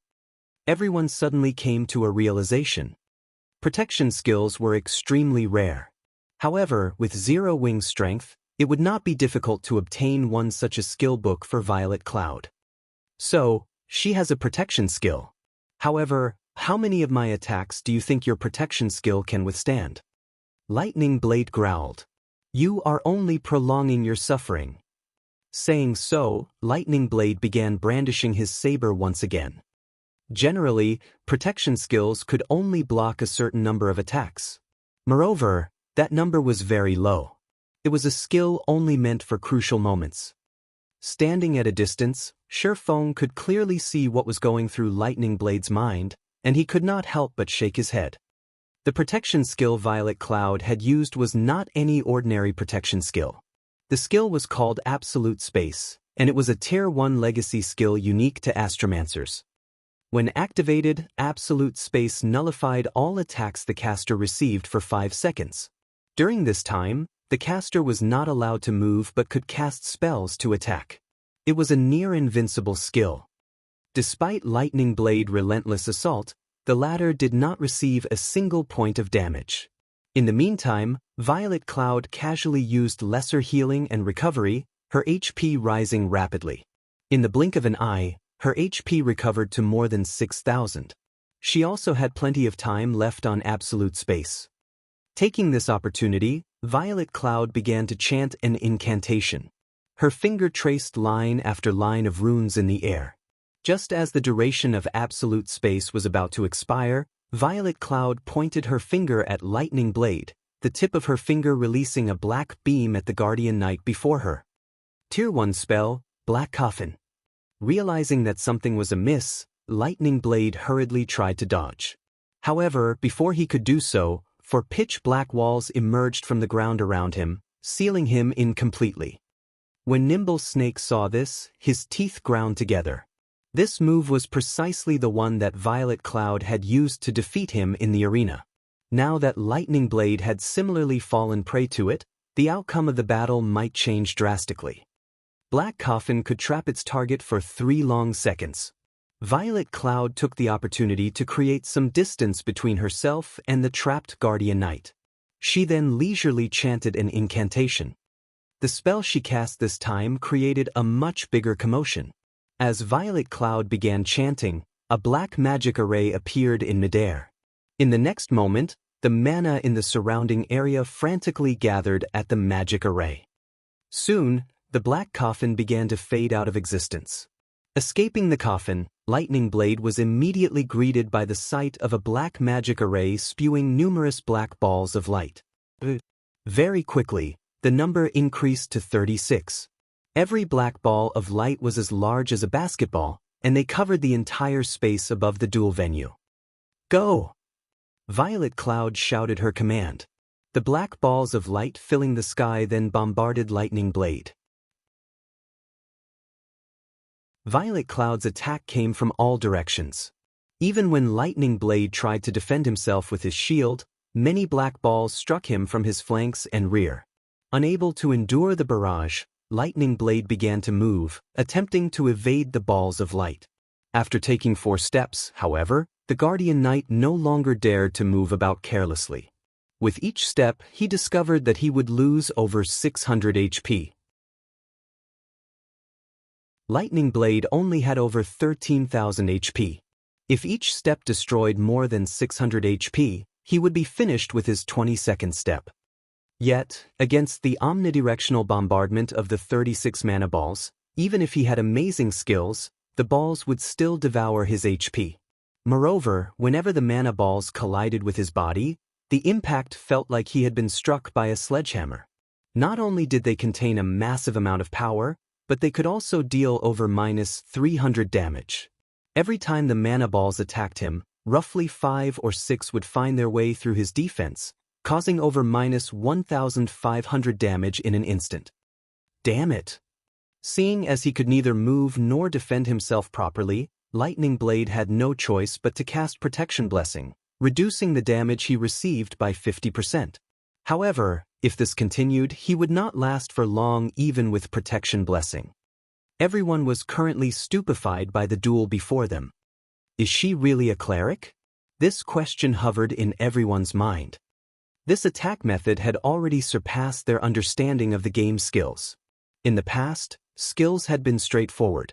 This was the first time they had seen such a flexible and diversified method of combat. Until now, everyone had believed that magical classes stood no chance against physical classes in PvP and that their only advantage was being capable of high damage in dungeons.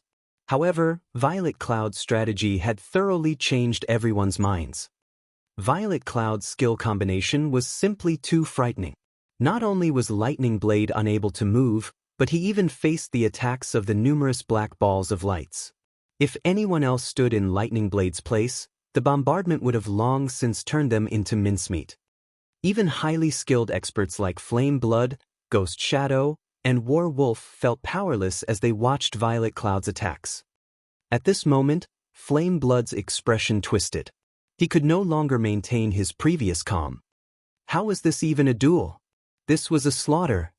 Is this the true strength of an expert who has reached the later stage of the 7th floor? At this moment, Flame Blood could not help but shift his gaze towards Shifeng and Fire Dance. a hint of fear flashing in his eyes. If both Fire Dance and Shifeng were stronger than Violet Cloud, then Zero Wing was truly a terrifying guild. How did she become so strong? Nimble Snake was horrified as he watched Lightning Blade's destruction.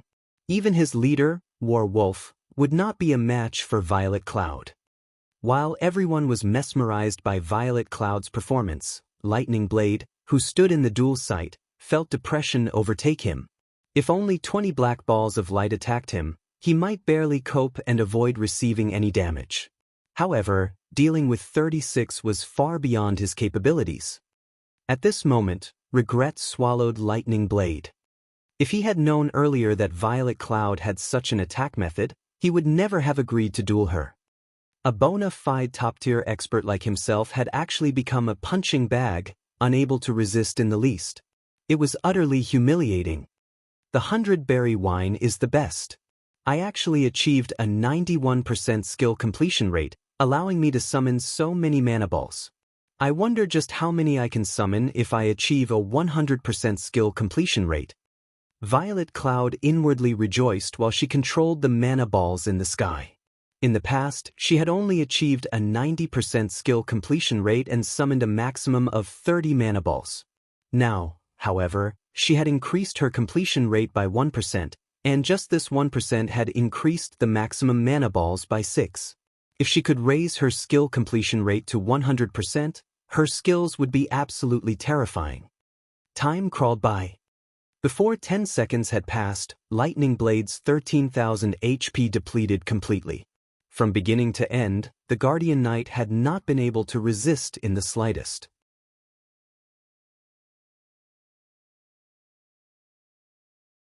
Chapter 671, True Form. Defeated. Lightning Blade had been thoroughly defeated. Nobody would have imagined that Zero Wing had such a powerful character as Violet Cloud. The arrogance Heaven's Burial's members had displayed had been utterly extinguished. Others might not realize exactly how strong Lightning Blade was, but they knew. In the entire guild, nobody could win against Lightning Blade in a one-on-one match, let alone obtain victory so effortlessly. Does anybody from Heaven's Burial still dare to challenge our guild leader? Violet Cloud shifted her gaze towards Heaven's Burial's members, a faint smile appearing on her face. Provocatively, she said, "I really want to see just who among you qualifies to do so." Nobody from Heaven's Burial dared respond. None of the spectators were weaklings. Through Lightning Blade's battle, they could determine Violet Cloud's standards. They would only be asking for humiliation if they tried to challenge her. Unlike everyone else, however, Ghost Shadow revealed a look of interest.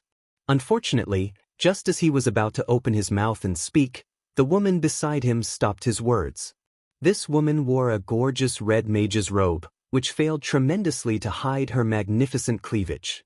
She also wore a white beret on her head, covering her silky blue hair, which scattered around her waist. In her hand she held an eye-catching, white jade staff that radiated a faint golden glow. "Daybreak, why are you stopping me?" Ghost Shadow demanded, dissatisfied. Daybreak Fog was in charge of Heaven's Burial's affairs in Starmoon City. Her position in the guild was higher than even Flame Blood's. Her strength could not be underestimated. If not for Daybreak Fog's help, even with Lightning Blade present, Heaven's Burial would not have cleared the frozen prison today. Don't humiliate the guild any further. You are no match for her. There's too much of a difference in strength between your skills. We have already completed our task here. You will have your chance in the future, Daybreak Fog said as she raised an eyebrow at Ghost Shadow. She had not used a persuasive tone, but a commanding one. Flame Blood nodded in agreement. Now that Heaven's Burial had obtained the first clear of the Frost Prison, their reputation flourished. However, if Violet Cloud defeated their several great experts, all of their efforts would go to waste. Zero Wing certainly has many experts. In the future, we will have many opportunities to clash with them. Today, we have other matters to attend to, so we will not keep you any longer. Flame Blood gave Shifeng a cupped fist salute before turning away. After watching Flame Blood and the others leave, War Wolf saluted Shifeng before leaving with his team as well. Guild leader, are we still going to raid the Frost Prison? Fire Dance asked softly. Now that Heaven's Burial had obtained the Frost Prison's first clear, there was no point in raiding the dungeon. Rather than obtaining some materials and equipment, grinding in the Stoneclaw Mountains for magic crystals and high-level equipment would be more effective. After all, the Stoneclaw Mountains was a level 30 to level 49 regional dungeon. Not only did it drop much higher-level equipment, but it also offered higher-quality equipment. By grinding in the Stoneclaw Mountains, they could prepare to raid the next large-scale team dungeon. It was more efficient than grinding for a bunch of level 30 equipment in the Frost Prison. Of course, we're going. They've only obtained the first clear of hard mode, not hell mode. My goal has always been the first clear of hell mode. Even if Heaven's Burial has obtained the first clear of hard mode, it doesn't affect us one bit. Shifeng shook his head and laughed. The materials for constructing a stable were not that easily obtainable. The drop rate for these materials in a 100-man hard mode team dungeon was very low. Sometimes, the materials he required would not even drop. If he wished to obtain the necessary materials to construct a stable as soon as possible, he would have to clear hell mode. By relying only on 100-man hard mode team dungeons, they would not gather all the necessary materials even if they raided the dungeon 100 times. On the other hand, they could obtain what he needed from hell mode. Team dungeons refreshed once every 3 days. Raiding a team dungeon 100 times would require at least 300 days. Though, when players reached higher levels, lower-level dungeons would become much easier to raid. At that time, the number of teams the guild could form to raid these dungeons would also increase. However, that was still a long ways off. Currently, Shifeng was in a hurry to construct a stable and nurture the Thunderwolf. Nurturing a 5-star mount required a lot of time and effort, after all. He did not wish to see the Thunderwolf still in the process of being tamed while the mainstream players had already purchased their own mounts. Everyone was rendered speechless. Guild leader, with our recent improvement, we might be able to manage hard mode, but I think that hell mode is still out of our reach. Fire Dance refused to believe that hell mode was only slightly harder than hard mode. Indeed, in terms of techniques, the majority of the team is still far from qualified. Though, in terms of equipment and attributes, everyone has already passed the minimum requirements. Shifeng then grinned and said, however, techniques can be made up for. Made up? A light suddenly shone in Fire Dance's eyes. Guild leader, are you planning on using the 100-berry wine? If one spoke of a method to improve one's combat techniques for a short period, then the only thing that came to everyone's mind was the 100-berry wine. Only, the 100-berry wine was too rare. Currently, everyone could only obtain it through Shifeng. They had not even heard of the beverage being available elsewhere. Let's enter the dungeon before we continue this conversation. Shifeng nodded. The 100-berry wine was indeed extremely rare. However, some time ago, he had made another trip to District 1's shelter and had obtained another 300 bottles. Hence, he had no problem wasting a few to obtain the first clear of the Hell Mode Frost Prison. Meanwhile, Heaven's Burial's successful raid of the Frost Prison had become major news throughout Starmoon Kingdom. For a time, everyone in the kingdom knew of the guild named Heaven's Burial. Heaven's Burial is too amazing. Even the 2 first-rate guilds in Starmoon City have yet to obtain the first clear of a 100-man team dungeon. Yet, Heaven's Burial succeeded. A 100-man dungeon. That place is a gold mine for fine gold and dark gold equipment. Our guild has only managed to raid 50-man hard mode team dungeons so far. I wonder when I'll obtain a complete top-tier set equipment for myself? Top-tier set equipment? I don't need so much. I only hope to wear a full set of secret silver equipment. My friends would die from envy. A full set of secret silver equipment? Just the level 25 secret silver weapon my friend wields is already enough to make me drool. When he showed me the weapon, he even brought our friends and me into a dungeon to show off that weapon in action. Bronze or mysterious iron weapons can never hope to compare to how cool his weapon is. I heard that Heaven's Burial is mass recruiting right now. The benefits they offer are excellent. The guild often brings newcomers with good potential into large-scale team dungeons. We should still make it for the recruitment if we hurry. Players throughout Star Moon Kingdom were talking about Heaven's Burial on the forums. For a time, Heaven's Burial's member count soared. Unlike Zero Wing, however, Heaven's Burial did not have any financial issues. Players could join the guild as long as they reached the minimum requirements. The guild also began to show signs of becoming the #1 guild in Star Moon Kingdom. Meanwhile, inside the Frost Prison, Shi Feng and the others finally arrived at the Frost Giant's entrenchment. Compared to the hard mode Frost Giant, the Hell mode Frost Giant was much larger. It was as tall as an 8-story building. Moreover, sharp icicles covered its body. Cold air also flowed from the Frost Giant's body, reducing the mobility of those affected. Before the battle had even begun, everyone could feel the cold air wash over them, causing them to shiver. Nobody knew that the Hell mode Frost Giant was the Frost Giant's true form. Frost Giant, Elemental Being, Grand Lord. Level 32. HP 60, 000/60,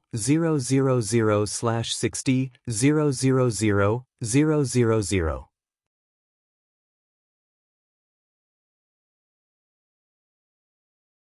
Chapter 672, Terror of a Grand Lord. Shortly after Shi Feng and the others entered the Hell mode Frost Prison, the various guilds received news of the matter. Black Flame really is interesting. After we've just claimed the first clear of hard mode, he immediately leads Zero Wing to raid Hell mode, Daybreak Fog said, a hint of interest flashing in her eyes. Smirking, she asked, Flame Blood, what do you think of this? They should just be testing the waters. At this point, there isn't any point in raiding the hard mode Frost Prison. Aside from challenging Hell mode, their only other option is to challenge the 100-man team dungeons of other cities.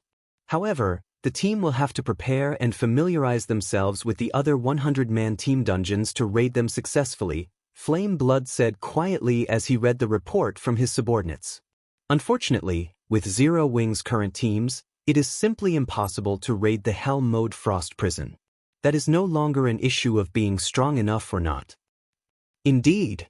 Maybe I am just overthinking things. That is, after all, a 100-man Hell mode dungeon. Daybreak Fog had previously met Shi Feng. Although she had not seen exactly how skilled the man was, judging from his past performances and the various experts around him, he was not someone who would make foolish decisions. Forget it. What Zero Wing does no longer matters to us. I only visited to help you with the dungeon. Guild leader has already declared that our true focus is the Stoneclaw Mountains. As for the matters in White River City, leave them to Elder Seven Treasures. What is it that requires all of us to head there? Aren't the Stoneclaw Mountains just a place to grind for magic crystals? Flame Blood asked, confused. These two were the strongest combatants within the guild. It would not be wise to station them all in the Stoneclaw Mountains. Haven't you ever wondered how the Stoneclaw Mountains activated? Daybreak Fog laughed. I have no clue. Does guild leader know? Flame Blood shook his head and asked. Not only does he know about it, but guild leader is responsible for activating the Stoneclaw Mountains. When Daybreak Fog spoke about Heaven's Burial's guild leader, singular burial, adulation filled her voice. She had left the super guild she had been a part of and joined Heaven's Burial without hesitation because of this man. Meanwhile, Singular Burial had personally dragged the Stoneclaw Mountains that every guild in Star Moon Kingdom fought over into existence. Flame Blood and the others were astonished. They were unable to regain their wits for quite some time. At this point in time, the Stoneclaw Mountains had affected players throughout Star Moon Kingdom, as well as the Black Dragon Empire and several other neighboring kingdoms. Its influence transcended any single event that had occurred in God's domain so far. It can't be, right? As expected of our guild leader, he has actually managed such a feat. Everyone could not contain their excitement. Activating the Stoneclaw Mountains is merely one part of a quest. The follow-up quests are inside the Stoneclaw Mountains. As long as we complete this quest, Star Moon City will fall under our control. Hence, this matter takes precedence over everything else. Daybreak Fog said sternly, her tone hinting that she would not take no for an answer. Since that is the case, let's prepare to head over there immediately. Flame Blood fully agreed with Daybreak Fog's words. If they could obtain Star Moon City for themselves, it would become somewhat easier to obtain White River City. Frost Prison. Why is a Grand Lord so much stronger than a Great Lord? Fire Dance frowned as she observed the Frost Giant. Currently, her senses warned her that she must not provoke the Frost Giant under any circumstances. Although the Grand Lord ranked Frost Giant only had 15 million more HP than the Great Lord version, the difference between them felt like the difference between heaven and earth. The team members could not help but shudder. The Grand Lord's aura was so dense that it made them feel like they were submerged in water, reducing their mobility significantly. Just how were they supposed to fight like this? Let's rest here for now, Shifeng said in the team chat. He was not in a hurry to start the battle. The Hell Mode Frost Prison was no trivial matter. Even with the assistance of the 100-berry wine, there was no guarantee they could clear the dungeon. Contrary to expectations, the greatest difference between a Grand Lord and an ordinary Great Lord was not attributes, but mental suppression. It was one of the reasons that made Grand Lords exceedingly difficult to take down. Aura was intangible. It was more like a form of mental suppression. When people were under immense pressure, they would often lose their ability to perform normally. Some people would even find it difficult to move. It was just like how many people would be petrified when they encountered a life-threatening situation. A Grand Lord possessed such an aura. Even an expert player would find it difficult to cope with such a situation, much less ordinary players. Hence, the 100-man Hell Mode dungeons of the various regions were exceedingly hard to clear. It was not a matter of having insufficient strength. Rather, it was because players were unable to exhibit it properly. Only powerful experts with stout hearts would endure the mental suppression and fight normally. To current players, this was asking too much. Fortunately, Shifeng had a way to combat this problem. Fire, distribute these bottles. Saying so, Shifeng took out 100 bottles of 100-berry wine from his bag. Not only could the 100-berry wine increase a player's compatibility rate with their weapons and equipment, but it also had the side effect of dulling a player's 5 senses. Normally, this would reduce a player's sensitivity in battle, weakening their perception of danger. In this case, however, it was the best method to reduce the Frost Giant's mental suppression. Alcohol makes a man braver. However, instead of increasing a person's courage, alcohol would numb a person's mental perception, removing their sense of crisis. Normally, crisis awareness was the foundation of survival for all living beings. Only with a sense of danger could one avoid threats and survive. This sense was indispensable for God's Domain's players. Players normally work to sharpen their crisis awareness. That way, they could avoid attacks and launch counterattacks in battles. Meanwhile, Grand Lords were so terrifying was precisely because the main god system had specifically designed these monsters to challenge this sense. After receiving the 100-berry wine, everyone promptly emptied their bottles. Sure enough, the suppression everyone experienced lessened significantly.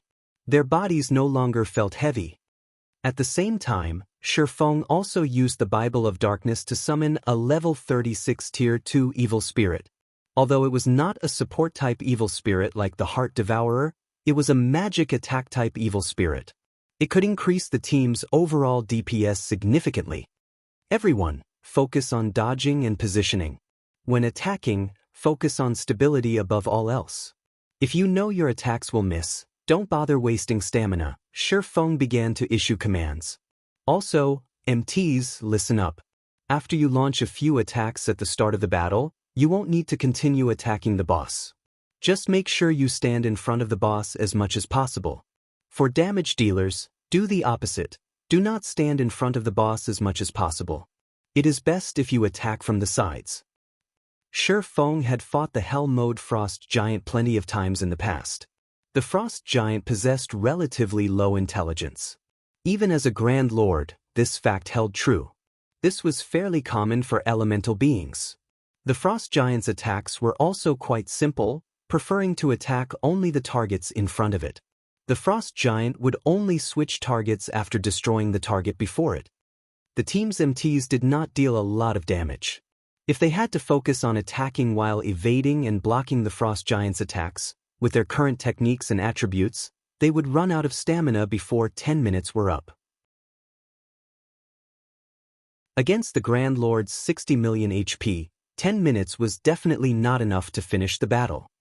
After everyone was in position, Cola, Yiwumian, Turtledove, and the other MTs charged at the Frost Giant as one fierce assault.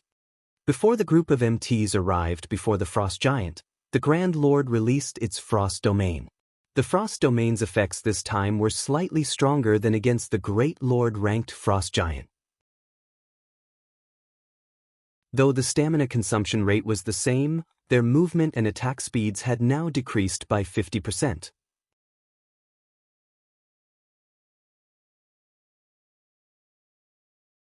Chapter 673, Grinding a Boss. Before Cola and the other MTs could reach the Frost Giant, the Grand Lord raised its iron fists and smashed the frozen ground heavily. Ice thorns. As if the frosty ground had transformed into water, waves rocked the surroundings. Every wave rolled the ground. Amidst these waves, ordinary players would struggle to stay on their feet. Although Cola and the others were experts, even they could barely advance. Following which, glistening ice spikes exploded from the ground, one after another. Even the slightest touch dealt nearly minus 3,000 damage to Cola and the other MTs. This attack was obviously much stronger than the Great Lord-ranked Frost Giants. Everyone's chests tightened at this situation. Could they really defeat this Frost Giant? Damage dealers on the sides can attack freely. Blackie, cast Guardian of Light on Cola. Violet, focus on damage, Shifeng leisurely commanded. Got it. Although Blackie was curious as to why Shifeng wanted him to use Guardian of Light on Cola so soon, he did not question the command. Immediately, he cast Guardian of Light on Cola. Initially, Cola lost nearly 5,000 HP with each hit from the Grand Lord. However, with Guardian of Light, the Frost Giant's attacks dealt less than minus 1,000 damage to the Guardian Knight. In addition, Guardian of Light healed Cola for roughly 600 HP every second. Against the Frost Giant's damage, Cola could survive quite a while without the healer's assistance. However, shortly after Guardian of Light activated, the Frost Giant abruptly stomped its foot, dealing massive damage to all enemies within 10 yards. Naturally, Cola could not avoid the attack as the giant's foot slammed him to the ground, a damage of over minus 3,000 points appearing above his head. Everyone sucked in a breath of cold air. This attack was simply too frightening. Shifeng, however, was not surprised. This move was an instant kill move unique to the Hell Mode Frost Giant. The Frost Giant would first use Fatal Blow against one enemy. If that enemy failed to withstand the attack and died, the nearest person would receive damage as well. However, as long as a player withstood the attack, the Frost Giant would not immediately repeat the attack on a new target. But next, focus on dodging the icicles from above. Seeing as there were no major issues, Shifeng activated the Aura of Space and dashed towards the Frost Giant. He had no intentions of saving his stamina. The Frost Domain was a control spell. As long as he activated the Aura of Space, he would be immune to all control effects. In other words, the Frost Domain would not affect him, and he could fight without worrying about his stamina depleting too quickly. With Cola holding the boss's aggro, the other DPS began their relentless assault. Spells and arrows bombarded the Frost Giant. Meanwhile, the melee classes desperately attacked the Grand Lord's joints, thereby disturbing its attack rhythm. The members of Zero Wing's main force wore excellent equipment, and practically all of their skills could deal over minus 1,000 damage to the Frost Giant.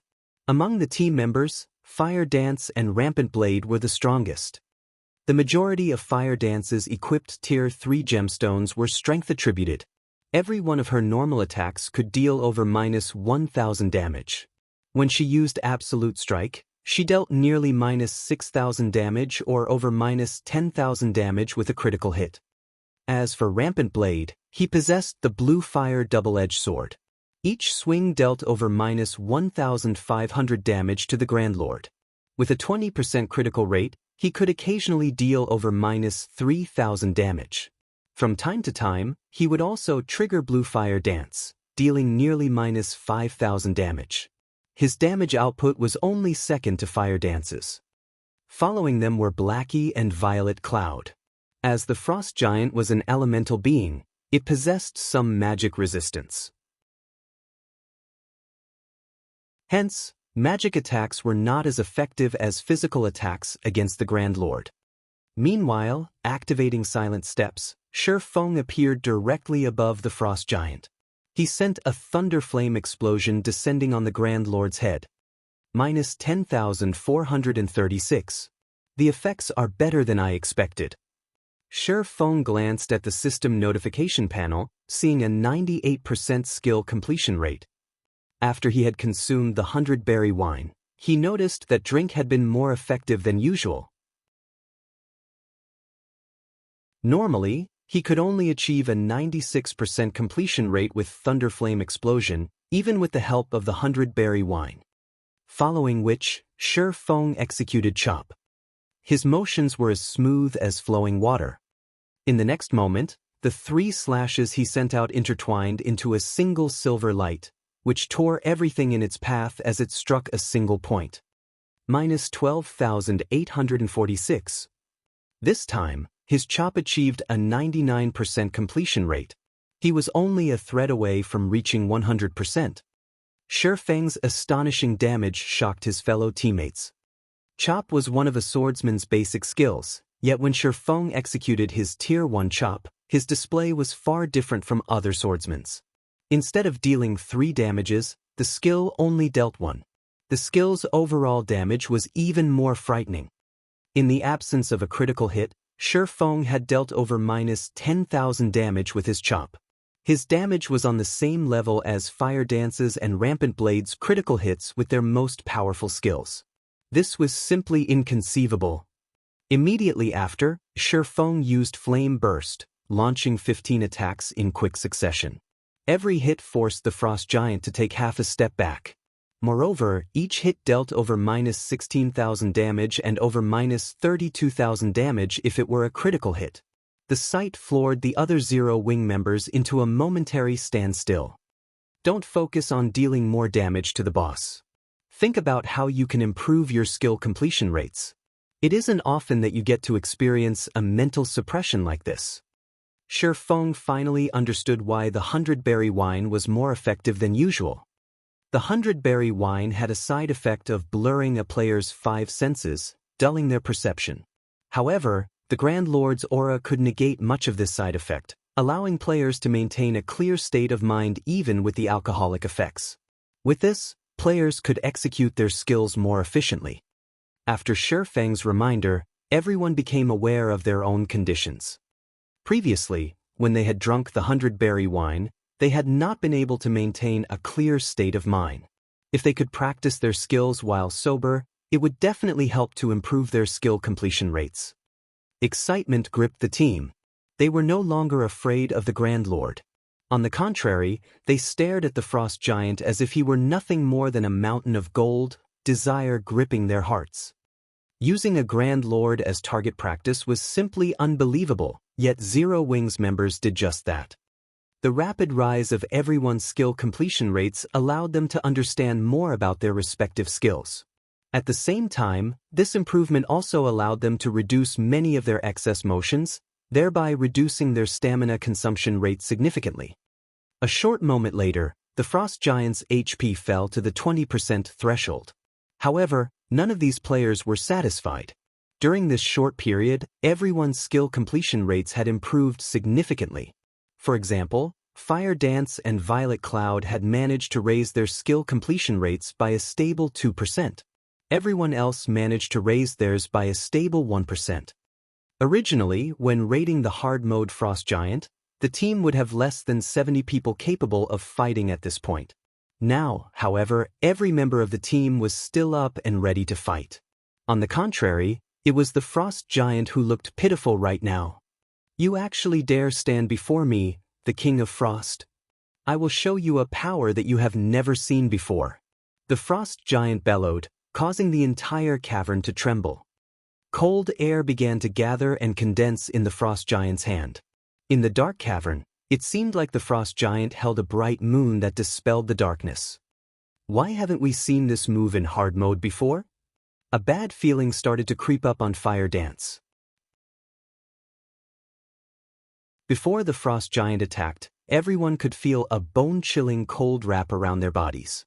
In the next moment, they began losing 500 HP every second. If the frost giant released its attack, it would likely obliterate the entire team instantly. When the frost giant held up the hill-sized ball of ice, which it had formed from the condensed cold air, Shi Feng made his move. Absolute Time. When activated, Absolute Time prevented enemies within a radius of 100 yards from using any skills or tools for 24 seconds.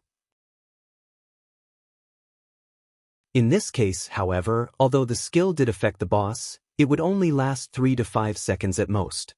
Even so, that was more than enough. Suddenly, the massive ice ball cracked and shattered.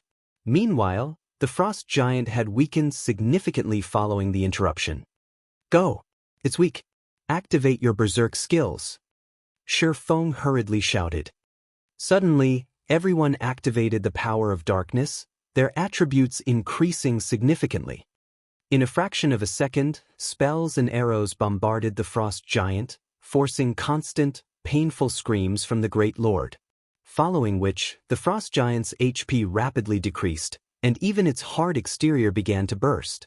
In the end, the frost giant was reduced to a clear puddle of water, leaving behind a massive resplendent gemstone and a mountain of loot.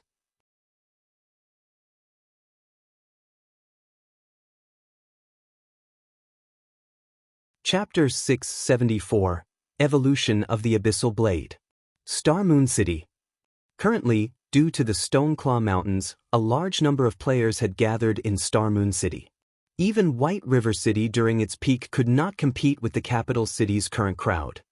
The players gathered in the city were not limited to the elites and experts of Star Moon Kingdom. There were also players that had come from the Black Dragon Empire and the neighboring kingdoms. The city's population increased by the minute. Players filled the city streets and even crowded Star Moon City's normally desolate areas. Star Moon City really is a great place. With so many elites and experts here, we won't have to worry about not being able to recruit any players into our guild. Flame Blood could not help his envy of Daybreak Fog when he saw that the majority of the players wandering the streets were level 29. Many players had even reached level 30 already. Heaven's Burial's elite members were currently level 28 or 29. Very few had managed to reach level 30. Yet, in Star Moon City, there were so many high-level players. Daybreak Fog would have a much easier time nurturing her branch's members than he would. Now that Heaven's Burial had obtained the first clear of the Frost Prison, not only had its fame spread throughout Star Moon City, but the players in the Black Dragon Empire and the neighboring kingdoms also knew about Heaven's Burial's success. If Heaven's Burial recruited members in Star Moon City now, it could easily obtain a large number of elite members. In a few short days, the guild could easily form an army to explore the Stoneclaw Mountains. This is only natural. Why else did you think guild leader chose this place? Daybreak Fog smiled. She then pointed towards Ouroboros's guild residence, saying, as long as we help guild leader complete his quest, both Ouroboros and the Star Alliance will live in fear of our shadow. Just as the members of Heaven's Burial chatted while waiting to receive orders from their guild leader, the sound of a system announcement suddenly rang near everyone's ears. Star Moon Kingdom Region System Announcement. Congratulations to Zero Wing for becoming the first team to conquer the Hell mode of Frost Prison. All players on the team will be rewarded with 9 million EXP, 1 Tier 3 gemstone of a random attribute, 100 Star Moon Kingdom reputation points, and 10 humanity reputation points. God's Domain Southern Continent System Announcement. Congratulations to Zero Wing for becoming the first team to conquer the Hell mode of Frost Prison. All players on the team will be rewarded with 10 million EXP, 5 Tier 3 gemstones of random attributes, 100 Star Moon Kingdom reputation points, and 20 humanity reputation points. God's Domain Continent System Announcement. Congratulations to Zero Wing for becoming the first team to conquer the Hell mode of Frost Prison. All players on the team will be rewarded with 15 million EXP, 10 Tier 3 gemstones of random attributes, 200 Star Moon Kingdom reputation points, and 30 humanity reputation points. The announcement repeated 5 times. For a moment, every player in Star Moon Kingdom fell silent. Inside the Frost Prison. Success! The Frost Giant is dead. Everyone suddenly shouted with joy. They had obtained the first clear of a 100-man Hell mode team dungeon. None of them had ever dreamed of accomplishing this feat. The majority of these players had never been experts of the virtual gaming world. They were merely ordinary players who had followed Shifeng's lead. This was one of the most difficult Hell mode team dungeons in God's domain. Even super guilds did not dare to take on 100-man Hell mode team dungeons right now. They had simply claimed the first clear of hard mode and immediately prepared to raid the next high-level team dungeon. But Zero Wing had done it. Moreover, not a single player on the team had died. It was simply inconceivable. There was a fundamental difference between obtaining the first clear of a 100-man hard mode team dungeon and the first clear of a 100-man Hell mode team dungeon. By obtaining the first clear of a 100-man Hell mode team dungeon, their names would be recorded on the God's Domain Glory list. If they claimed the first clear of a 100-man hard mode team dungeon, at most, their names would be recorded on the glory list outside of the dungeon for future players to see. However, by claiming the first clear of a 100-man Hell mode team dungeon, not only would they have their names on the dungeon's glory list, but they would also have their names on the God's Domain Glory list, which could be found in the Glory Temple in the various major cities throughout the continent. Players throughout God's domain would see their names, and their fame would soar instantly. How could anyone not grow excited at obtaining such an honor? Of course, everyone understood that this achievement had only been possible due to Shifeng's leadership and guidance. Otherwise, they would never have had such an opportunity. Shifeng did not stop his teammates from celebrating as, inwardly, he was also excited. This was also his first time his name had ever been recorded on the God's Domain Glory list. In his previous life, he was only able to gaze with envy at the other names in the Glory Temple. Now, however, he had become one of those people. Even though he tried to maintain his calm, he could not suppress the wild elation in his heart. After a moment, Shifeng managed to calm himself. He then slowly walked up to the Frost Giant's remains and began to collect the loot. Right before finishing off the Frost Giant, Shifeng had activated Divine Providence, allowing his luck to soar. In addition to the first clear bonus, the number of items the Frost Giant dropped was extraordinary. At a glance, there were over 100 items scattered across the ground. Of course, the majority of them consisted of rare materials. What a harvest! From this single raid, 1/3 of the materials I need for the stables have dropped. After a few more, I'll be able to start the construction, Shifeng muttered as he casually glanced at the items. Suddenly, his eyes shone as he exclaimed, "An epic item!" There were 0 chances for an epic item to drop in a 100-man hard mode team dungeon. For Hell mode, though, there was a very small chance of one dropping. Hence, even in the past, epic items were extremely rare. Unless they were extremely lucky, ordinary players had no hope of getting their hands on one. Only large guilds would have quite a few epic items. However, those required the efforts of the entire guild. What's this? Shifeng quickly discovered a faintly glowing golden crystal. Having never seen this item before, he unconsciously used omniscient eyes to examine it. Mana crystal. Contains a frightening level of mana. Rumor has it that this is the best material for forging magic weapons.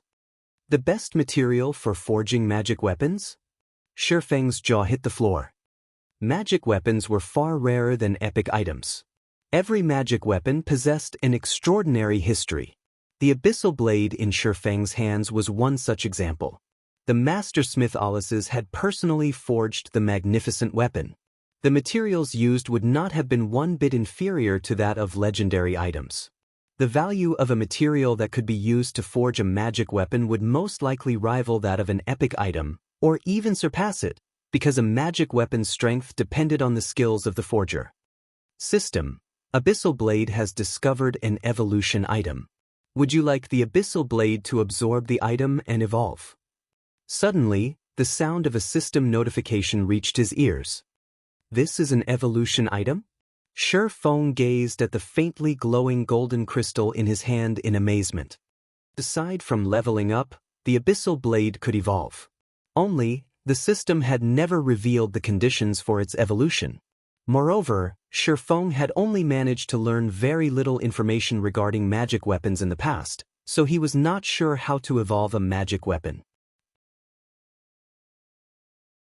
Unexpectedly, he had actually obtained the evolution item required after obtaining the first clear of a 100-man team dungeon. Should I evolve it or not? Shi Feng knew that the stronger a magic weapon became, the stronger the backlash would be when it occurred. After giving it some thought, Shi Feng gritted his teeth and agreed to evolve the Abyssal Blade. On the path of experts, if one did not move forward, they would be left behind. Since he aimed to reach the peak of God's domain, he would encounter countless experts and monstrous players. If he could not even control a single magic weapon, how was he supposed to face those monsters?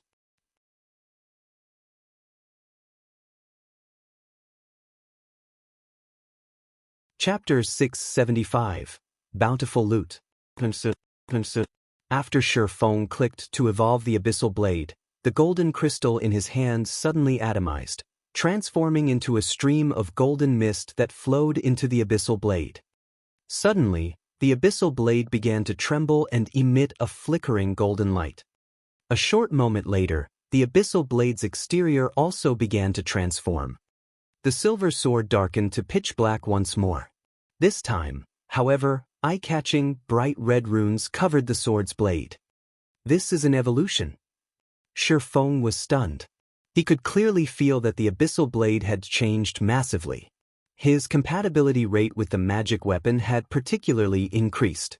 It felt as if the weapon had been tailored for him. However, unlike the Abyssal Blade's usual commotion when it leveled up, the weapon had not changed beyond its appearance. It was simply inconceivable. Immediately, Shi Feng investigated the Abyssal Blade's attributes. Abyssal Blade, one-handed sword, magic weapon. Attack power plus 655. All attributes plus 45. Attack speed plus 15. Ignore levels plus 15. Attacks have 50% chance to cause 200% damage. 25% chance to cause 300% damage. Every attack increases damage by 2% to a maximum of 20%. If wielder belongs to a swordsman-related class, all skill levels plus 3. Increase free ability points received for every increase in level by 2 points. Equipment level 30. Can be upgraded.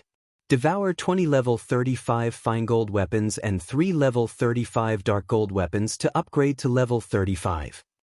Equipment Tier 1. Can be evolved. Devour 10 mana crystals to evolve to Tier 2. Additional Skill 1. Phantom Kill, Tier 1. Instantly creates a doppelganger under the wielder's control. Doppelganger has 80% of the wielder's attributes and all skills. The wielder can swap positions with the doppelganger at any time. Duration, 1 minute, 10 seconds. Cooldown, 5 minutes. Additional Skill 2, Abyssal Bind, Tier 1. Binds enemies and prevents movement, reducing defense by 100%. Duration, 4 seconds. Cooldown, 50 seconds. Additional Skill 3, 9 Dragon Slash, Tier 1. Instantly creates 12 phantoms of the Abyssal Blade for wielder's use. Each phantom sword deals up to 60% damage. Duration, 30 seconds. Cooldown, 5 minutes. Additional Skill 4, Abyssal Curse, Tier 1. Prevents all targets within a radius of 30 yards from moving or attacking for 6 seconds and reduces their attributes by 20% for 10 minutes. Effect doubles if there is only one target within range. Cooldown, 30 minutes. Additional profound inheritance, Black Emperor, Tier 1. When activated, every critical hit will accumulate 1 stack of Death Aura. Each stack can be used to increase all attributes by 2% and attack speed and movement speed by 1% for 10 seconds or to reduce the cooldown of a skill by 3 seconds. Maximum of 33 stacks of Death Aura. Duration, 10 minutes.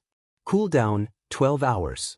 The Mastersmith Alices personally created the Abyssal Blade using the Black Dragon King's fangs as material. It is one of 36 famed swords, ranking 31st. However, the Black Dragon King himself has cursed this sword. Beyond the immense strength the blade offers, the wielder must face a backlash after a certain amount of time. However, after Jack had remodeled the Abyssal Blade with a star crystal, the strength of the backlash has reduced greatly.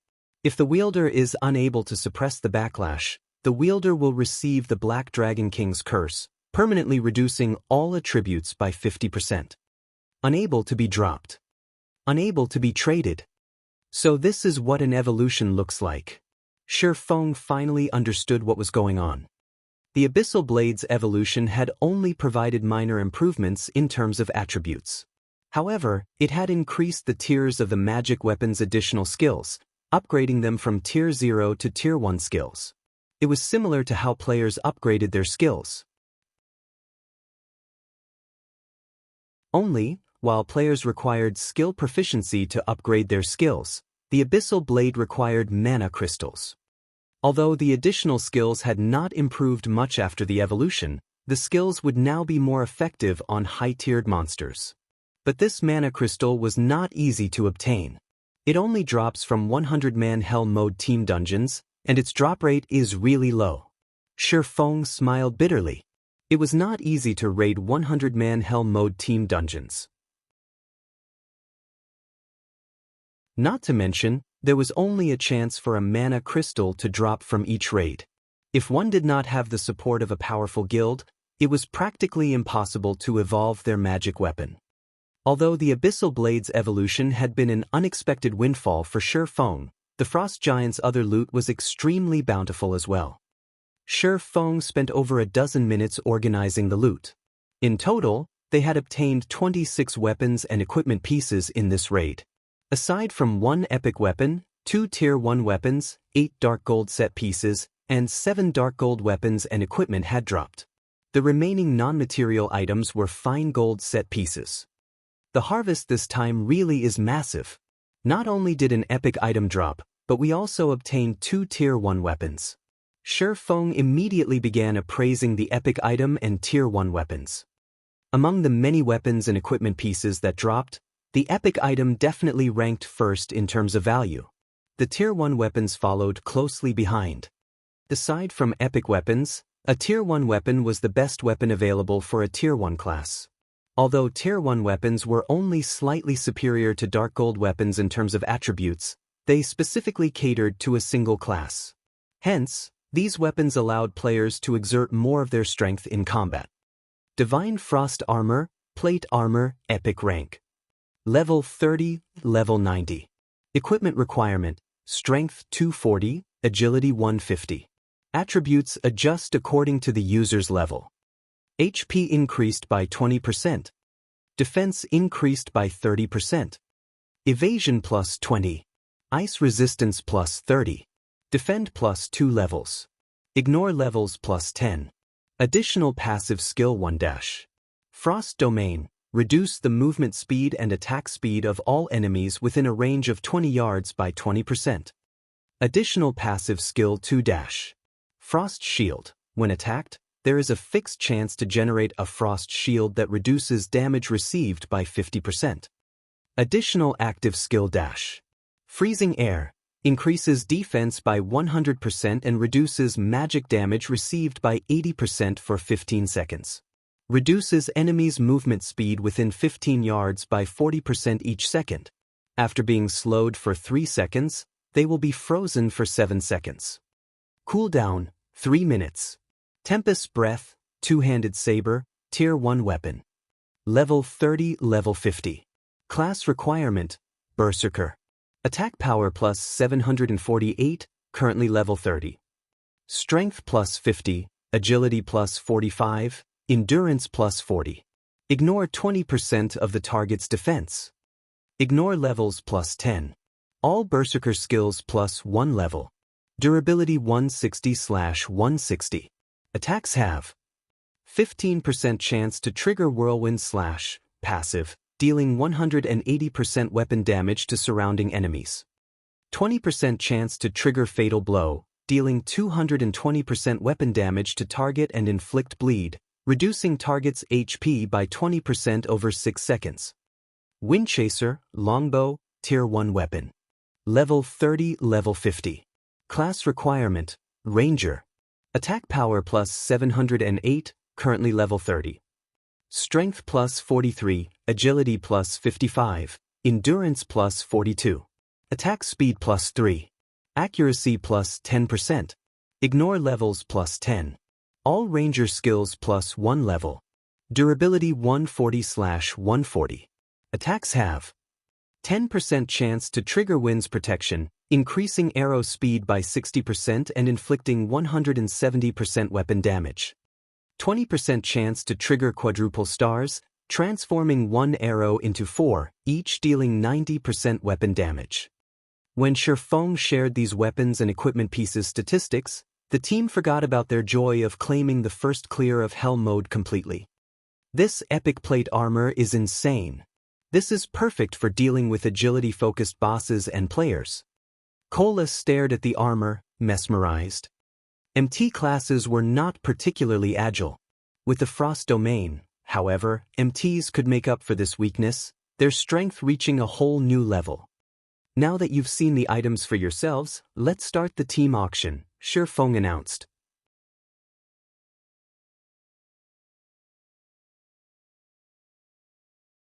Chapter 676, Famous. White River City. Before Heaven's Burial's popularity could reach its peak, White River City's players had turned away from the guild, leaving it in the cold. Zero Wing was the only thing on everyone's minds. As expected of the #1 guild of our city, Zero Wing has actually claimed the first clear of the Hell mode Frost prison so quickly. That's right. I heard that, even until now, there has yet to be a single guild that has successfully raided a 100-man Hell mode team dungeon in the entire game.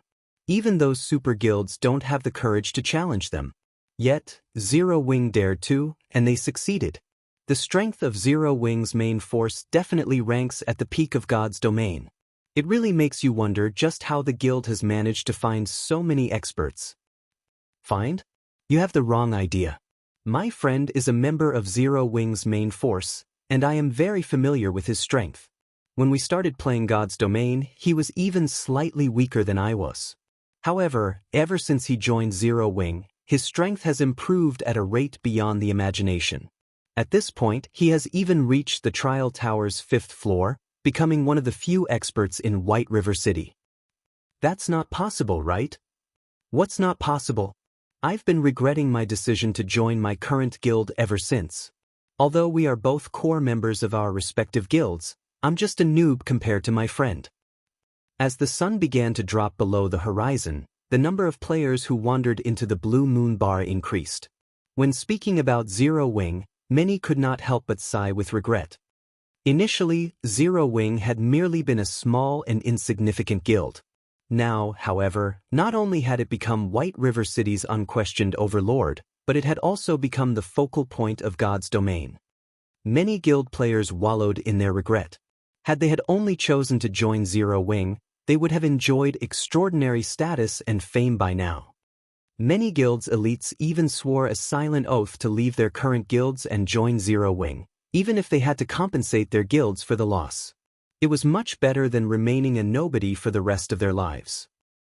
Meanwhile, in Starmoon City, the news of Zero Wing's first clear of a 100-man Hell mode team dungeon caused a massive sensation to sweep through the city. This sudden development had changed many players, who had intended to join Heaven's Burial, minds, opting to join Zero Wing instead. Just how did Zero Wing manage it? We're talking about Hell mode. Flame Blood utterly refused to believe the news. Although their guild had never dived into a 100-man Hell mode dungeon before, they had obtained a lot of information from super guilds. Not only were the dungeon's monsters stronger in terms of attributes, but the final boss was also capable of mental suppression. When fighting the final boss, players could not display their usual strength. Even a team of 5th-floor experts would lose as much as 2/3 of their strength. Hence, the various super guilds had given up on raiding Hell mode, focusing on raiding other 100-man dungeons to earn guild reputation instead. Yet, Zero Wing had done it. Moreover, Zero Wing's achievement instantly shattered the momentum that Heaven's Burial had gained after many difficulties. Sure enough, Black Flame is not as simple as he looks. He has hidden his strength so deeply, Daybreak Fog muttered as she absorbed the information with great interest. The files she read were all about Black Flame. Although Heaven's Burial's information network is not as extensive as those super guilds, it is still significantly more thorough than other first-rate guilds. However, we have close to no information regarding Black Flame's background. It is as if he just appeared out of thin air one day. However, we don't have to pay too much attention to this matter right now. We've already recruited quite a number of elite players. Now, we need to improve everyone's levels and equipment quickly and prepare to complete the task Guild Leader has assigned to us. When Guild Leader completes his quest, Heaven's Burial will become Star Moon City's overlord. At that time, Zero Wing will no longer be an obstacle. No ordinary NPC city could compete with Star Moon City. In games, players competed with each other via resources.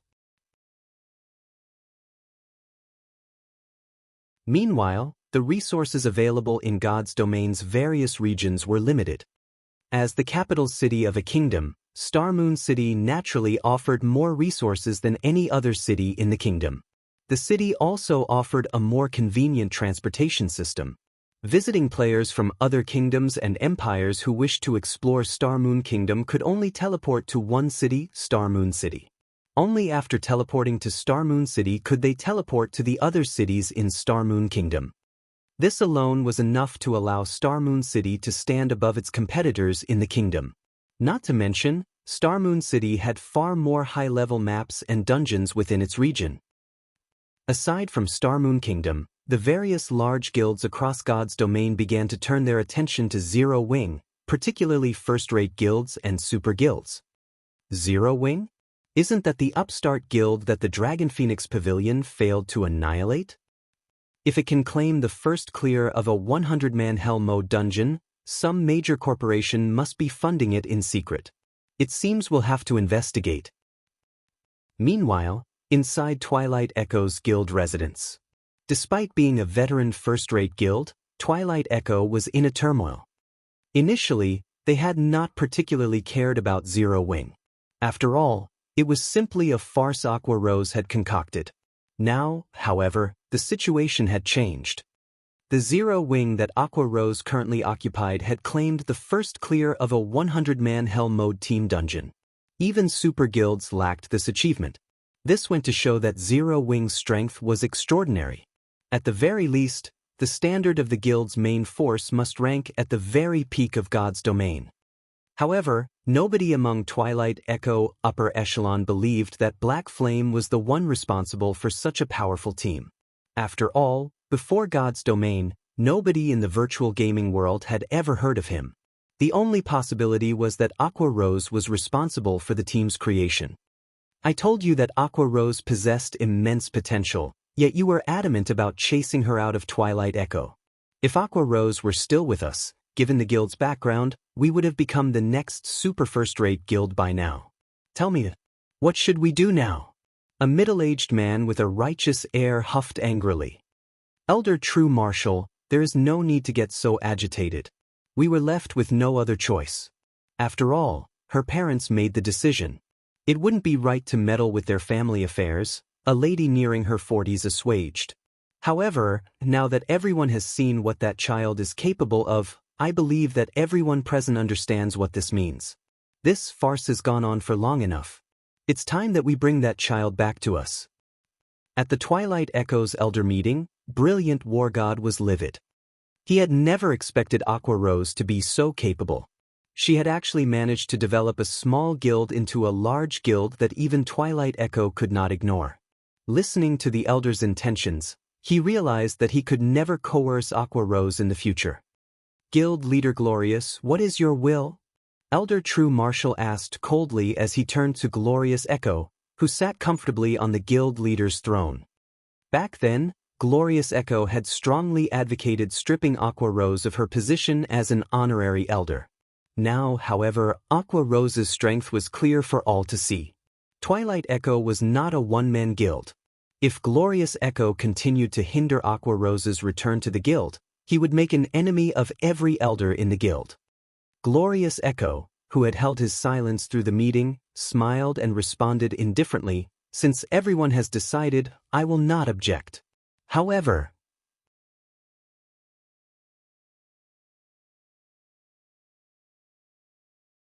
Chapter 677, Solomon's Sword. Inside the Frost Prison, after Shifeng announced the start of the auction, a heated competition began between every member of the team. They even fought fiercely over the dark gold set pieces, much less the epic ranked Divine Frost armor. The bids continuously increased by 1,000 GCP increments. Zero Wings GCP was not cheap. Each point was roughly the equivalent of 30 copper. In other words, 1,000 GCPs were worth roughly 3 gold. To the majority of independent players, 3 gold coins was an astronomical price. Normally, these players would only have several silver coins in their pockets, maybe 10 or 20 silver if they were slightly stronger. However, in the hands of Zero Wing's main force members, that amount of money was practically nothing. After a brief moment of bidding, the price for the Tier 1 two-handed saber, Tempest's Breath, had reached 50,000 GCPs. If converted to coins, that would be 150 gold. However, the true value of a Tier 1 weapon was far more than 150 gold, as it could last until level 50. It would only start to lose its value after players attained their Tier 2 class. Meanwhile, among the Berserker's current weapons, Rampant Blade's Blue Fire Double-Edged Sword was the strongest. However, it was slightly weaker than the Tier 1 Tempest's Breath. Hence, the Berserkers desperately fought to outbid each other. Some even sought to loan GCPs from their friends. Rampant, you lost out big time this time. After spending nearly all of your GCPs on the Blue Fire Double-Edged Sword, you couldn't compete for the Tempest's Breath even if you wanted to. Turtledove could not help but tease the Berserker as she smiled at the anxious Rampant Blade. What are you gloating for? If not for Big Brother Cola and Boss Wumian having Tier 1 sets, Guild Leader would not have given you the Divine Frost armor. Rampant Blade rolled his eyes at the female Guardian Knight. Although the effects of a complete Tier 1 set equipment were frightening, the attributes on the Divine Frost armor were simply too good. It was only slightly inferior to a Tier 1 set equipment. In terms of combat, the Divine Frost armor might even be better. Ignoring Rampant Blade's words, Turtledove hugged the Divine Frost armor to her chest, smiling gleefully.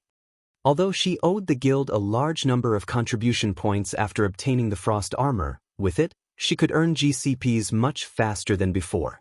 Moreover, with the Frost armor, her combat power instantly rose to the same level Cola and Yi Wumian, making her one of the top 3 MTs in the guild.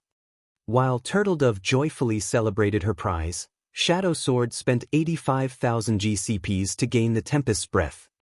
Minor Wind, one of the 5 demon generals, purchased the Tier 1 weapon, Windchaser, for 92,000 GCPs. Both Shadow Sword and Minor Wind were Zero Wings core combatants. Although they were not as strong as Fire Dance and Violet Cloud, they had still passed the 5th floor of the Trial Tower, making them both experts who had reached the 6th floor. Now that they both had a Tier 1 weapon, their combat power had improved significantly.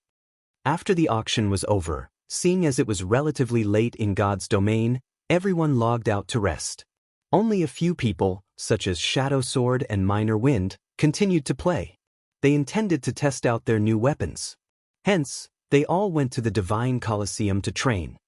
Just as Shifeng was about to leave the Frost Prison, the sound of a system notification suddenly reached his ears. System, there is a strange image engraved on the elemental core left behind after the Frost Giant's death. Do you wish to investigate it? Strange image. Shi Feng turned to the massive, resplendent gemstone that he had previously ignored. The blue gemstone was as tall as he was. If not for the system notification, he would not have noticed the palm-sized image engraved on the gemstone's exterior. Why haven't I encountered this notification in the past? Shi Feng walked up to the gemstone and inspected the image carefully.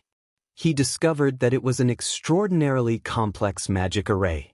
It was, by far, one of the most complex magic arrays he had ever seen. It was as intricate as an electronic instrument. When Shi Feng touched the image, the elemental core suddenly began to shrink.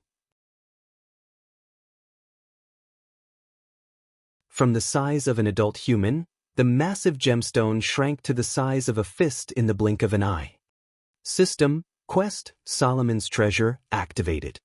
Quest details. An immensely powerful magic array has been carved into the elemental core along with Solomon's symbol. You might gain an unexpected bounty if you take this elemental core to a great mage. Quest rewards. Unknown. Is this a bonus quest for obtaining the first clear of Hell mode? Shi Feng involuntarily shuddered when he heard the name Solomon. There were countless weapons in God's domain. However, while epic weapons were exceedingly rare, legendary weapons were as rare as a phoenix's feather. Among the 10 most famous legendary weapons in the past, one of them had been Solomon's sword. Although Shi Feng did not know how Solomon's treasure and Solomon's sword were related, even the faintest of connections was amazing. It was enough to make every melee class in God's domain mad with greed. Legendary items were powerful enough to allow a person to challenge opponents of a higher tier. The 10 great legendary weapons, however, stood out from the crowd. Shi Feng had heard many deeds involving the 10 great legendary weapons in the past. To put it in another way, not a single player in God's domain would ignore one of these weapons. One of the most sensational occurrences had been a Tier 3 player's provocation of a Tier 5 player. In the end, the two fought each other with everything they had. However, when everyone had believed that the Tier 3 player was finished, that Tier 3 player had actually managed to escape their opponent. In God's domain, the difference between tiers was massive. A Tier 5 player could massacre a group of Tier 3 players effortlessly. Hence, it was practically a miracle that the Tier 3 player had managed to escape. The incident had shocked God's domain as that person had broken one of the game's iron rules. Afterward, that Tier 3 player reached Tier 4, and when he encountered the Tier 5 player again, he only took a few seconds to finish his opponent off. After the incident, the various large guilds investigated the mysterious player, hoping to find the cause for such an upheaval. In the end, they discovered that the Tier 3 player's weapon had been one of the 10 great legendary weapons. Afterward, that person went on to become a Tier 6 God-ranked player. He had also been a member of the famous Midnight Tea Party, known as the Mage God Gaia. Although Gaia had only begun playing God's domain during the middle stage of the game, both his talent and luck were far beyond that of the ordinary person. He quickly became a Tier 6 God-ranked player, becoming a massive headache for super guilds. Now that he had a clue that could possibly lead towards one of the 10 great legendary weapons, even Shi Feng was shocked senseless. Although he currently had the Abyssal Blade, at the end of the day, a magic weapon was only a magic weapon. It was significantly inferior to a legendary weapon, not to mention one of the 10 great legendary weapons. Such an item was almost a myth even in God's domain. Shi Feng carefully stored the elemental core and with trembling hands, took out a return scroll. Calm down.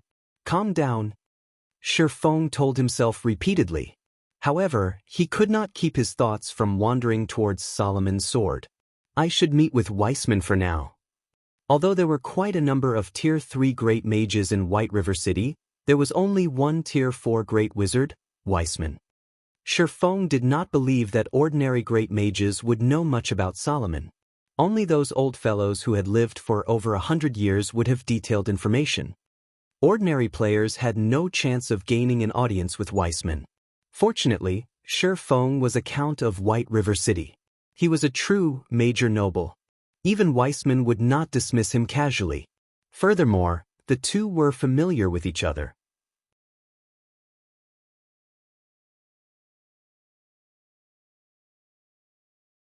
Chapter 678, Top of the World. As the sky darkened, the magic lamps lining the streets of White River City lit up, brightly illuminating the entire city. Quite a number of merchant players crowded the streets, purchasing equipment and materials. At this time, many combat players were returning to the city after a day of hard work. These combat players usually sold their unwanted materials as well as spent a portion of the day's earnings on some delicacies and alcohol. By now, everyone had already adapted to their new lives in the world of God's domain. The players on the streets of White River City were currently chatting merrily with each other, the hot topics either relating to Zero Wing or the currently popular Stoneclaw Mountains. After returning to the city, Shi Feng reverted his appearance to that of Yifeng's. When he walked through the city streets, he immediately became the center of attention. Look, that guy's a member of Zero Wing. His equipment looks awesome. He must be an elite member of Zero Wing at the very least. It would be great if we could get him to carry us. Zero Wing really is amazing. Even a random member of the guild is level 30 and has such enviable equipment. It's a pity I failed to get through their test today. I'll definitely have another go at it in a few days. The six-winged emblem was something extremely familiar to the players of White River City. Unfortunately, the number of players who could sport this six-winged emblem was quite low. From time to time, female players would send flirtatious glances at Shi Feng, causing some male players to look at him with disdain. Tieske, what's so good about him? Isn't he just some lucky bastard basking in Zero Wing's limelight? If I got into Zero Wing, I'd definitely have much better achievements than him, a level 25 male summoner snorted in discontentment. If you have the ability, you can go take Zero Wing's test. If you manage to become an elite member of Zero Wing, I'll come fawn over you as well, a beautiful short-haired woman said to the male summoner, giggling. Only, I'm afraid you don't have that ability. The crowd near the male summoner broke into laughter. Nowadays, Zero Wing was very famous. Countless players were trying to join the guild. Plenty of elite members of other guilds had also withdrawn from their guilds to transfer to Zero Wing. But despite so many players applying to Zero Wing, the guild's member count did not increase by much. One could just imagine how difficult it was to enter the guild. Zero Wing's entrance examination was rigorous and had very high requirements. The guild had always put quality before quantity. However, anyone who passed the test would only be an ordinary guild member.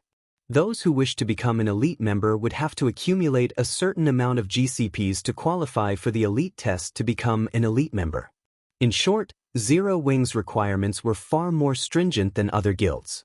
Hence, it was incredibly difficult to become an elite member of Zero Wing. Any person who managed to become an elite member of Zero Wing was already an expert in the eyes of ordinary players. Shi Feng simply smiled at the gossiping of the crowd.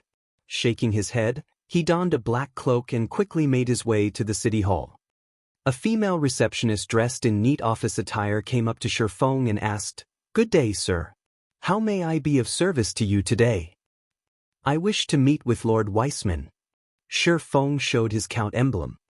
"Lord Count, please follow me." Upon seeing the Count emblem, the receptionist immediately led Shi Feng to the inner sanctum of the building.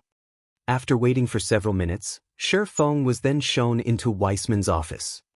"Young man, what brings you to this old man today?" Weissman asked warmly as he stroked his white beard. "Lord Weissman, please take a look at this." Shi Feng retrieved the elemental core from his bag. The instant Shi Feng took out the elemental core, Weissman squinted his eyes, a serious expression appearing on his face. "Young man, you really are something." Weissman felt a little surprised as he carefully inspected the elemental core. Logically speaking, this thing should not exist in this world anymore, yet you've actually managed to obtain it. Your luck truly is extraordinary. It's no wonder that little girl Charlene says that you have heaven-defying luck. "Lord Weissman, do you know what this item is?" Shi Feng asked hurriedly. Judging from Weissman's reaction, he could tell that there was more to this item than met the eye. After inspecting the magic array engraved on the elemental core, Weissman could only shake his head and say, "It is still too early for you to come into contact with this thing. If you wish to challenge this, I advise you to do so only after you become stronger." "Lord Weissman, may I know how strong I need to be?" Shifeng asked. "Reach Tier 3. Weissman immediately provided Shifeng with a definite answer. "Tier 3? Shifeng could not help his surprise. "Is it really impossible for me right now?" Although he knew that the quest would not be simple, he had not thought that the difficulty would be so excessive. He was still a long way from obtaining his Tier 2 class, not to mention the level 100 Tier 3 class. In the past, even after a decade had passed, Tier 3 players were still considered peerless experts as the majority of the player population failed to attain their Tier 3 classes at all. For Solomon's Treasure to be a quest that required him to have a Tier 3 class to complete it, its difficulty was simply ridiculous. However, this revelation also further convinced Shifeng that Solomon's Treasure might be somehow related to Solomon's Sword. "It's not exactly impossible. The problem is, with your current strength, you won't be able to reach that place," Weissman laughed. "Won't be able to reach?" Shifeng came to a realization. He did not lack the strength to complete the quest but only the strength to arrive at the quest location. "Lord Weissman, can you tell me where that place is?" "The top of the world, Mount Sogar." Weissman did not try to withhold the answer from Shifeng. On the contrary, he sincerely explained, "The magical array carved onto this elemental core is not only a map but also a key. Meanwhile, the location indicated in the map is Mount Sogar. Setting aside how far that place is from Star Moon Kingdom, on your way there, you will have to pass through places with powerful monsters. Having a Tier 3 class is already the minimum. If you wish to arrive safely at Mount Sogar, you should reach my standard at the very least. Hence, you had best give up on that place for now. It won't be too late to go there once your strength reaches a sufficient level. You are still young. What you have is time." "The top of the world?" Shifeng smiled. Shifeng knew of this place. Although he had never personally been to Mount Sogar before, its fame as the top of the world was most likely known throughout God's domain. And indeed, just like Weissman had said, a Tier 3 class would be no different from food to the monsters one would encounter on the way to Mount Sogar. Even if he were still a level 200 Tier 3 Sword King right now, he would barely manage to reach Mount Sogar. He would also have to spend a long time traveling to get there as the teleportation point nearest to Mount Sogar was 10 days away. Moreover, that was assuming that he could continue running for 10 days straight and did not encounter any powerful monsters throughout the entire journey. Although he could shorten the travel time by using a mount, even then, it would still take a long time. However, Shifeng had the position teleportation scroll, a Tier 4 scroll that allowed him to teleport to any location in God's domain, except for a few special spaces. Mount Sogar was not one of these exceptions. In other words, he could teleport there directly. Shortly after, Shifeng bade farewell to Weissman and immediately ran back to the candlelight trading firm. As its moniker suggested, Mount Sogar was the tallest location in the entire God's domain. At the same time, it was also a domain that humans did not willingly enter, as a multitude of powerful monsters lived there. Even the human empires were powerless against the monsters there. In the past, there had been many players who had tried challenging that place. Although Shifeng could head to Mount Sogar right now, he still needed to make a lot of preparations. After he returned to his forging room, he immediately contacted Melancholic Smile. "Melancholic, send the top-ranking alchemist and engineer within the trading firm to my forging room, please."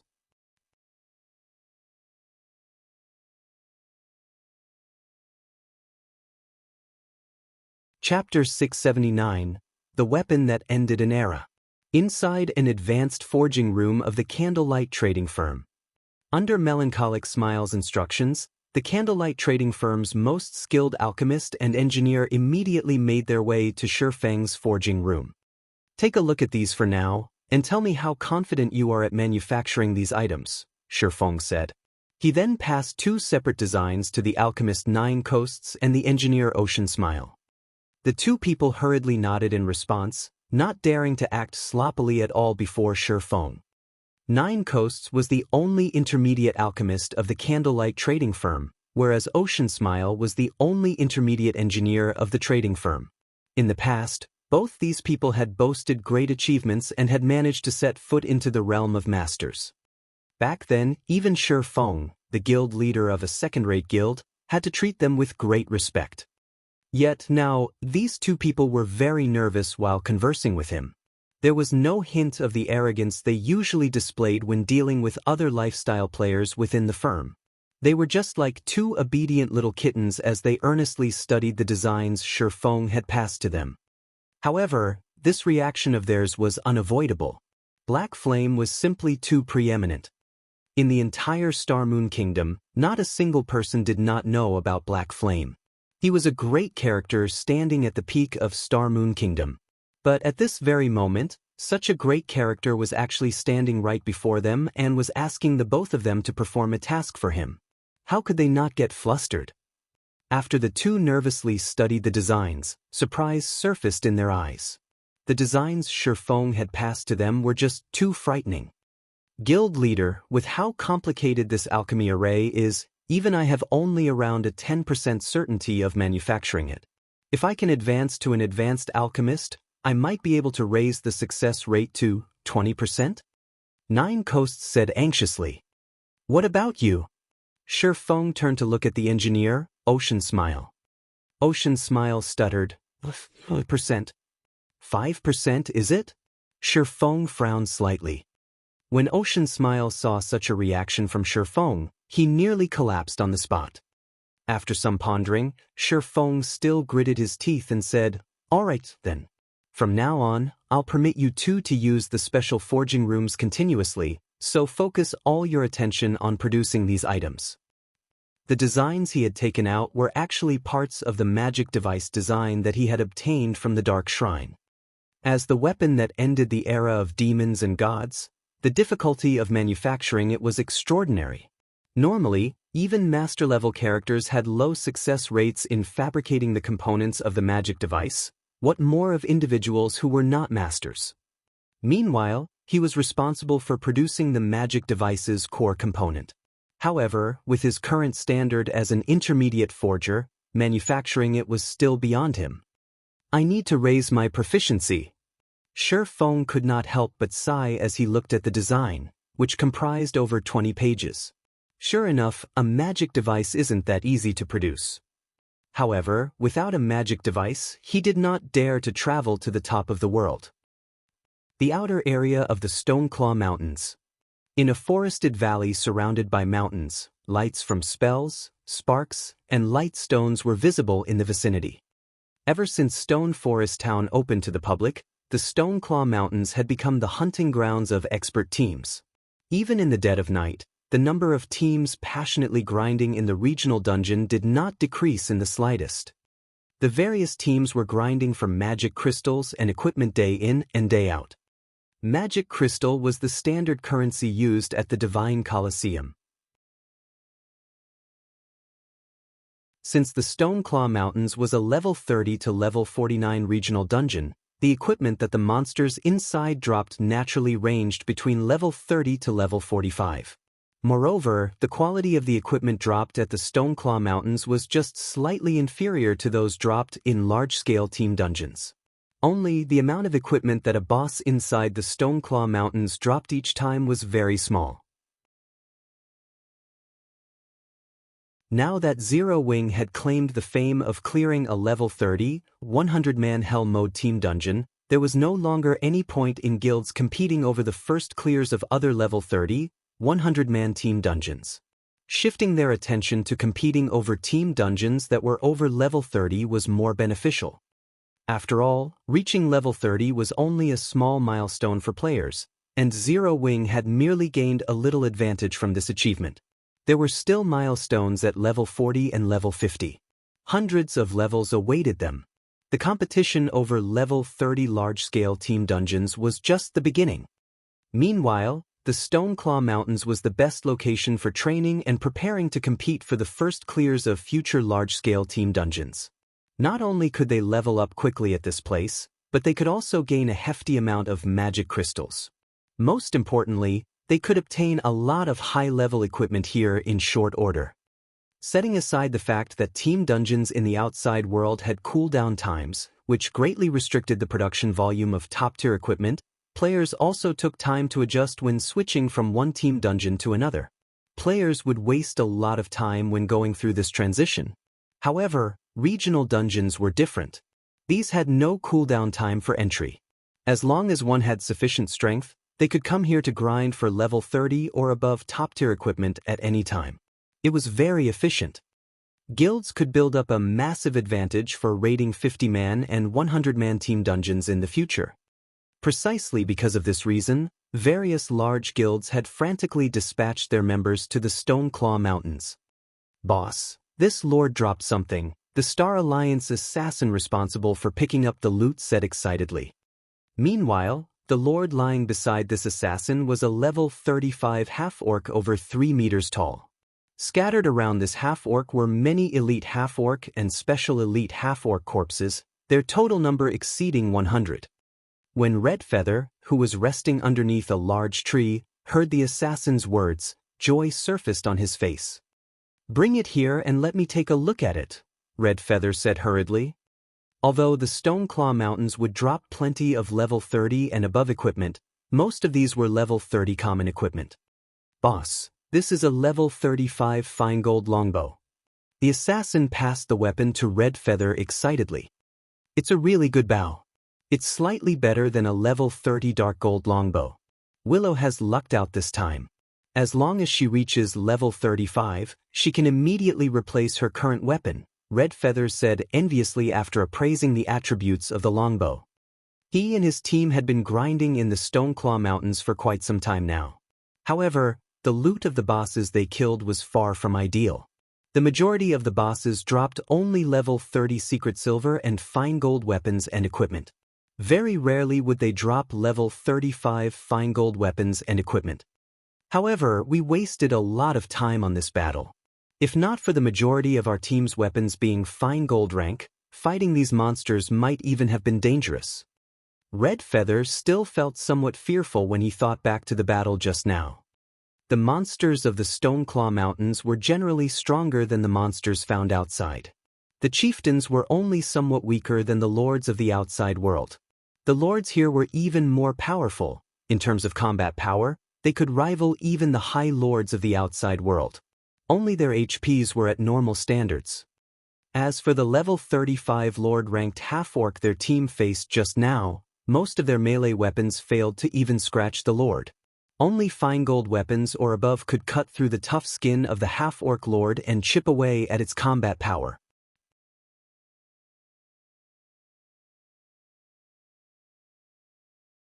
In fact, Redfeather's team wasn't the only one experiencing such headaches. Any team that came to grind in the Stoneclaw Mountains found themselves facing similar problems. Every battle in the regional dungeon would greatly exhaust a team. Players who used secret silver weapons were even forced to use whetstones to recover their weapons' durability after fighting just one battle. Otherwise, their weapons were sure to break in the next engagement. As a result, the teams in the Stoneclaw Mountains could not fight continuously over long periods of time. Boss Red, Elder Purple Eye's team has encountered 1 lord and 6 chieftains. They are in urgent need of backup right now. Purple Eye's team is too unlucky to have actually encountered so many monsters.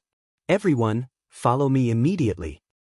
Shortly after Redfeather's team began resting, Purple Eye, who was also one of the Star Alliance's top combatants, sent a request for help. Redfeather had no choice but to respond. Even if the standard of Purple Eye's team was very high, there was no way her 100-man team could take on the equivalent of 1 High Lord and 6 Lords of the outside world simultaneously. Not to mention, there should also be plenty of elite and special elite monsters. However, the problem plaguing the various teams was actually making the Candlelight trading firm in Stone Forest Town a fortune. Whether it was whetstones or advanced whetstones, None of the guilds had initially planned to purchase these items from the candlelight trading firm. However, the consumption of these items was simply too voracious. Their own production was insufficient. Hence, the guilds had no choice but to purchase these items from the candlelight trading firm.